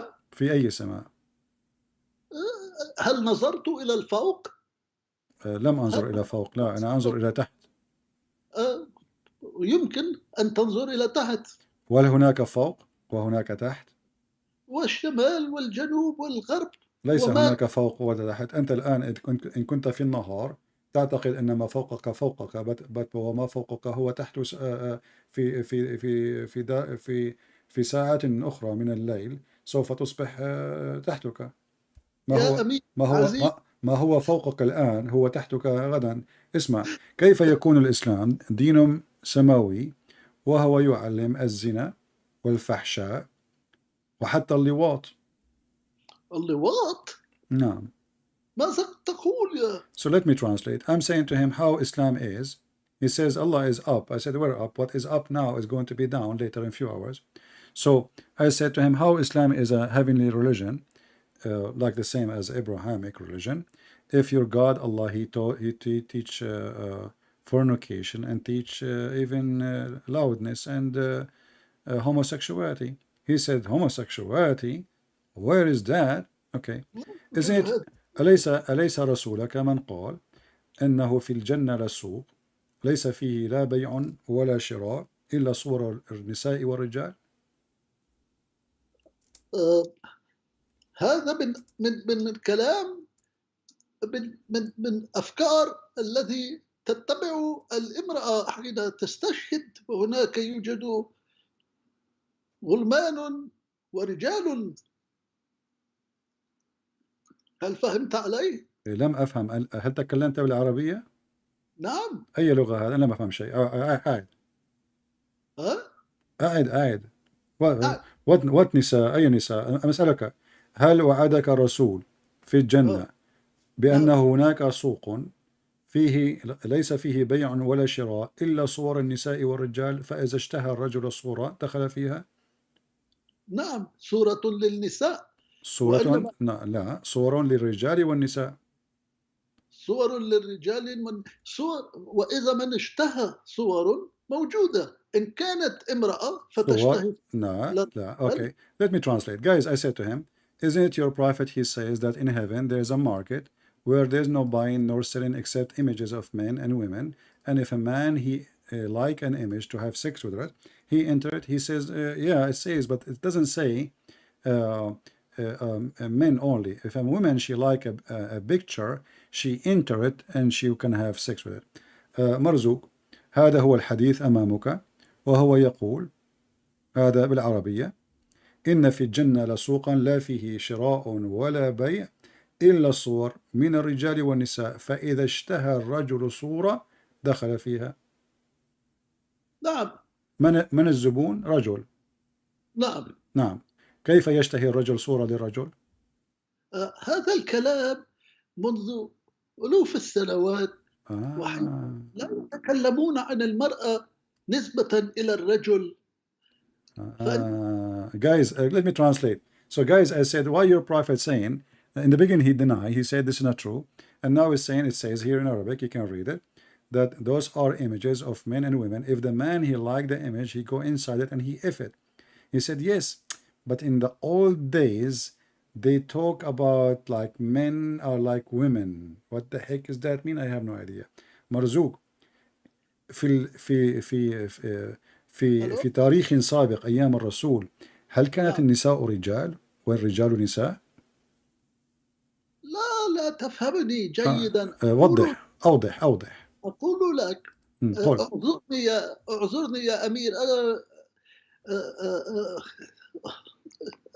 وأقول لك أن هذا الكلام منذ 2000 سنة وأكثر.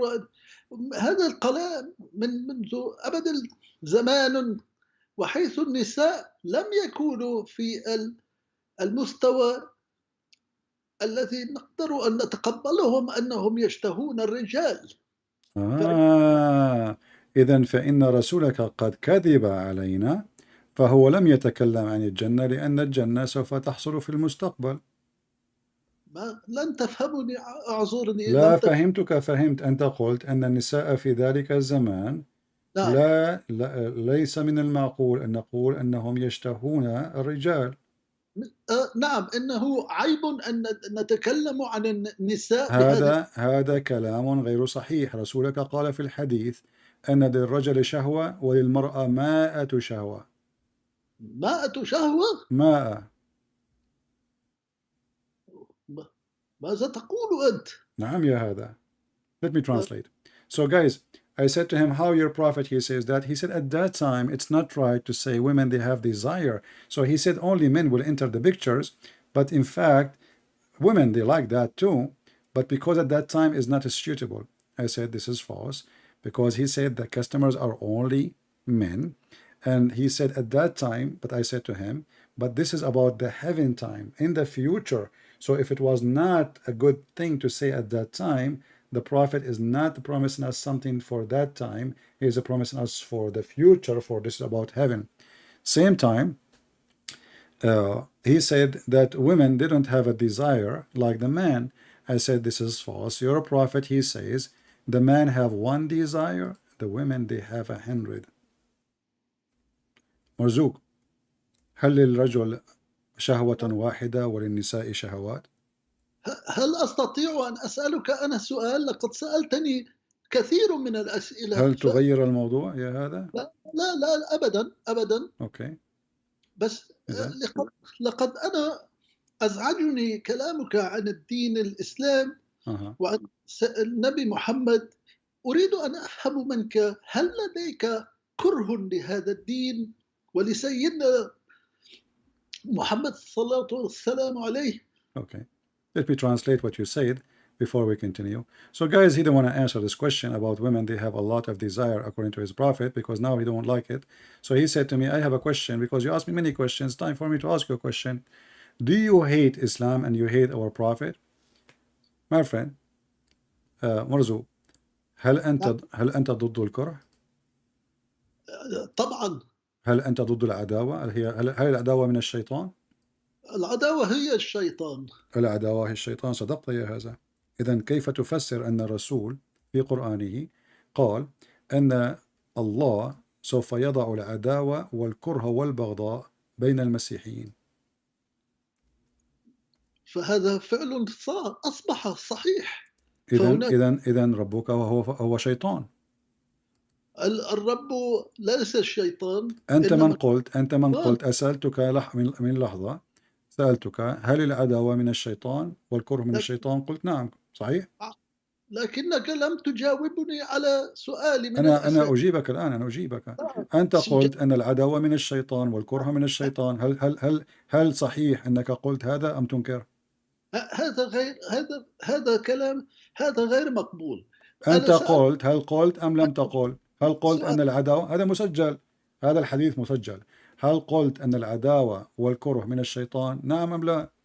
طبعا. أوكي. بس طبعا ممتاز. إذن إلهك الله في سورة المائدة قال إنه سوف يزرع البغضاء والعداوة في صدور النصارى حتى يوم الدين. وأنت قلت هذا كلام صحيح. وإلهك هو الذي قال إنني إله، إنني إله أغار ولكني لا أريد أن قومي يعبدون غير إله. Okay, so مرزوق he lost his oil, he is out of oil. So listen مرزوق، ما دخل هذا بهذا؟ اسمع، هل الله هو الشيطان أم أنه إله؟ So when my God he says he is jealous, well he don't allow anyone to worship someone beside him, because he is the one who created us. Why you want to go worship somebody else? So this has nothing to do with our topic. I'm asking you, I said to you, why you said do you hate Islam? I said to you, are you against hate? You said yes. Are you against enmity? You said hate. I said, so why Allah wanna spread hate and enmity between the Christians? Isn't it Shaitan is the one who spread enmity? You said yes. And now I'm asking you, why Allah, if Allah is not Shaitan, why he spread enmity? He don't want to talk about it. He want to answer. Marzouk, لماذا الله يلعب دور الشيطان؟ أهو شيطان لعين؟ لماذا يزرع البغض والعداوة بين الناس؟ أخي العزيز، إن أجبتني أنت فأنا مستعد أن أجبك. أنا أجبتك. ربنا رب غيور، لأنه يحبنا. الغير من الحب. هو يحبنا، فلماذا نتركه ونذهب إلى الشياطين لايك رسولك؟ لماذا لا تجيب؟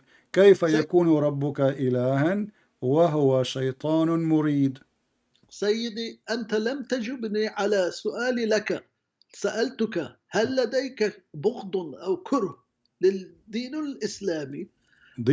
أنا أجيب دين الإسلام دين شيطاني، فنعم أنا أبغض الإسلام لأنه شيطاني، والدليل أمامك، فهو دين ينشر البغضاء بين الناس. لا أستطيع أن أتجادل معك في هذا الموضوع. لماذا لا تستطيع؟ Let me translate. Guys, he said to me, I asked you a question, I want an answer. Do you hate Islam? I said, yes, I hate Islam. I hate it because Islam is a hateful religion, spreading hate between mankind, and the verse in front of you. And he's even targeting the Christians. So now he's saying, I cannot talk about this topic with you. مرزوق، لماذا لا تريد أن تتكلم عن هذه المسألة؟ لا، أنا لم أقل إنني لا أريد أن أتكلم، إنني أقول أنني لا أستطيع أن أختلف معك على هذا الموضوع. إنني من رأيك. أنا لا حسنا، إذن فإن الله شيطان. أنا من أزرع بين البشر الكره والبغض الكره فهذا من الشيطان. نعم. هذا من إذن الله هو شيطان. إن الله شيطان إذا هو الذي يزرع هذا الكره بالبشر. نعم. ممتاز. دعني أترجم. مرزوق وافق معي بأن if Allah هو الذي I'm translating English and Arabic now. He agreed that if this is true, and he agreed and he said this is true, therefore Allah must be shaitan. So he said yes, Allah is shaitan then, because if he is the one, he really spread hatred between mankind. Obviously he is shaitan. So Marzouk now, he agreed that Allah is shaitan. شكرا يا أخي العزيز مرزوق لأنك وافقت بأن الله شيطان. هل فرحت الآن؟ أنا فرح بأنك أصبحت متعلم وواعٍ. هناك نسبة عالية جدا من المسلمين يا أخي الذين أعينهم مفتوحة إلى الحقيقة. إذن لماذا كنت تختلف معي والآن أراك موافق؟ لم أختلف معك، أنت لكنك لا تفهم وجهة نظري. وما هي وجهة نظرك؟ تفضل. لا ليست وجهة نظري. إنني كنت أريد أن أعلم لماذا لديك كره شخصي إلى المسلمين؟ أنا لا أكره المسلمين. المسيح قال أحبوا أعداءكم باركوا لاعنيكم. أنا لا. هل سمعتني أقول أكره المسلمين؟ هذا ما كن صادقا. هل سمعتني أقول أني أكره المسلمين؟ أنا لم أقل هذا الكلام. لا لم تقول. أنا لم أسمعك. أنا أتكلم عن كتاب يدعي صاحبه أنه كتاب من عند الله وأنا أفضحه، فكيف هذا يكون كره للمسلمين؟ كره المسلمين. المسلم هم من يكرهون. المسلم قال له محمده لا تتخذوا اليهود والنصارى أولياء. صحيح؟ أخي العزيز، أريد أن أقول لك شيئا. أنا وكثير من المسلمين لقد تغيرنا، ولن نقبل بهذه الآراء القديمة العدائية الكراهية. لا نقبل بها. ممتاز. لا دعني أترجم. مرزوق saying that Muslims, they are changing and they are not the same, so they don't accept such a thing, teaching hatred no more. So he was wondering. He said, I did not really disagree with you, which means he agreed with me about what I'm saying, but he wanted to know why I hate Muslims. So I said to him, I never said I hate Muslims. Even my Lord Jesus, he said, love your enemy and bless them. So how I will hate them? So and then he said, well, you need to know that more and more Muslims, they are opening their eyes and they are seeing, and they don't agree with this hatred in the book. So يا مرزوق، إذا كان الكتاب كتاب يعلم الكره، إذن وأنت وافقت، فإذن هو كتاب من الشيطان. هذا الكلام صحيح. إنني لا أقول لا. إذن دعني أترجم. سألت مرزوق. I asked Marzouk, why? So you agree with me that this is a book from Shaitan? He said, yes, I agree with you. It's from Shaitan. تفضل يا مرزوق. إننا رأينا هذا الكتاب الذي أوصل بالإنسانية إلى البغض والكراهية بواسطة عملاء الشيطان الذين أعلامهم السوداء.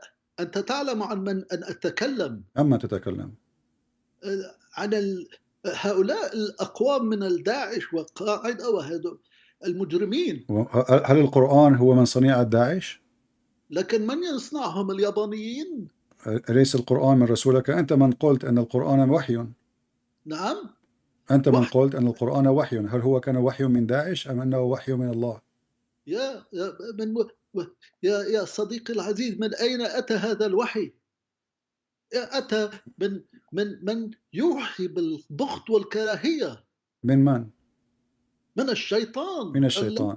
إذا okay, let me translate. Guys, he said to me, those things, the one who practice those things is like people like Daesh, ISIS, Al-Qaeda, etc. But I said, well, you know, but isn't it, this is the Quran? This is the Quran. Is the Quran is the one who inspired the Quran to Muhammad? Is Daesh is the one? Is ISIS is the one who made the Quran? He said, no. It is the one who inspired that is the one who teach hate. I said, who? He said, Satan again. Okay. So let us go now. بما أنك موافق معي بأن الشيطان هو من أوحى القرآن إلى محمد. هذا يعني أن محمد رسول الشيطان. نعم، وما بها هذه ليست تجربة جديدة، إنها معلومة جديدة. هل أنت فعلا مسلم أم أنك أنا مسلم، لكنني لست مسلم من هذه العقيدة، لا. إذا هل بإمكانك أن تقول الشهادة؟ نعم. تفضل. ولما تريدني أن أقولها؟ لكي أتأكد أنك مسلم. بعد كل حديثي الآن وأنت لا ماذا سوف تخسر إن قلت الشهادة؟ قل الشهادة. هل أنت مسلم فعلا أم غير مسلم؟ لا أقول الشهادة. لماذا؟ لأنني لست من المؤمنين بهذا الشيء. إذا أنت قد تركت الإسلام. إنني أترك الإسلام، نعم. So guys, I asked him, so if you are a Muslim, can you say Shahada for us? He said, no, I will not say it. I said, why you will not say it? You know, he refused to say it. So I said, did you leave Islam? He said, yes, I'm leaving Islam. So did you decide to leave Islam today or from before? هل أنت تركت الإسلام اليوم أم في السابق؟ إنني أترك الإسلام منذ سنة وأكثر من سنة ونيف. Okay. He left Islam for more than a year from now. Long time ago. So أنت تركت الإسلام قبل أن تستمع إليك، صحيح؟ استمعت إليك في الزمن، ولكنني لم أحب البرنامج، فسمعت أشياء كثيرة ولم أفهم أشياء كثيرة، ولكني عندما أحضر الأخبار وأتبع الأجواء السياسية العالمية والكره، فقررت أن هذا الدين ليس لي. دعني أترجم. So I asked him, did you leave Islam because of hearing me or not hearing me? He says, no, I heard you before, but I did not stay long time listening to you because I did not like what you say and I did not understand some of what you say. And then he says, and I start understanding that Islam is evil because the news I hear and everything I hear about Islam. تفضل يا مرزوق، تكلم. فإنني أرفض أن أتبع هكذا دين يريد أن يبشر الناس بالكره والبغض. ممتاز. He says he refused to follow such a religion teaching hatred and enmity between people. وقد ابتدأت أن أقرأ قليلا من الإنجيل لكي أن أفهم ماذا يتكلم هذا الدين. ووجدت أن سيدنا عيسى الصلاة والسلام عليه، فإن هذا القول قول محبة، غفران، ليس كره. He said that he started reading the gospel and he found that the teaching of the Messiah, peace be upon him, as he say, is a teaching of love and forgiveness, which he liked. تفضل. فلم أجد في الإنجيل، هل هناك أي شيء في الإنجيل عن المسيح يتزوج فتاة عمرها لا يناهض العمر 6 سنوات؟ هو يقول لم أجد في الإنجيل أي شيء. Sorry, I'm translating Arabic. He said, I did not find anything in the gospel about Jesus marrying a child. She is 6 years old, but like what Muhammad did. So مرزوق، هل أنت أصبحت مؤمن بالمسيحية أو أم أنك just معجب بالمسيح؟ إنني معجب ومحترم ومحب للمسيح. أنا لست مسيحيا ولا أظن أنني مستحق بهذا الدين، وأنا لا أقول هذا لأنك مسيحي، فلأنني أنا مقتنع بأن هذا دين الحب، فليس في الكتاب كراهية، أما في القرآن فيوجد جميع الكراهيات. No. So he said, I am not a Christian, and he don't think he deserved to be a Christian, But he is not saying that to me because I'm a Christian. He believed that the Messiah deserved respect, and he loved the Messiah, the way the things he say. يا مرزوق هل تريد أن تشارك بأي شيء آخر وتضيف على شيء؟ أريد أن أتشكرك لقبولي في هذا البرنامج الذي ينور الناس ويعطيهم الحقيقة. أهلا وسهلا. يا ليت لنا معلوماتك التي أنت عندك إياها لكي أن نكمل في هذه الرسالة. باركك الله وأطال من عمرك بالصحة والسعادة. شكرا يا مرزوق. السلام عليكم. وعليكم السلام. Yeah, he said, may Allah bless me. So he still believe in Allah. I don't believe in Allah. But anyway, this was how he wanted to express himself. So he said, thank you very much for having me. And I'm thankful for the information you share, you know, etc. Well, I don't know. I thought he is going to debate me and argue with me. It turned to be that the guy agreed that Muhammad is a fraud.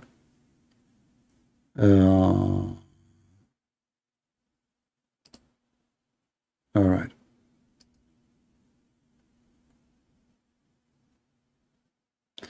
Somebody is asking me a question. I am a Christian. A question about the name of Allah in Arabic Bible. If we can speak about that, for sure, no problem. The answer is very simple. This is a translation, and it's a false translation.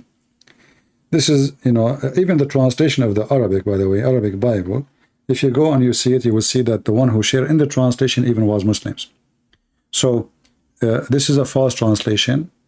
Any translation, like, you know, the Muslim here, they say the word Christian.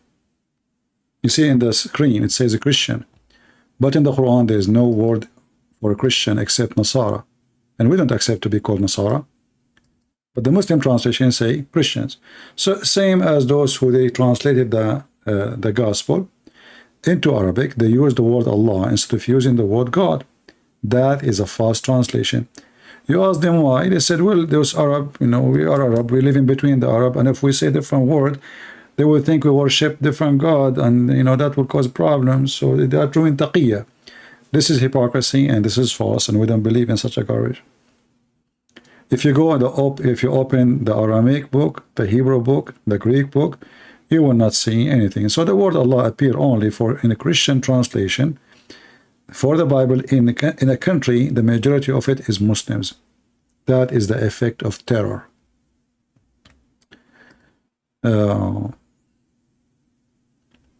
We don't believe in Allah, and Allah is different God. You know, you ask the Muslims, is Allah is a spirit? They will say no. Well, my God is a spirit. So we don't have the same God. If we have the same God, we will have the same nature. Do the God of Islam have a son? The answer no. So your God cannot be my God. Okay, is your God Allah? Can Allah be a man? No, he cannot. Well, he cannot be God then. He cannot be my God in the same time. Their God have zero ethic. He have -0, -100 ethic. He teach fornication. He teach killing. He teach the children rapist. He teach stealing, lying. When Jesus, he said, the father of all lies is Satan. So we don't have the same God. So the Muslim, when they hijack some names and they add them in their books, it's just to fool you. However, if somebody is a Christian and he uses a false translation, that is his sin. This is not from the Bible. We don't believe in Allah, and Allah has nothing to do with us. Allah is two words, Al and La. La is the one God. As simple as that. If you go in the Quran, chapter 1, verse number 2, it says, Alhamdulillah. Even the Quran get Allah busted. If you look at this word here, and you look at this word here, you will notice they are not the same. Even if don't you speak Arabic. Did you notice what is missing? This letter here, the first letter, I did not highlight it, cannot be found here. Do you see it? If Allah is the name of the God of Muhammad, you cannot take any letter out of the name. Name is a name. You don't add words. You don't take words. You don't add letters. You don't take letters. So when you say Messiah, Messiah. When you say the Messiah, the is not part of the name. Correct? The Messiah is not part of the name. So we can say Messiah, we can say the Messiah. Allah is two words. So here the Quran says in the verse number 2, Alhamdulillah, li, lah. You ask anyone who speak Arabic, what li mean? Li mean two. Li, let's switch to our English. Li is equal to 2.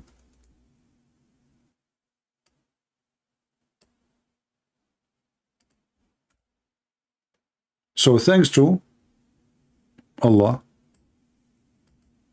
Okay, wonderful. So li is 2. What is left of the word? Lah. That is the name of their God. Thanks to lah. Go right now and search what the word lah is.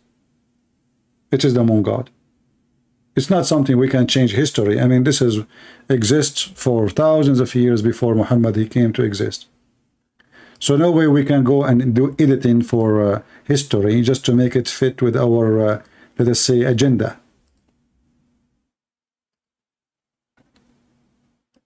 If you go to the Quran, this God, he have many names. The same God, La, he have many names. You go to chapter 36, verse number 1. It says, Yasin. Yasin.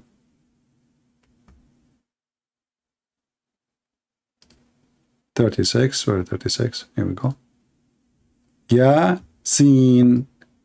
Yasin. Sin is a word now used today, is used as a sin. But what sin origin is?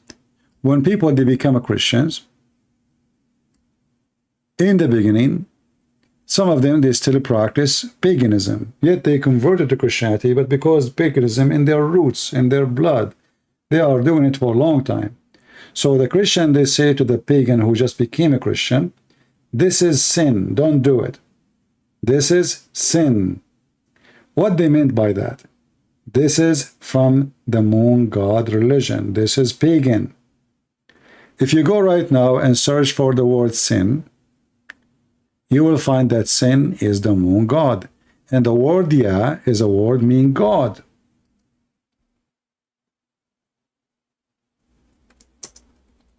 We are not making things up. Sin is the god of the Babylonian area, which is the moon god. The same as Lah.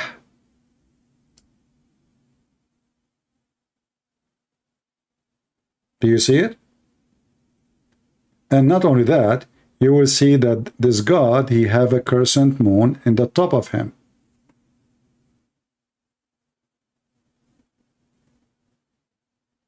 One of the other names of the god Sin or the god La is Nana, which is also called sin.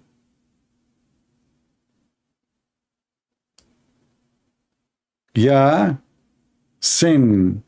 The Muslim, they say, it's a miracle, brother. Nobody knows what they mean, save Allah. And this is telling you that this is not an Arabic word, and the Muhammadan, they have no idea how to explain it. And look how funny what they say. This is letter is a miracle, brother. How letter is a miracle? Okay, I will make a miracle now. Foo. Yeah, fee. Well, those letters are exist already. So what is the miracle in it? Tra. Be. You.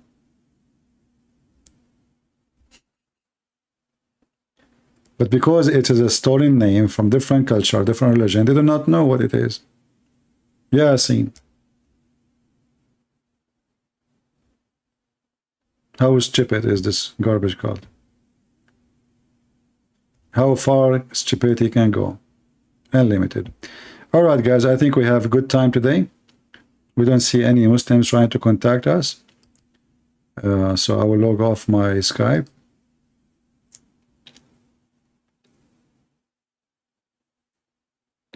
Look at the commentary. Okay, I will do. Guys, Ahmad, he says to me, see, Ahmad, the poor Ahmad, he tried to fix it. He make it more blind.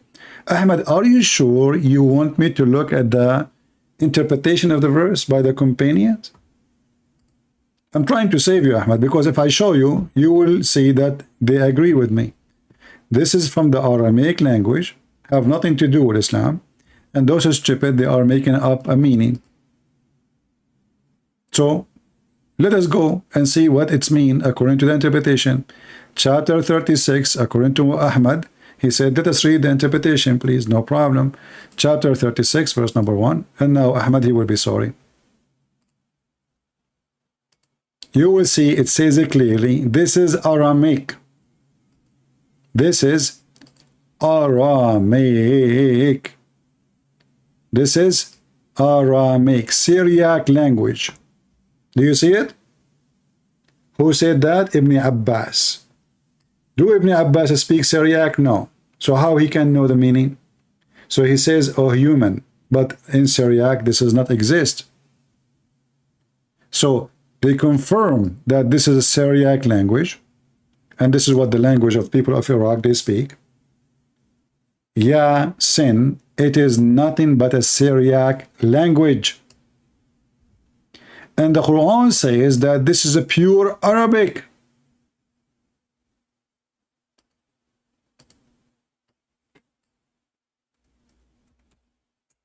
I mean, do you see the stupidity of this religion? How this book says this is a pure Arabic word, book. Pure. There's no crock in it. All those words saying the Quran is Arabic. Arabic. Here even it says in chapter 16, verse 103, this is a clear Arabic. And not only that, it says chapter 20, verse number 113, very pure Arabic.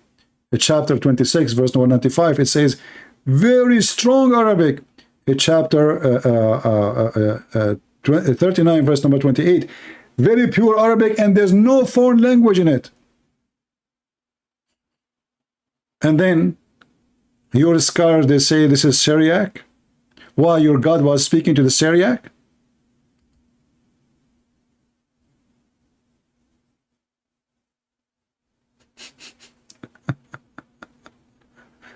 So Ahmad, why you did that to yourself, Ahmad? You asked me to show you what the scholars they say. Every scholar, he give you a different interpretation because obviously it's a stupid book. And the funny is, yesterday we were playing a video of Sheikh Omran. He says the Quran explains itself. The Quran explains itself. So what Yasin mean?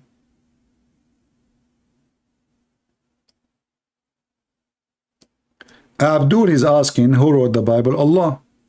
According to your God, Allah. Allah, he sent the Bible written to Jesus. Are you against your God now? This is your silly God. He says, we send down the Injil. A Muslim is asking question. He played dumb now. You know, like, what? Who wrote the gospel, huh? Who wrote the gospel? Who wrote the Quran? Who wrote the Quran? Uthman, he burned all the other Quran. That's mean many Quran. So now you have a Quran of Uthman. Where's the Quran of Muhammad? Actually, even the Quran of Uthman, you don't have it. You have 0 page of it. Chapter 3, verse number 3, it says, we send down to you, Muhammad, the truth, confirming the book which is with them. What the heck? With between their hands. So what does that mean? I'm sound tired? Ah, okay. Thank you for your concern. And here I will show you the genius Muhammad, how genius he is. Oh, people of the scriptures. So the Muslim, they keep saying to us, you have no scriptures. Your book is corrupt. And then the stupid Muhammad, he keep calling us in his book, the people of the book. I mean, how we don't have a book? What are people of the book? Imagine you say to Kojak, the guy with the hair, "Oh, people of the scriptures, why you do argue about Abraham while the Torah and the gospel were not revealed enter after him?" Like, what the heck? Here you see that Muhammad is mentally stupid. He is saying to the Christian and the Jews, you cannot argue if you came after. Do you see it? Muhammad, he gave us a logic which is a priceless logic. The one who come at the end, he cannot debate with the one who came before. So why you argue about Abraham when your book came long after? But isn't it his book who came at the end?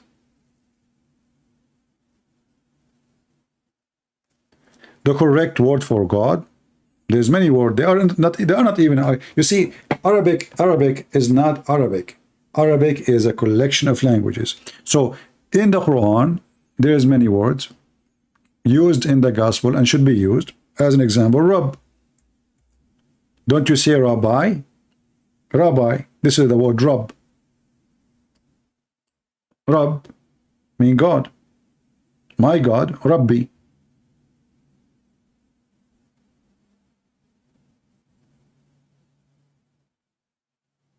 When you see the Jews, they speak about God, they use many words. Adonai, Shaddadi. There's tons of words. So, Arabic Christian, they should not allow any book using the word Allah in their churches. But this is an extremely hard mission to accomplish it because they live there for hundreds of years using that word. How you can make them switch? That need like a government offer, like a government who is a Christian government says, from now on, this book is not valid. We will not allow it to be in the floor.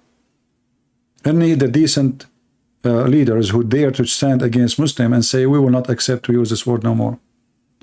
But because they have fear from the terrorism of Islam, you see, in Malaysia, the Muslims, they make the case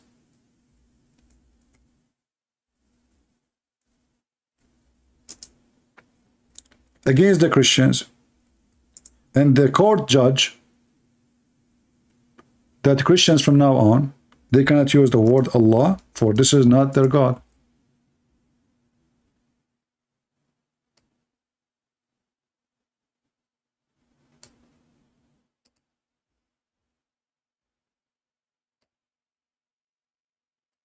This is from the Library of the Congress.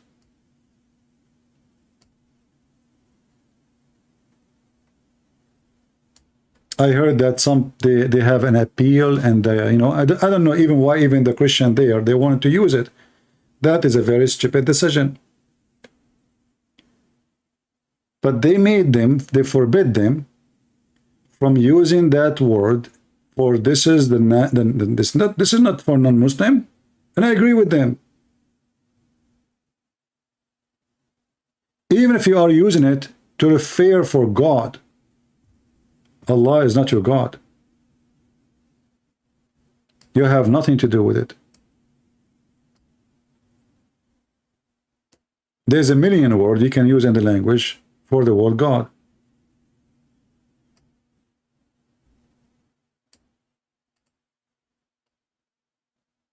But because many of those who they are priests today in the Middle East, they are hypocrite.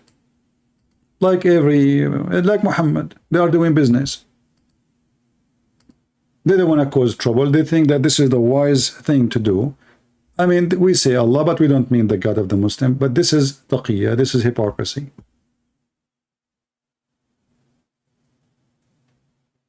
Here I see that in the year 21, after the Muslim, they forbid the Christians in Malaysia to use that word for many years. In the year 21, it says here that Malaysian court overturned ban on use Allah by Muslim. And look what happened. The people, the real Muslims in Malaysia, the one who support ISIS, Al-Qaeda, etc., they found that the Christians, maybe they are using the word Allah, and that will make Islam or Muslims easy to accept Christianity. Like, we believe in Allah. So he is not feeling like he is changing God. He's just changing some essence of God. But this is not true. Allah is not our God. Allah is Satan. Allah is a satanic pagan God. So because they notice a lot of people are converting to Christianity, so now they say to themselves, maybe because they are using the word Allah in their churches, that make the word is like their belief is more appealing. So let us forbid them from using it. And they did. And then, I don't know, it says here, like in the year 21, March 10, 21, as it says in the news here, that the court, somebody made an appeal, overturned the ban of using the word Allah. For me, if you ask me, I wish they never did. I wish they ban it forever from all Arab Christian or any Christian who live in Muslim country. I encourage it, actually.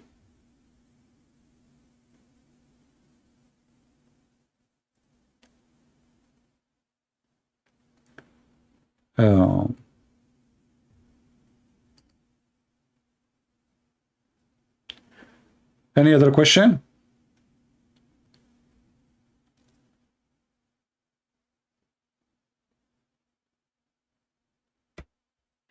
You know, name is not really important much, because you see, even when God is speaking in the Bible, he is not really giving a name. But this is not the right thing to do, especially, you know, that this word does not mean really God. It is a name of the pagan god. So imagine like you call your God Satan, and you say, oh, I mean God. And that's not right. So the excuse of what I meant, oh, I don't mean the God of Muhammad, I mean my God. So if your God is not the God of Muhammad, why you have the same name? That is a false act.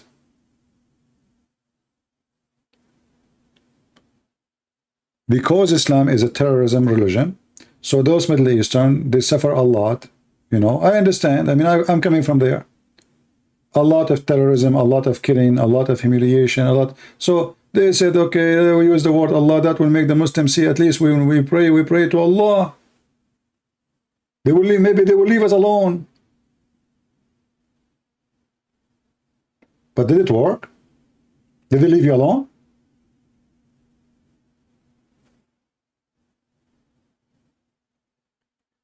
Yeah, there is some authentic Arabic translation, but I don't know where to find you.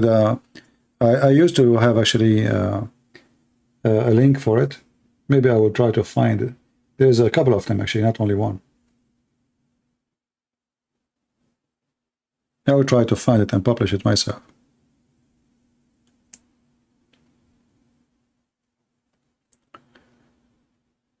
And remember, even if the Muslim, they change the name of their God and they call him the Messiah, that still is not our God. Do we agree? People, do we agree? Changing the name of their God will not make our God their God. Like here we go, it says the God of Abraham. But we know that this is a lie. They are not talking the same God. So even if the Muslim, they change the name of their God and they stop calling him Allah, they call him Yahweh or they call him Elohim, still he is not our God. We don't follow a name, we follow a person. Isn't it the Messiah? He says, be aware of false messiahs. So there's many, they will come and they will say, I'm the Messiah. If you are a fool person who follow a name, anyone he say I'm Messiah, you follow him. Correct? But we don't follow a name. The Lord, he said, from their fruits you shall know them. And we know our Lord from his fruit, not from his name. Because anyone can use a name. talk about Salman Rushdie. We spoke about him yesterday. And, you know, we deliver our message to the Muslims. Here we go. You try to intimidate, you try to kill. We will never stop. Actually, you make us more firm in our stand, and we will fight even harder against your garbage Muhammad cult. And now more people will buy his books.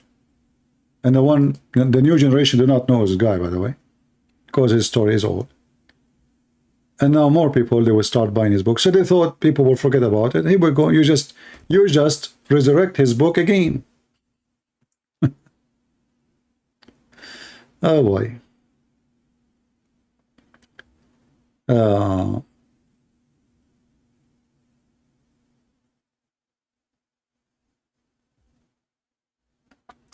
The funny, by the way, it says here in the news that the one who attacked Salman Rushdie he said he is not pleaded, he's pleaded not guilty for attempted murder. He's pleaded not guilty. The filthy son of Mutta, he stand on the stage, he have a knife in his hand, he stabbed the guy in his neck, in his face, in his belly, and then he pleaded not guilty. You see how they use the system of the Western stupid government? I mean, the guy who is in the stage, recorded by cameras, pleaded not guilty. What does that mean? Stupid Western system.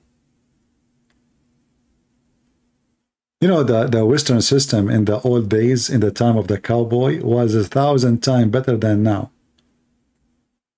You know, a person, he commit a crime, they hang him. That's it. I mean, there's 1,000 people, they saw the crime. And now pleaded not guilty?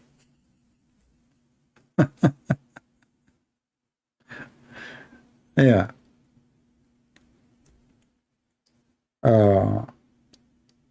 Yeah, they are coward. You know, how you attack a child, you know, someone he is 75, 76. But he's Muhammad, he's more coward. Abu Rafi was way older than this guy. I think he was 86, 87. And Muhammad, he sent a man to assassinate him in his back. He stabbed him in his back. Qirfa, Muhammad, he cut her 2 pieces when she is alive. And she is over the age of 80, close to 90. And she is a woman. So don't be surprised. This is religion of the devil.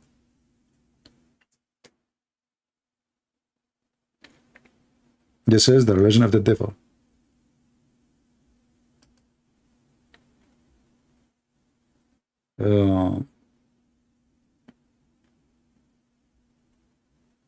And now they will start saying this guy is suffering from mental problem. Islam is not like that.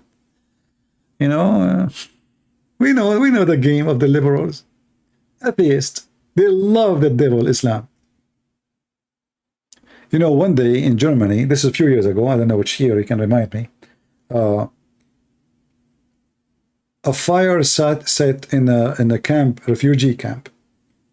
The newspapers start talking about the Nazi, the fascist, the conservative Christians, the terrorism of fascism is coming back, blah, blah, blah, blah, a million articles around the world in many languages, you know. And then they found that the guy who burned the place was a Syrian refugee. The second they discovered that he is a Syrian refugee, they start saying he is suffering from a lot of pressure. Suddenly they execute all the excuses in the world, they are there. A day before, it was the fascist, the Nazi, the ugly, the hatred, the Islamophobic. The same story about, if you remember, we made a video about it a few days ago. 4 Muslims got killed. Biden, he said, he made a speech. We stand with the Muslims in that town. Those things are not allowed in USA. A few days after, we discovered that the one who killed the 4 Muslims, he is a Muslim. Did Biden came out to say anything? Nothing. To accuse Islamophobic. What Islamophobic? Islam is a phobia. And now it's the same. Imagine if the one who is in the stage and he was killed, he killed by a Christian?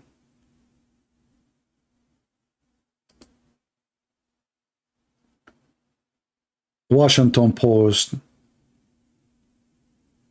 New York Times, NBC, CBC, all the garbage, they will eat you alive.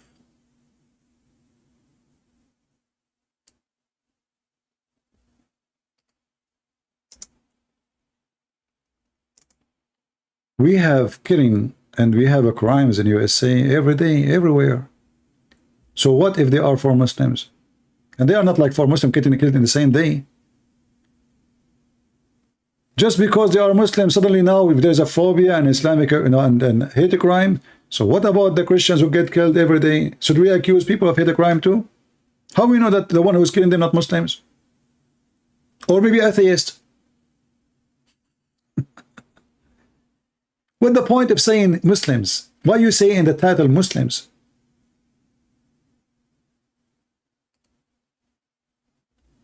Because they want to use it for their propaganda. And they show you people are crying.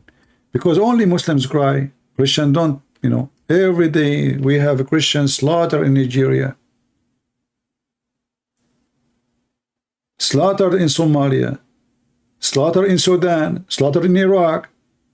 Nobody speak about hate crime. What about the Christian in Pakistan? Biden condemned the hateful attack and for Muslims. And then when we find that the one who killed him, he was in the funeral. He's one of them. Killing of Muslims, men. See? You see how the media tried to deceive you and fool you? They don't say 4 men killed in this town and police investigating. No, 4 Muslims. We have to mention the word Muslim every few lines. Muslim. Muslim. He was ambushed. 25 years old Muslim. Muslim. Because only Muslims, they count for them. We don't count.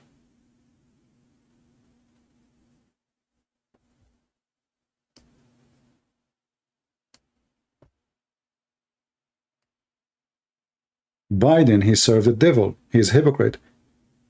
Why Biden don't go and say something about the attack on this guy, Rushdie? He's our guest. He's a very famous author. He have even a government title from the Queen of England, Sir. Sir is not just a title. It's very high title. Why Biden don't stand with an author? Because he is a hypocrite. There's an election coming, and there's a small towns here and there. They have a big number of Muslims, so he won their vote. Already he's losing ground everywhere. Hypocrites. So my friends, we are victorious and what we are doing is working great. This is why I say to you, download my videos. You see, my video is long. I try to make them short, I cannot. I'm trying my best, but I cannot. Even when I say I want to go 15 minutes, it turned to be 3 hours. So this is what you can do. You can download the video, cut it pieces, depend on the topic we spoke about. There's many topics. Cut them and reload again. And guess what? You can activate advertising in your YouTube channel. Good for you. I'm not against you to make money from my videos, but don't claim to be me. Don't call your channel Christian Prince.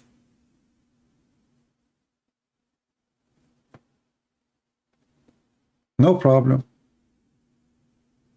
What about dawah? What dawah mean? There's nothing it's called dawah. This is just a joke.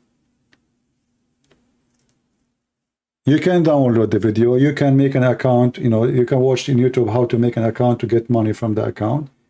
They play advertising. There's many. They are getting a lot of money from having my videos in their channel. Good for them.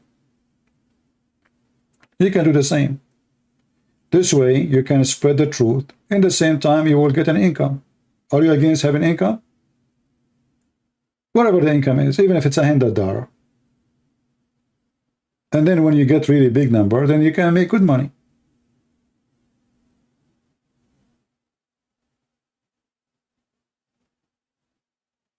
I'm not against you to do that.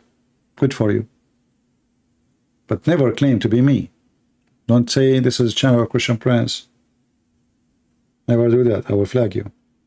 I don't respect scammers. And we fight them.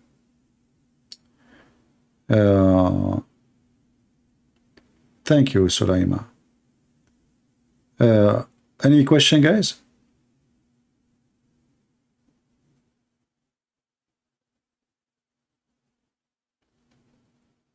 It's getting late for me, and I did not eat since yesterday yet.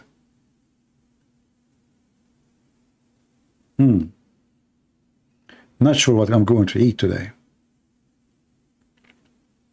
You know what? I'm going to ask the guy, his name is Isa, to send me 7 wheels. You know the story in the Quran, right? The chapter of Al-Ma'idah, it's called the chapter of Al-Ma'idah because of the story where Jesus, he did feed thousands of people. But according to Muhammad, it was a disciple of, even this guy, he perverted every story. He's a scumbag.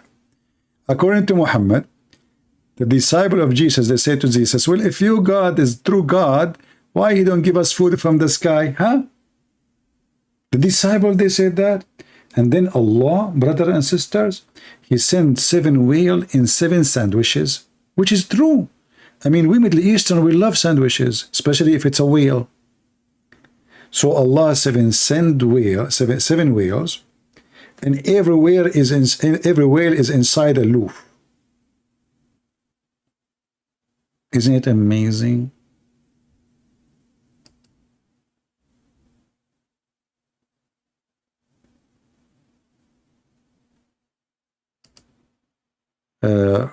Rick, you can post this link later in the comment section. Just you posted the comment, people, they can search it.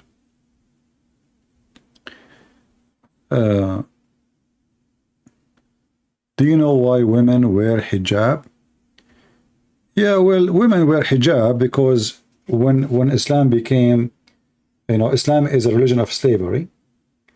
There is 2 reasons actually. There's a reason Muhammad, the first time the hijab was mentioned, it was for the wives of Muhammad to cover their ass, not their head.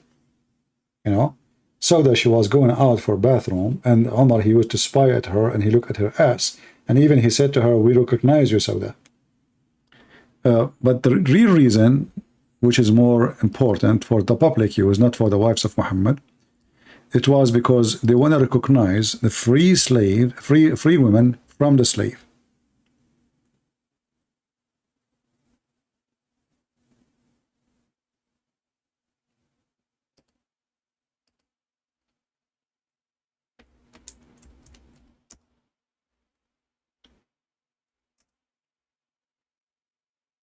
When a woman, she walk in the street, if she is wearing a hijab, the Muslim, they will know that she is free.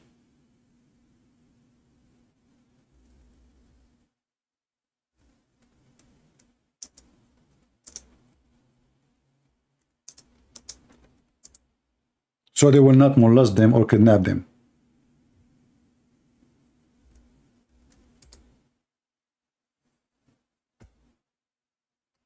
And this is even in the Quran. If we go in the Quran here,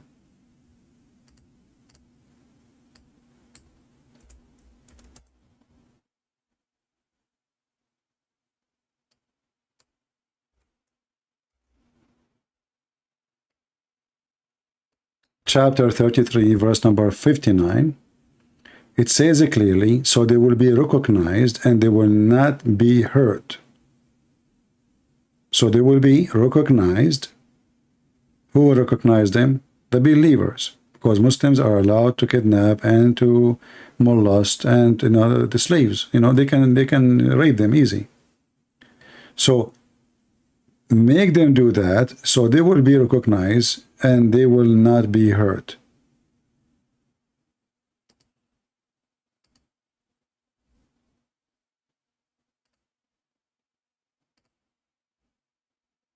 So this was the main reason for this garbage religion, hijab.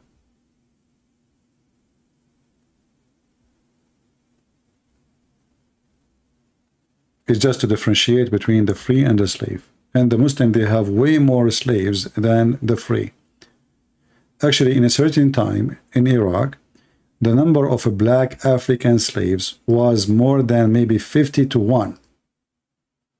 There's something in the history, it's called the revolution of a Zinj. Zinj is the N-word.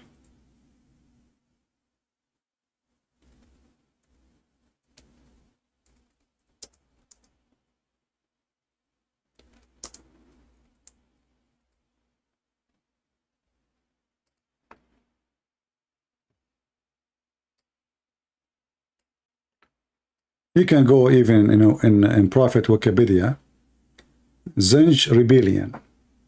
It gives you the history, it gives you the time, it gives you what happened. So you will see that all of Iraq, all the white Arab, they don't work. They do nothing for work. They bring the poor African from Africa, they kidnap them, and they bring them into slavery. And they have cities, and those cities, there's nothing there except black slaves. And when they have revolution, those African, because they become so big in number, they kill them all. And if you go right now to Iraq, I think you will not find even not even zero African. What happened? Because simply they killed them all. This is the truth about Islam. And then the Muslim, they will go and they will say to the those, you know, ignorant, uneducated people, do you know what the white man did to you? Do you know what, you know? But the truth is, nobody enslaved in history as much as, not even the Roman. See, the Roman, they enslave everybody, white, black, doesn't matter. The Muslims, they focus very much on the African slaves. And the market of slavery was Muslim market. What is Morocco? What is Libya? What is Egypt?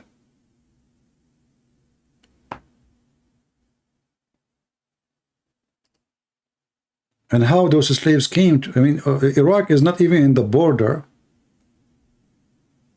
Iraq is not a country in the border of Africa. We are talking about a country is in the border of the Persian kingdom.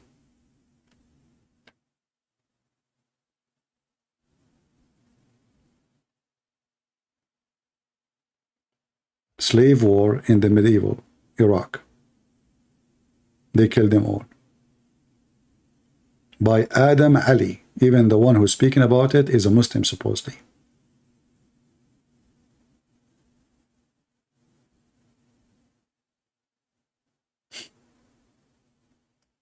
And the funny is, you know, the Muslim, when he speaks against, he claimed that he is against slavery. How many slaves your prophet have? How many?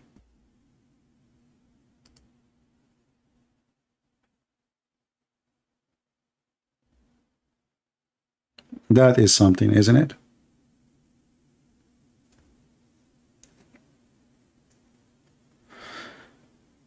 All right, I think we had enough for today. I hope we had a good time together. And maybe we should give you a day or two off. Maybe I should slow down, because I don't see you guys are supporting really the videos. And, you know, we don't deserve really the low view after all what we do. Obviously, you guys are not doing a good job. If I'm a Muslim, they will share link everywhere. They will, the Muslim, they work really hard for their garbage cult. Most of people here, they don't want to deal anything. They don't want to post a link of such a garbage religion to be connected to them in their Facebook. I know this is a disgusting religion, right? But you have a duty. I mean, it's not only me. All of you, you depend on me to come and clean the garbage.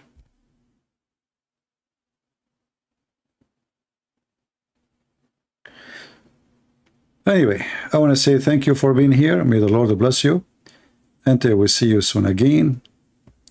We pray to the Lord to open the eyes of those who they are blind and to show them the truth, and the truth will set them free. The Lord, the Messiah, He can open the eyes, but He will not open your eyes against your will. For the God of the Bible is a God of a free will. He said, knock at my door and I will open for you. So we encourage all the Muslims to knock at the door and the Lord, the Messiah, will open for you. Thank you. Take care and God bless.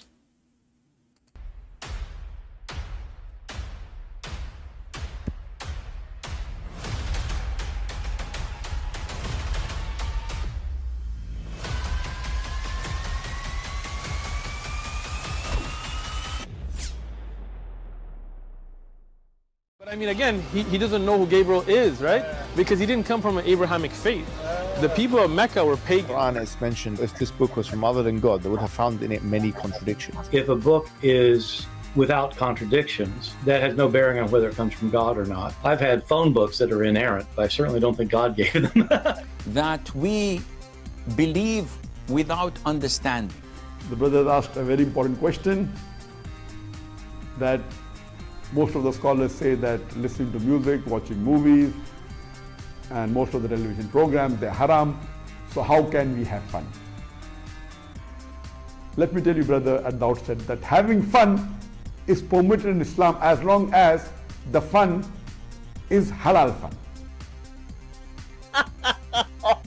That the standard narrative has holes in it. The Prophet tells us because Satan or the devil sleeps over our nostrils. Those who oversleep and not pray Fajr on time, Satan urinates in their ears. I really do think Jesus was crucified and that He really was dead and buried. He thought that He was a son of God in the sense that He was specially chosen by God. I think Jesus really did think He was going to be the Messiah, the future king of Israel. I mean, that is, after all, why they crucified Him.